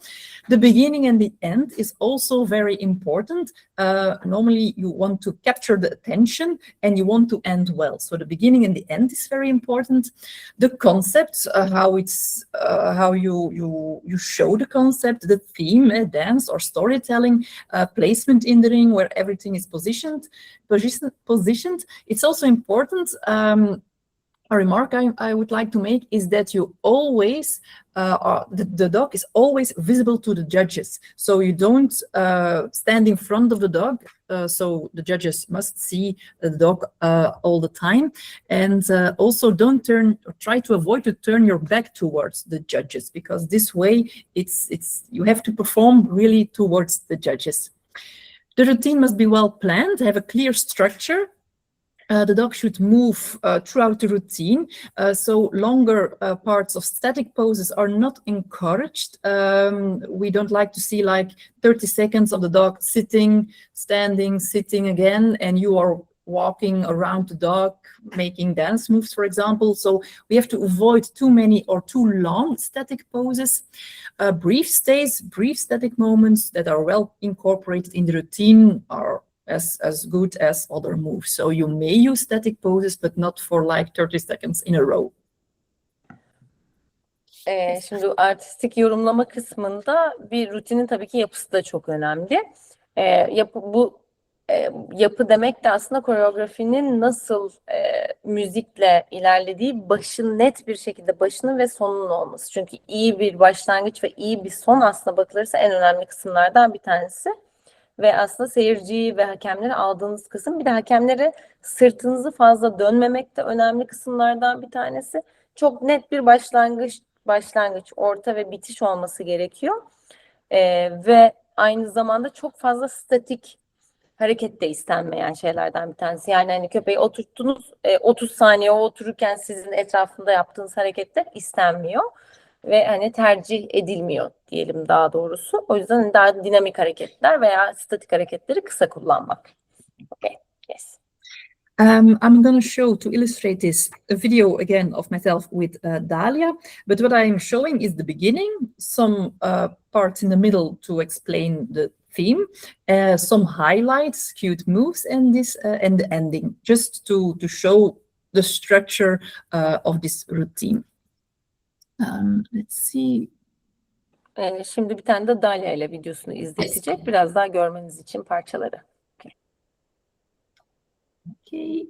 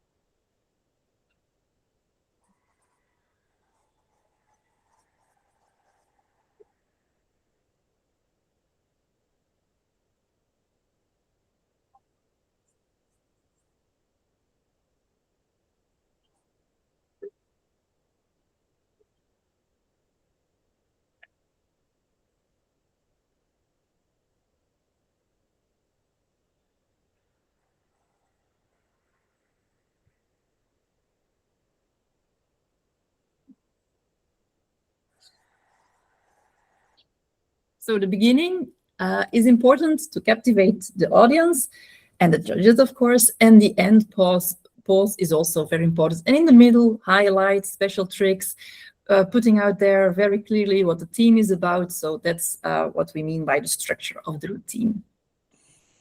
Bir yapıdan bahsederken aslında tam olarak bundan bahsediyorum. Yani başlangıcın güçlü olması gerekiyor. Orta kısımda belli böyle highlight, önemli hareketlerin yapılması gerekiyor ve tabii ki sonda da güzel böyle iyi bir hareketle de bitirilmesi gerekiyor. Yani çok net bir yapı. Yeah. Okay.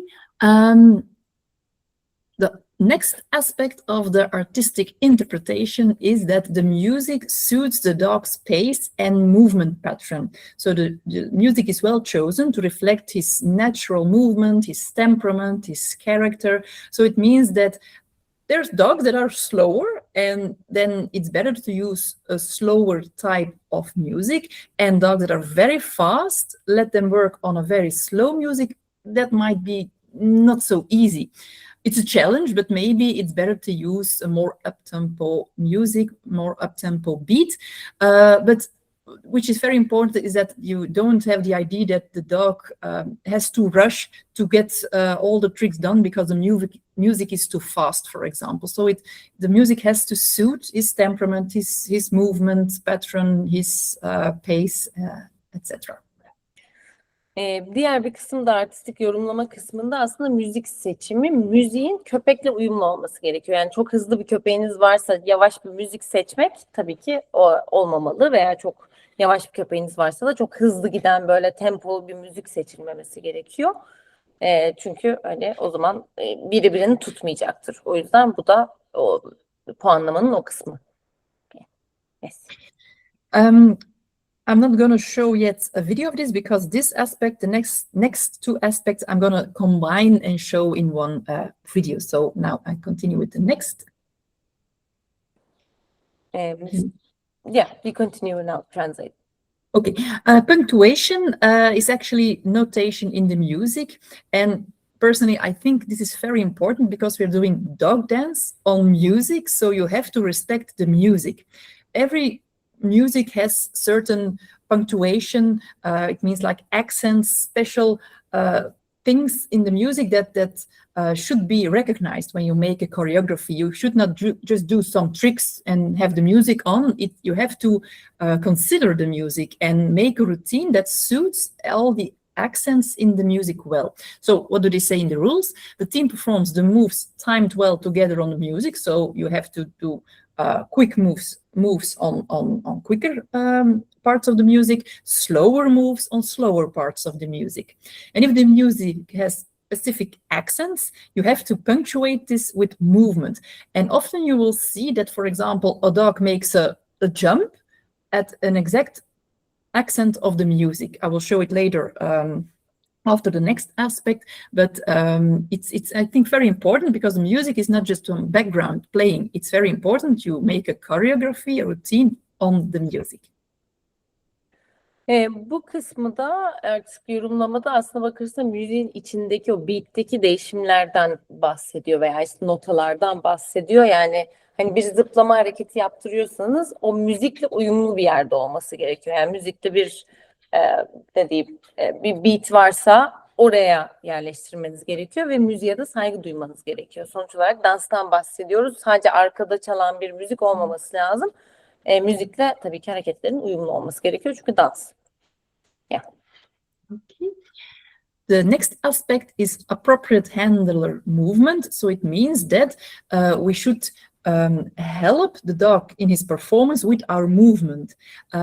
We provide also a good background for the dog's movement, and it is also combined with the music. How the handler's movement goes together with the theme, the atmosphere, and the tempo of the music.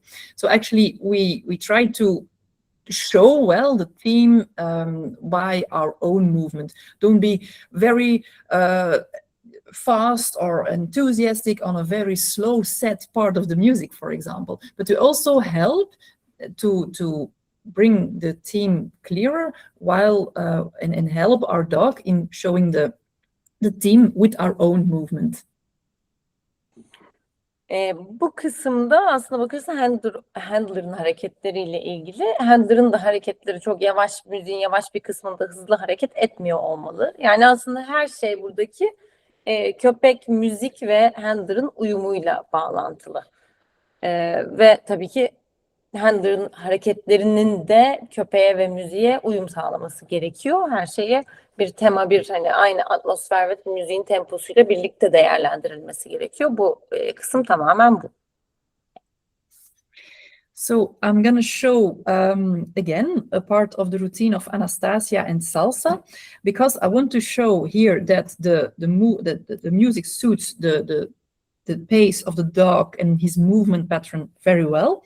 I'm going to show you the punctuation where she puts certain accents in her routine that suit the accents of the music, and also the movement of the handler suits the music well, suits the dog's performance well, and shows very well the dance team.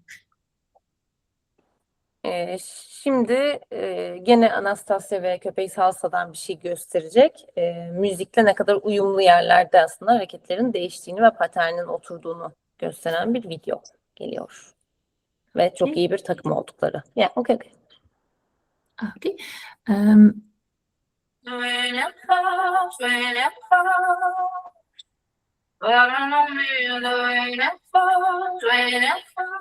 So the dog makes the movement with the paws at exact the right moment. Rain it falls, and he makes the move. He makes a turn, and again, rain it falls, and he makes the movement. Müzikle aynı anda nasıl hareket ettiğine bakın diyor. Yani o rain it falls dediğinde tam o anlarda hareket ediyor. Bir dönüş var, sonra tekrar aynı şekilde o beat'i tutturuyor köpek ve Anastasia.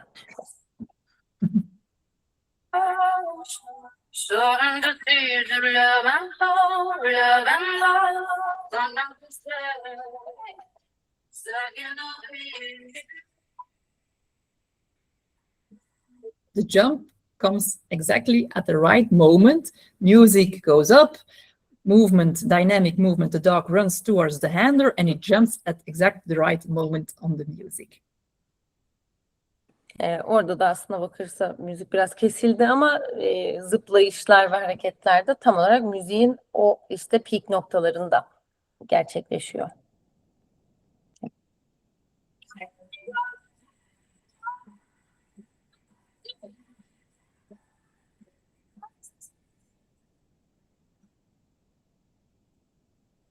Here you could see again very nice transitions, but also on the music she makes the movements.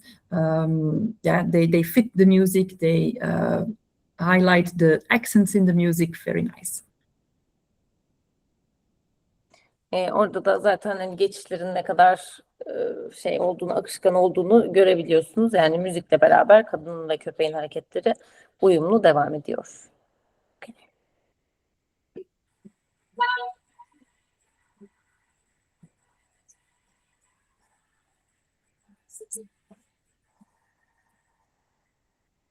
So when she was doing the movement with her hand or the arm, lifting up the arm, the courage I have, and every time at the right moment, and that's something that works well together on the music. Bu arada da zaten hani el kol hareketlerinin de ve işte kaldırma hareketlerinde ne kadar uyumlu olduğunu görebilirsiniz diyor.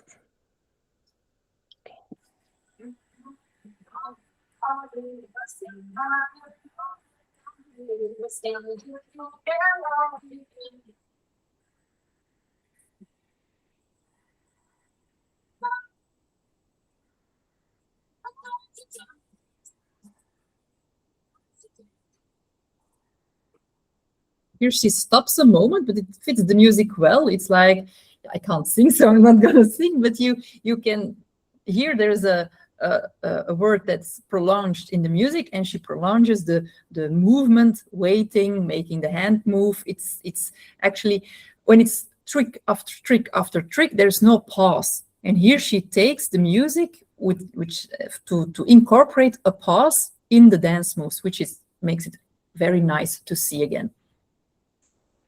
Şimdi şarkıyı size söylemeyeceğim diyor ama mesela burada bir statik bir durma anı var. Çünkü müzik buraya kadar o kadar hızlı gidiyordu ki o müzikteki birazcık duraksama ve o notanın uzatılma kısmını hem nefes almak için hem de bir dinlenme molası için çok güzel bir şekilde aslında içine sokmuş. Okay.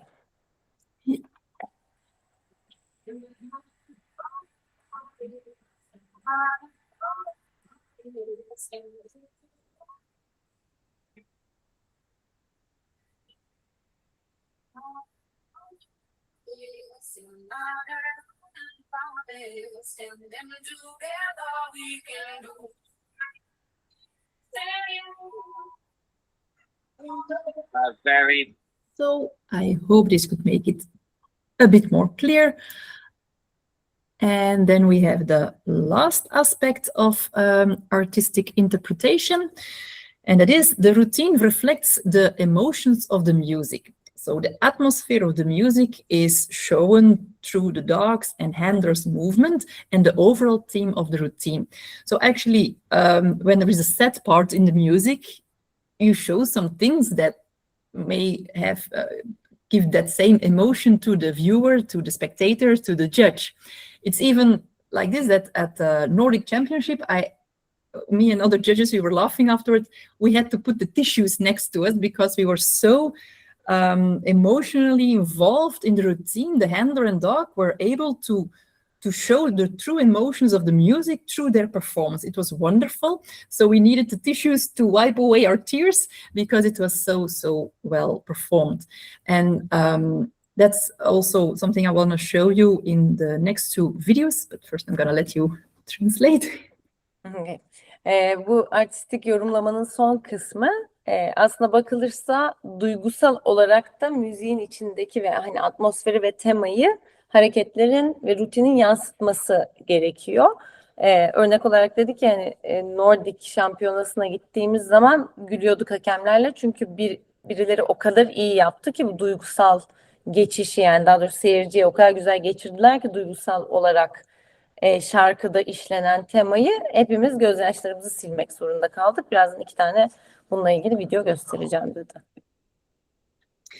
The first video I'm going to show is of Elke. You've seen it before, but I'm going to highlight here the emotional parts in which she is able to just show the emotions of the music through her own gestures. So she will show, for example, anger, and she will look angry, vengeance and everything. So all types of emotions will be shown through the routine. And that's the first one I'm going to show you. İlk videoda yine Elke'yi göstereceğim. Aslında yüz ifadelerine bakmanızı istiyorum. Hani bazı yerlerde sinirli, bazı yerlerde daha duygusal, daha üzgün görünüyor. Aslında yüz ifadesiyle her şeyi size, seyirciye veriyor diyor.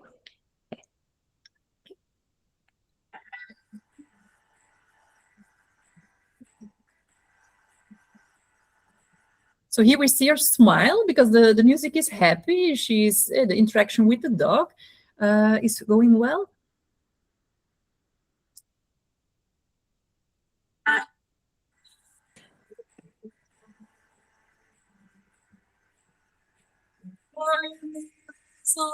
Still end up on the street.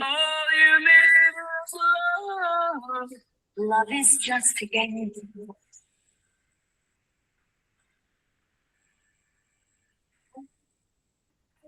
You can see clearly here a difference in movement, in visual aspects, the face, the hands, the whole posture. It suits the music well, and at the meantime, the dog is still working well because you cannot overshadow the dog, of course. So it's very important that there is a balance in between.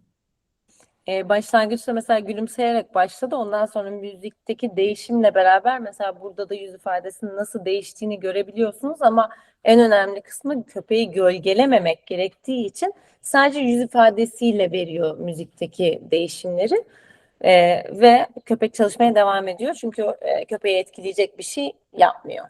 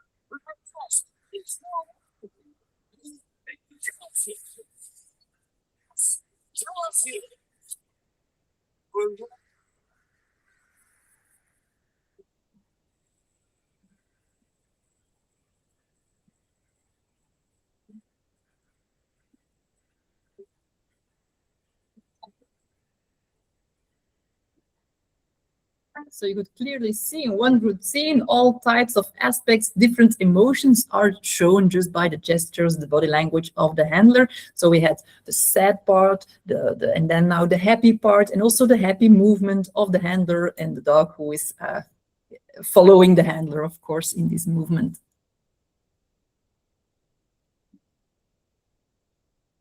Continue. Yani burada da şeyi görebiliyorsunuz dedi. Yani rutin içindeki bütün farklı duyguları işte görebiliyorsunuz. Hem vücut diliyle hem de yüz ifadeleriyle çok net bir şekilde görünüyor.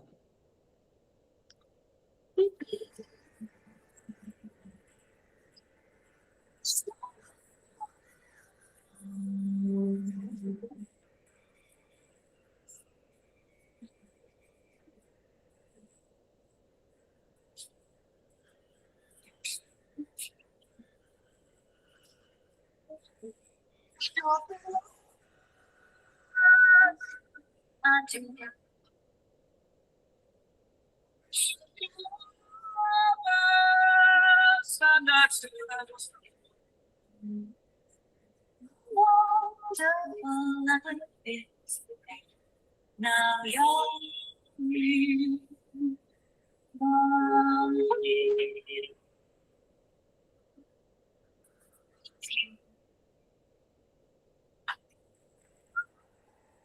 So you could see the big smile in the last part of the routine, which suits the joyful part of the music, of course. Sonunda da gülümsemeyi gördünüz zaten. En güzel kısmında güzel büyük bir gülümseme. The next video is also about emotions that are shown throughout the routine. I think, yeah, I'm just going to show you. I think it will be clear. Okay. Yine göreceğiz duyguları.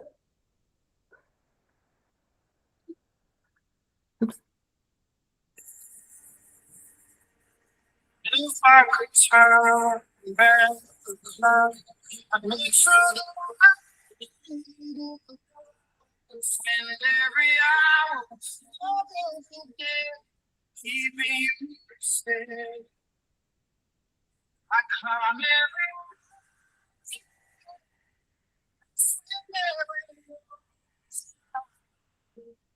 just it's what I do. Yes, I need to see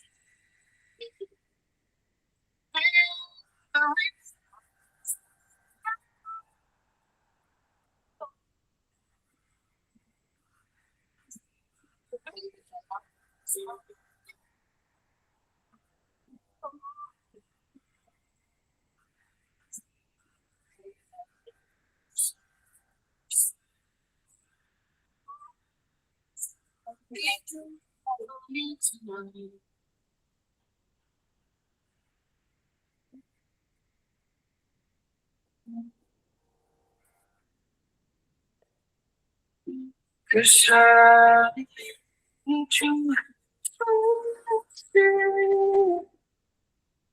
that you are the reason.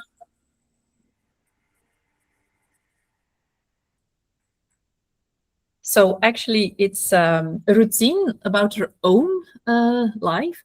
Jessica has ALS, and she's struggling with it every day.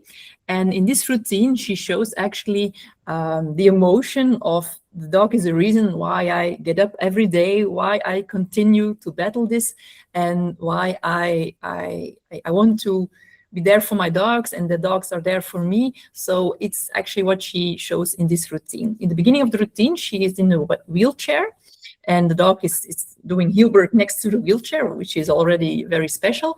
She comes out of the wheelchair, she has the crutches, and then she throws them away because it's actually because of the dog that she gets strength to battle this medical problem. Bu rutinde de aslına bakılırsa bu da Jessica'ymış. Kendi hayatıyla ilgili bir rutin yapmış. Burada da ALS hastalığı olduğu için hani o şeyle işte koltuk değneğiyle çıkıyor. Tamamen kendi hayatındaki yaşadığı bir şeyi anlatan bir rutinmiş. Yani köpekleri sayesinde bu hastalığın üstesinden gelip hani hayatına devam etmeyi başarmasıyla ilgili bir oldukça duygusal bir medikal problemle ilgili dans rutini. Yeah. I see. So you could feel the emotion, and as a judge, when you're sitting in front row, in fact, in front of this kind of routines, it's very difficult to keep it dry.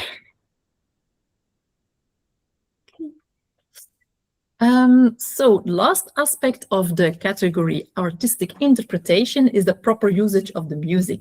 The music that you choose must be suitable for family audiences. So themes like war, it's not always good or suitable for family audiences. So, or religion is also not always something we often see. It has to be suitable. It has to be like a general theme that suits all audiences, in fact.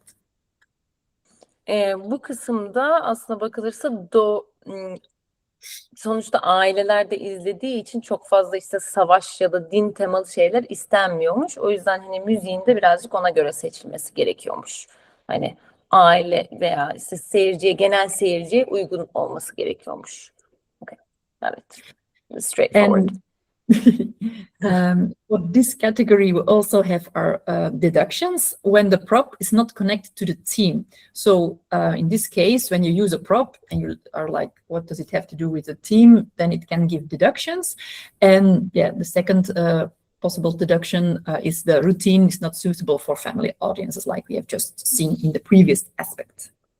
Burada kaybedebileceğiniz aslında temayla ilgili, yani puan kaybediyorsanız temayla ilgili obje kullanılmadığı zaman kaybedilebiliyor veya işte rutin veya müziğinde hani o genel seyirciye, aile seyircisine uygun olmamasıyla bağlantılı bir puan kaybı olabiliyormuş. The last category is partnership and well-being. Here I see a little mistake. It's a maximum of 3 points, of course. I will correct. Bu kısım aslında bakırsa 3 puan üstünden değerlendiriliyor zaten. İşte son kısımda zaten burası partnership ve hani refahla ilgili olan kısmı. Okay. So there are 3 aspects. The first one is that the routine emphasizes the qualities of the dog. So the breed, the personality of the dog, physical abilities, mental abilities are taken into account when you make the routine. So this means that the handler has considered the body structure, the temperament of the dog when he chooses to make the moves or which moves he will incorporate in the music, in the routine, I mean. The dog's physical and mental characteristics are portrayed in a good light in the routine. So actually we take into account the qualities of the dog and we highlight them in our routine. Bu kısımda hani bakılan şeylerden en önemlileri aslında bakırsa rutinin köpeğin karakterini ve yani özelliklerini yansıtıyor olması. Yani hani ırkı, kişiliği, fiziksel olarak yapabildiği şeyleri ve zihinsel olarak yapabildiği şeyleri doğru kullanmak ve aslında rutinin içerisine koymak. Hani o köpeği zorlamamak veya işte köpeğin yapabileceklerinden altında aslında yapmamak.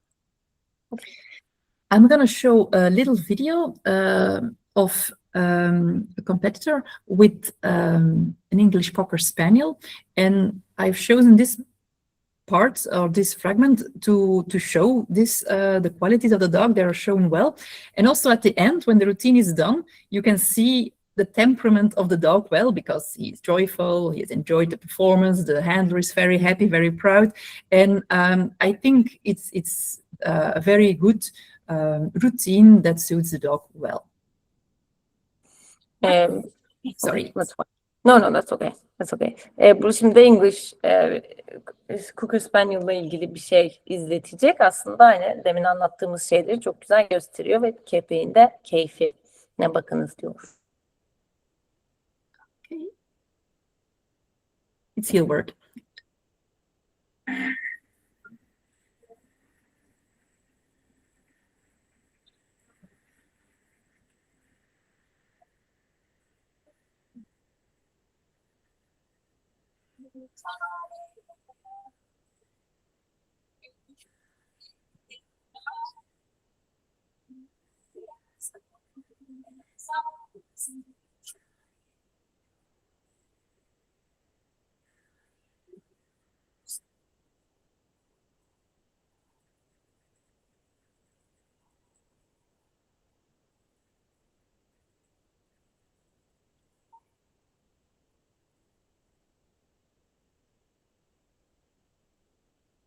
Thank you, Elena.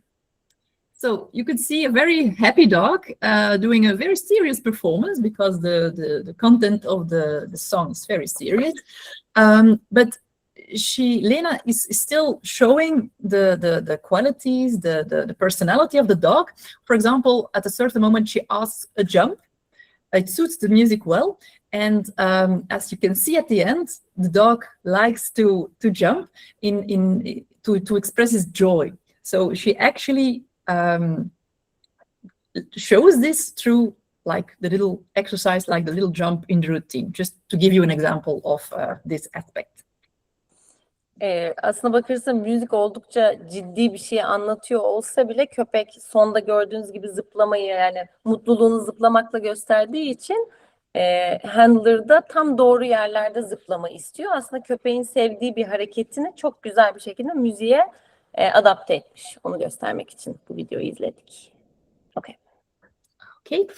The next aspect, it is a very large aspect. It has more lines in it, so I'm gonna explain it a bit more. Is about health and safety of the dog. Like we have said in the beginning, the dog dance FCI regulations take into consideration health as a priority, and that's why this is, of course, a very important aspect.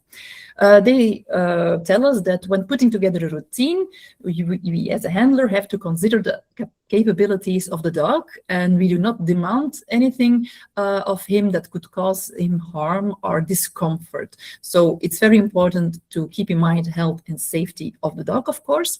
The dog is physically and mentally able to easily perform all the moves asked, so you don't ask him anything he's not comfortable with. None of the moves are repeated excessively or performed for substantial periods of time. So this means that, like we said actually before, that you may not overdo it, you may not ask too much of certain more difficult exercises, for example, like standing on the hind legs, jumping a lot. So you don't have to repeat them excessively. The handler has also considered the surface of the ring and the speed of the dog. As you have seen in previous videos, some dogs are very fast, so you have to consider very well the floor on which you will be dancing. And if you know you have a very fast dog and you will ask him to make like very fast movements, maybe you have to make some adjustments because the floor is not suitable to do this kind of tricks. Moves do not look wobbly or unstable. Also, when you use props, for example, they may not be slippery, not unstable. It has to be safe for the dog. Bu kısımda en önemli kısımlardan bir tanesi tabii ki, çünkü yani hani hem sağlık hem de güvenlikle ilgili kısım. Bir rutini birleştirirken hani köpeğin yapabileceklerinden fazlasını istememek veya zorlamamak çok önemli. Hiçbir şekilde köpeğin rahatsızlık hissetmemesi gerekiyor, fiziksel olarak veya zihinsel olarak. Ve rahatlıkla bütün hareketleri yapabilmesi lazım. Hiçbir hareketi çok, işte başta dediğimiz gibi, çok fazla tekrarlanması istenmiyor. Veya çok uzun süreli zor hareketlerin yapılması istenmiyor. Ve tabii ki genel olarak da kullanılan propların işte kaygan olmaması lazım. Köpeğin rahatlıkla ve stabil bir şekilde hareket edebilmesi gerekiyor.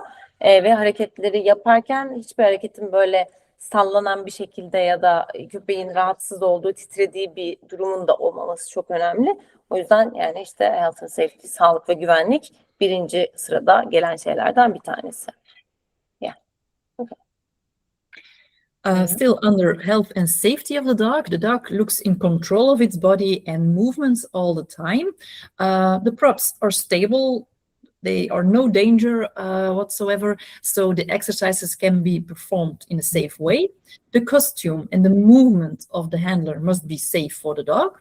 And the dog does not show signs of excessive stress or significant signs of physical exertion. So if it's too much for the dog, too fast, for example, or the dog is not feeling well, or giving lots of stress signals, this can be taken into account in this category.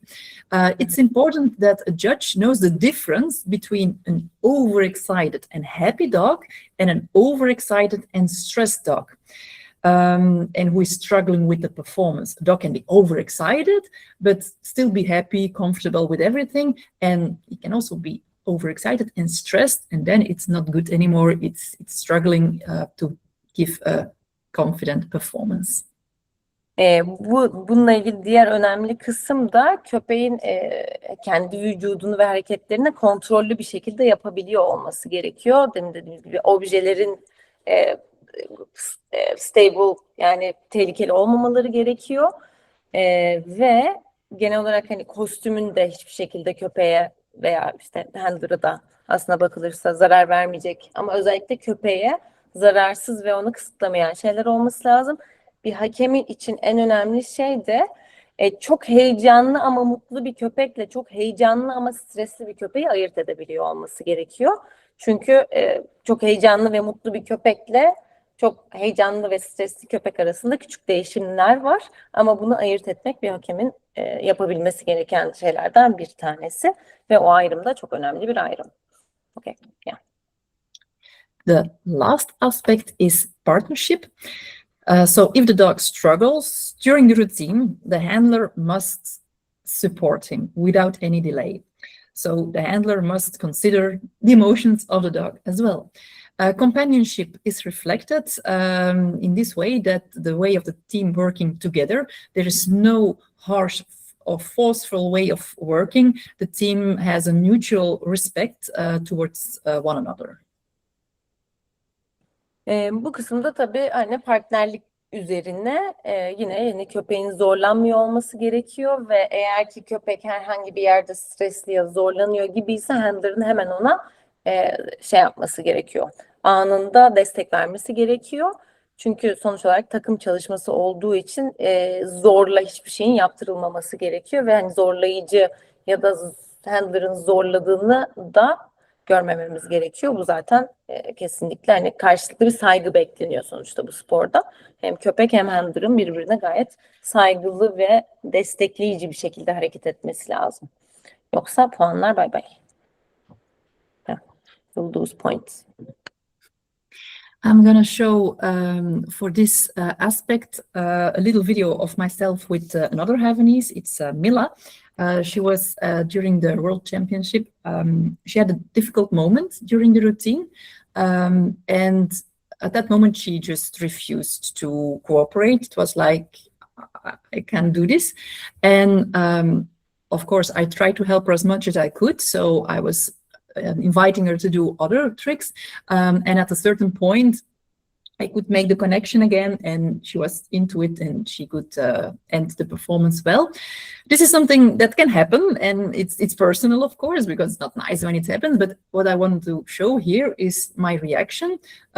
People were telling like, you did support the dog, and at the end, I will never be mad or frustrated or anything. It's just like I will say in my end remarks as well. It's me who puts the dog there in that situation, and it's onto me to help him through that situation, and I will never be disappointed in my dog because he's just doing his best. Şimdi benim için daha böyle özel bir video göstereceğim size. Bu da Dünya Şampiyonası'ydı ve şampiyonası esnasında kendi köpeğimin zorlandığı bir anda ve benim de onu desteklediğim anlardan bir tanesi. Sonuç olarak köpeklerimizi biz oraya koyuyoruz. Onlar bunu bilerek ya da isteyerek oraya çıkmıyorlar ve ne yaptıklarını bilmiyorlar. O yüzden köpeklere kızmamak veya onlara işte hayal kırıklığına uğramamak da çok önemli. Çünkü hani bu bir takım çalışması ve karşılıklı destekli olması gerekiyor. O yüzden ya ben de kendi köpeğime hiçbir şekilde kızmadım. Sadece destek oldum. Okay. Okay. So I will start a bit of the beginning, the moment she struggles, and then the end.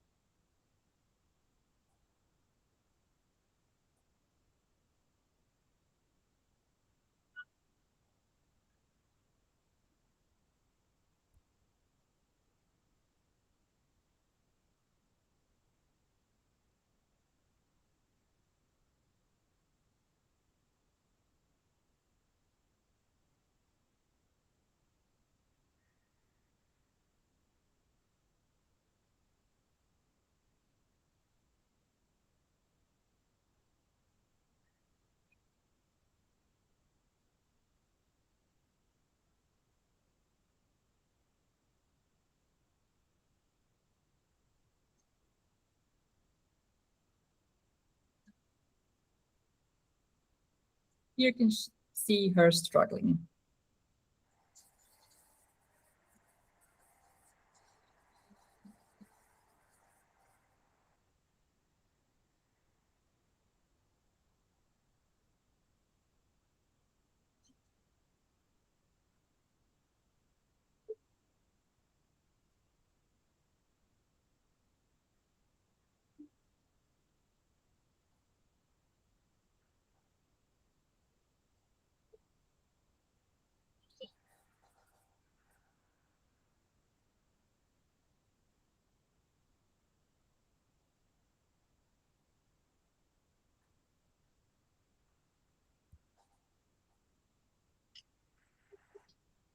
So, as you could see, she had some moments in which it was difficult for her, and I just tried to invite her to do another trick that she maybe preferred at that moment, and yeah, and then all of a sudden she just went on into doing the trick. So it's a dog, it's not a robot, it's a living being, and it can happen, and it will happen even more in the future. So it's something to take into account and never be mad at the dog.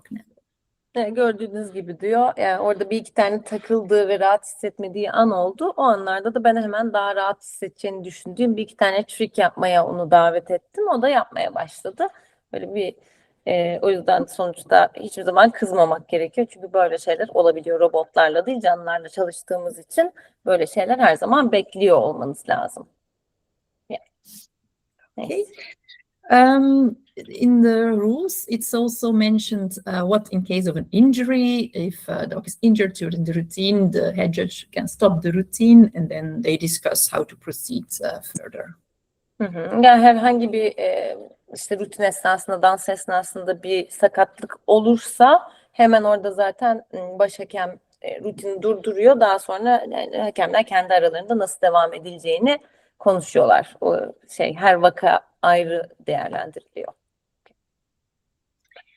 And also here we have some deductions. It's improper handling, so not supporting well the dog, being harsh or something, and inconsiderate use of a prop. So maybe when it's wobbly or not smooth, or the surface is not is too slippery, for example, and you still use it, then it could give deductions. Burada da puan kaybedebilecek kısımlar aslında bakılırsa handling kısmında, yani handler yeterince destek vermezse veya işte çok fazla sert davranırsa köpeğe ve yine bir prop kullanıyorsanız o prop'un işte kaygan olması veya çok fazla titriyor olması gibi şeylerden puan kaybediliyormuş. Yani tehlike oluşturabilecek ya da risk oluşturabilecek herhangi bir prop kullanımı ya da sizin işte handler'ın daha sert tutumları. So that's actually all the aspects, all the categories of the score sheet, but the rules also mention disqualification and deductions in general. So we're going to see now a bit of the points of the possible disqualification. What does it mean? Disqualification, you lose all the points, so you have a disqualification. That means that you cannot gain or obtain any points at all. Diskalifiyeden bahsediyoruz şimdi. Yani puan kaybedebileceğiniz yerler dışında diskalifiye olabileceğiniz kısımlar da var tabii ki. When can you get disqualification? When a different handler or dog participates, so you enter a certain name of handler and dog, and when it is not correct anymore, for example, I would take the place of my mother. It's not like in the subscription, so you cannot change a handler or dog.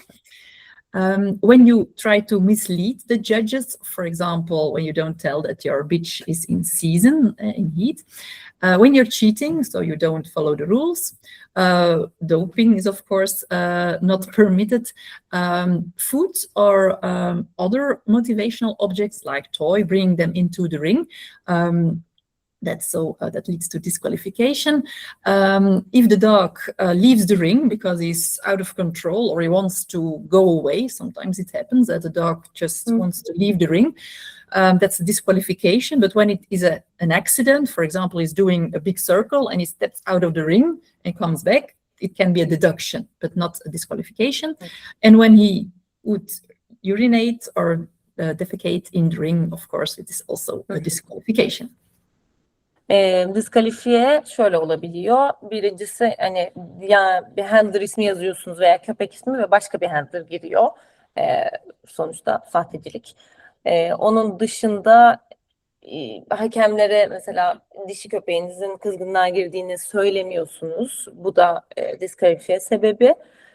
Tabii ki ringin içerisine oyuncak, mama gibi herhangi bir şey getirmek ya da doping kurallarına uymamak diskalifiye sebebi. Eğer köpeğiniz ringi terk ederse bu da diskalifiye sebebi, ama bazı ringlerde böyle ringin etrafı belki daha ince bir şeritle kapalıysa, büyük bir daire yapıyorsa köpek, orada yanlışlıkla ringin dışına çıkabilir ama geri girebilir. Burada sadece puan kırılıyor.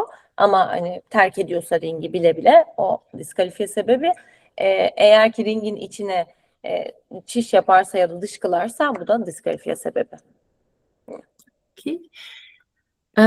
Also, what leads to disqualification is when the handler makes it into a training round. It happens that you're working in the ring and it doesn't go smoothly, and you want to reward the dog, for example, that you can give the sign like this. You cross your hands or your arms, and then you show actually the judges that you don't want any points anymore, and you just continue the routine while rewarding the dog. Not with food, of course, but sometimes you can ask to throw a toy, for example, and you can play a bit to make to give a good experience to the dog. So when the handler is making the routine into a training round, of course, you don't get any points. Any form of harsh handling, physical or verbally, is never tolerated. If a dog attacks another dog or person, it doesn't mean during the routine, of course, but during the competition, so on the showgrounds, it can lead to disqualification. When the dog is on the leash in the ring, it is not permitted. Double handling, what does it mean? It's like you're working in the ring and the dog is making a mistake, for example, and someone from outside the ring is like correcting the dog with his voice or with a gesture or something. So of course nobody from outside the ring can assist you when you touch the dog, but in this case to control it during the routine. So as you have seen in the videos I've shown before, sometimes a handler touches the dog, but it's like more incorporated into the routine because it suits that moment in the music. But also always be careful, because sometimes judges don't like it, but actually when it is to control the dog, like for example he's jumping around, so you want to put him down and you touch him to control him, yeah, that's not allowed, of course. Diğer diskalifiye sebepleri, eğer ki işte bir şey olursa şu hareketi yaptığınız zaman daha fazla ben puan istemiyorum demek anlamına geliyor. Fakat müzik devam ediyor ve siz ödüllendirme yapmak istiyorsanız yapabiliyorsunuz. Bu hani artık ben puan istemiyorum ama motivasyonunu bitirmek gerektiği için devam etmek. Tabii ki herhangi bir fiziksel ya da sözsel bir şekilde sertlik kesinlikle kabul edilmiyor. Yarışma boyunca ya da sınav boyunca köpeğinizin başka bir insana ya da başka bir köpeğe saldırması, o yarışma esnasında olmasa bile genel olarak o 2-3 gün boyunca diskalifiye sebebi olabiliyor. Tabii ki kayış kullanımı ve rutin esnasında dışarıdan da herhangi bir, yani ikinci bir kişi, başka bir eğitmen veya başka bir kişi motivasyon veriyorsa köpeğe ringin dışından, bu da bir sıkıntı ve tabii ki de kontrol amaçlı dokunmakta köpeğe, bu da diskalifiye sebebi olabiliyor rutin esnasında. Okay, yes. And as we have seen in the general rules in the beginning, that if you use more than 2 minutes to put up the props or more than 2 minutes to remove the props, you also get a disqualification. You only have 3 minutes in total to put and remove the props. When you use a prop as a reward, and when your music is too long in an international or competition or a championship, it's more than 4 minutes. Then you get a disqualification. Bu da zaten işte bir prop koyarken veya kaldırırken o 3 dakikayı aşarsanız veya işte 2 kişiden fazla gerekiyorsa, bu da diskalifiye sebeplerinden bir tanesi. Dediğim gibi propu ödül olarak kullanmak ve müziğinizin 4 dakikayı geçmesi de problem ve diskalifiye sebebi. Yeah, okay.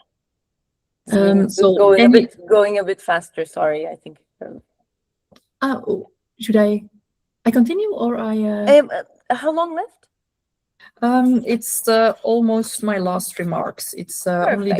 the deductions and then the last remarks. Okay. Nice. Okay. So another part of disqualification, if you just violate the rules, of course, and normally the head judge will indicate a disqualification. Okay. Yani genel olarak kurallara uymamak zaten hani diskalifiye sebeplerinden bir tanesi. Bir durumda hani baş hakem durmanız gerektiğini söyleyecektir size. Eğer ki hani durmazsanız veya devam ederseniz bu da bir problem olur. Yeah. Apart from the disqualification, we also have the deductions, of course. When there is any failure to meet the criteria of an ideal performance, you will have, of course, deductions. You won't get a 9 out of 9, for example. But in the next slide, I will show a few of the typical deductions. Bu puan kayıpları ile ilgili yani hani ideal bir performansta belli kriterlere uymazsanız tabii ki buralarda çok ciddi bir şekilde puan kaybı oluyor. Birkaç tane puan kaybı örneği verecek. Zaten bitişe yaklaşıyoruz. Okay. For example, when the dog steps accidentally out of the ring, like we talked about before, when the dog plays with the prop, it's a disqualification. But when he is like shaking the prop more by accident, but then he doesn't pay any attention of it, it's not considered a disqualification, but a deduction. If you pet the dog to comfort him, then you can have deductions, not immediately a disqualification. Of course, you can pet the dog after the performance, also when the music stops, and excessive barking gives also deductions, like we said before. Demin dediğimiz gibi ringin dışına yanlışlıkla çıkarsa burada bir puan kaybı olabiliyor. Bir propla köpeğin oyun oynaması, kısa süreli oynaması puan kaybı ama hani oynayıp bıraktıktan sonra size geri fokus dönüyorsa yani bu sadece puan kaybı, diskalifiye değil. Onun dışında köpeği pet etmek yani köpeğe dokunmak birazcık puan kaybına sebep oluyor. Ama sakinleştirmeniz gerekirse tabii ki yapabiliyorsunuz bunu. Aynı zamanda müzikten başlamadan önce ve sonra dokunabilirsiniz köpeğinize. Sadece rutin esnasında fazlasıyla hani dokunmamak gerekiyor ya da sakinleştirme yok. Öyle yaparsanız puan kaybına sebebiyet. Diskalifiye değil ama deduction. Ve tabii ki çok fazla havlaması da, excessive barking dediğimiz kısımda çok fazla bark da istenmiyor, havlama da istenmiyor. Birkaç tane havlama sıkıntı değil ama. Okay, yeah. So I'm at my final 4 slides now. Just some extra remarks. First of all, each judge is also an individual, a human being. And each judge has also a different approach. It's possible that one judge puts more emphasis on the technical part, and another one more on the artistical part of the performance, or someone is very happy when he sees a happy dog, and someone is more into like very focused dog. So you have the criteria, you have to respect them, but sometimes you have a little bit of a different approach between the judges. At least we have 3 judges in Belgium, and that's because this way it's as fair and balanced. It gives a balanced result as possible. Because when there's only one person, I wouldn't like to judge as one judge, because I think it's important that you have 2 other judges with you to have a fair result.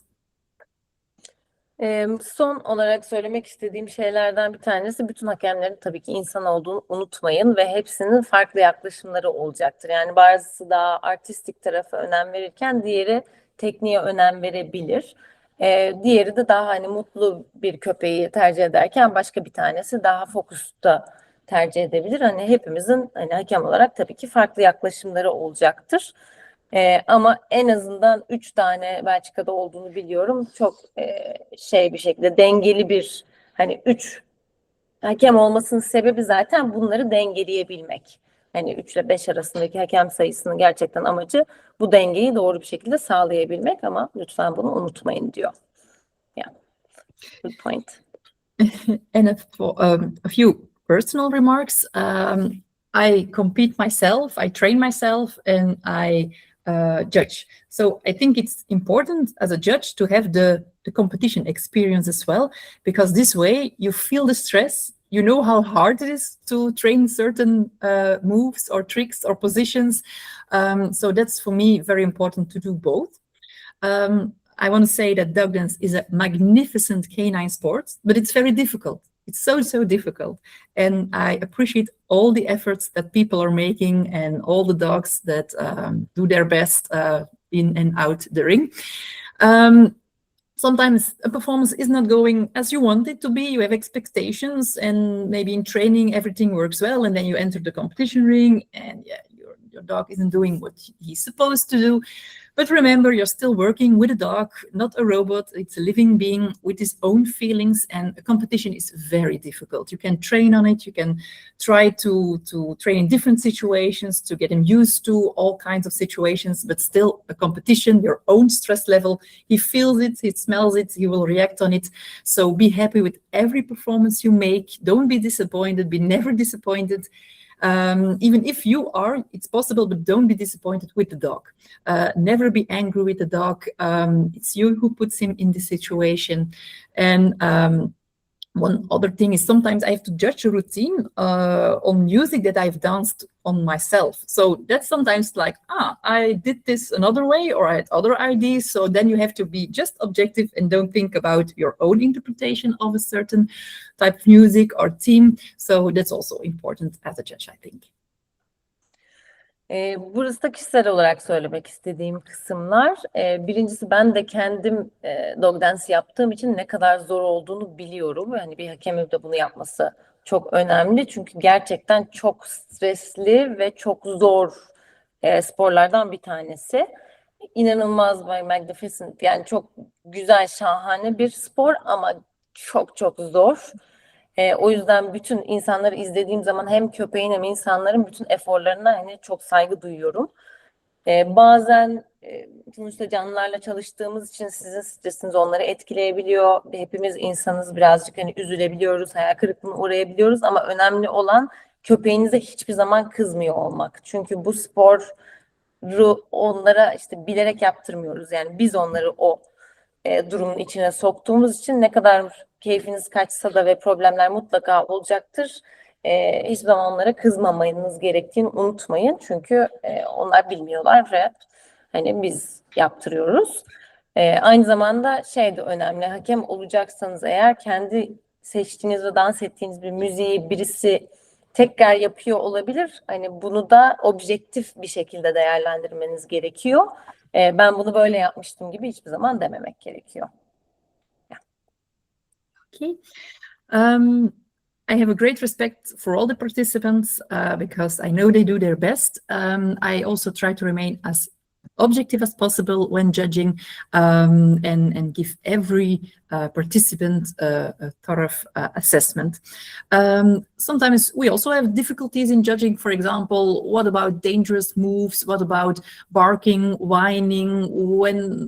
When is it too much? When is it still acceptable? So that's sometimes not so easy, but it's very good that we have the criteria on the score sheet, the aspects, so we can form an objective judgment as possible. Ben de çok yani hakem olmayı çok seviyorum ve tabii ki katılmayı da çok seviyorum ve bütün katılımcılara inanılmaz bir saygım var. Her zaman objektif olmayı seçiyorum değil, her zaman objektif olmak için elimden geleni yapıyorum. Bazen hatta çok üzülüyorum skorlama kısmının, puanlama kısmının çok kısa olmasına. Çünkü ne kadar zor bir şey yapıldığını da farkındayım. Bazen hatta bazı egzersizlerin ve işte havlamaya sebebiyet vermesi ve çok zor olduğunu da farkındayım. Ama objektif kalmanıza yardımcı olan şey zaten bu score sheet'ler. O yüzden onların da hani bir amacı olduğunu hiçbir zaman unutmamak gerekiyor. So just some little advice. Try to avoid turning your back to the judges during the routine and make sure that the judges can see all the movement performed by the dog. For example, when he would cross his paws, but you're in between the dog and the judges won't see it, so they can't give points for giving a good performance. Do not touch the dog from the moment the music starts until the music stops. I know there are some little exceptions when it suits the music, but for example, a very nice trick is a cuddle. So the hug, when the dog runs into you and he hugs, it's like you're hugging. Try to avoid to touch the dog. You can still hold your hands a few centimeters away from the dog and show that you're giving the dog a hug. End your routine on the end of the music. So like I said before, don't stop too early and start petting the dog when the music isn't finished yet, because it is not allowed. But don't continue your movement when the music has already stopped. If you have a problem with scores, please, participants have sometimes the tendency to complain to friends and other participants, but it's actually more useful, I think, to talk to the judges and ask them for a bit of explanation why they are given this or that score or this or that deduction. So it's actually ask it to the judges and feel free to ask them about this. Son olarak da söylemek istediğim, sırtınızı dönmeyin hakemlere. Dokunmamanız gerektiğini hiçbir zaman unutmayın. Eğer ki sarılma gibi bir şey yapacaksanız sarılıyorken birkaç santim mutlaka köpekle kolunuzun arasında bırakın. Müzik bittiği zaman rutininizi bitirmeyi unutmayın.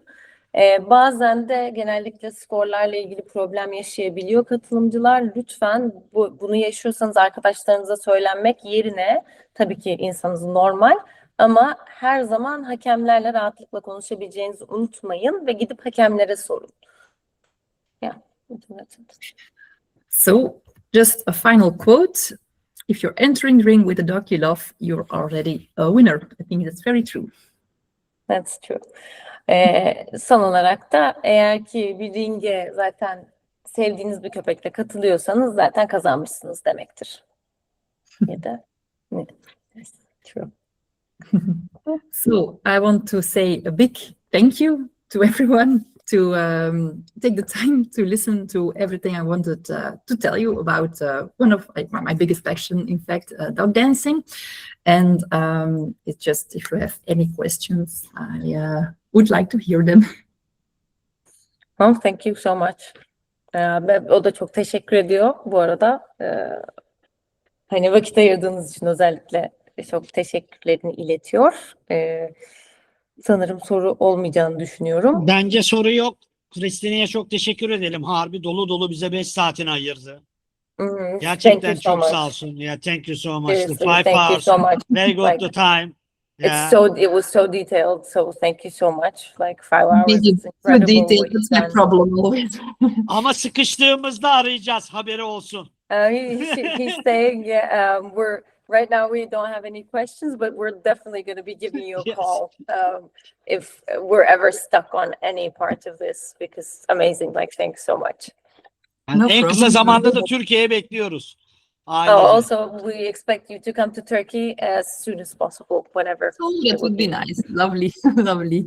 No, I'm very happy for the invitation. I love to talk about this, maybe a bit too much, but I hope that the video material could explain a bit more about the score sheet and about general things about heel work, freestyle, so to make it more clear.